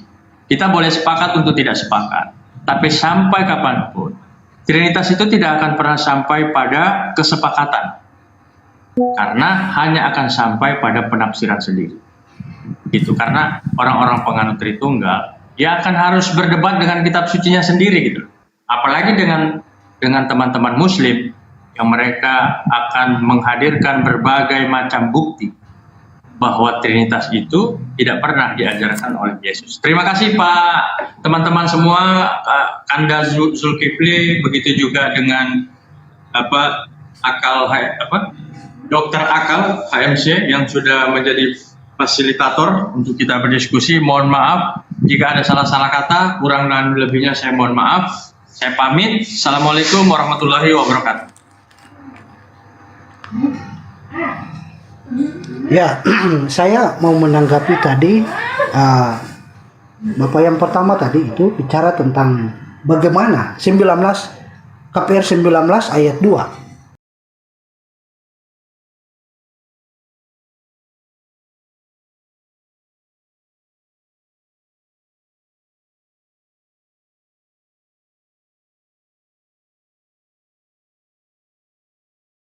Sudahkah kamu menerima Roh Kudus? Ini persoalan siapa yang berbicara di sini? Yang berbicara di sini adalah Paulus, yang kebetulan pada saat itu dia berada di Efesus. Kan perikopnya Paulus di Efesus. Dia bertanya kepada orang-orang Efesus. Di dalam ayat 2 tadi, sudahkah kamu menerima Roh Kudus ketika kamu menjadi percaya? Orang Efesus menjawab bahwa belum. Bahkan kami belum pernah mendengar bahwa ada Roh Kudus. Nah, persoalannya bahwa dari mana Roh Kudus ini? Roh Kudus ini bukan manusia atau siapa untuk bisa diperkenalkan, tetapi dia berasal dari Tuhan. Mari kita baca di dalam KPR 2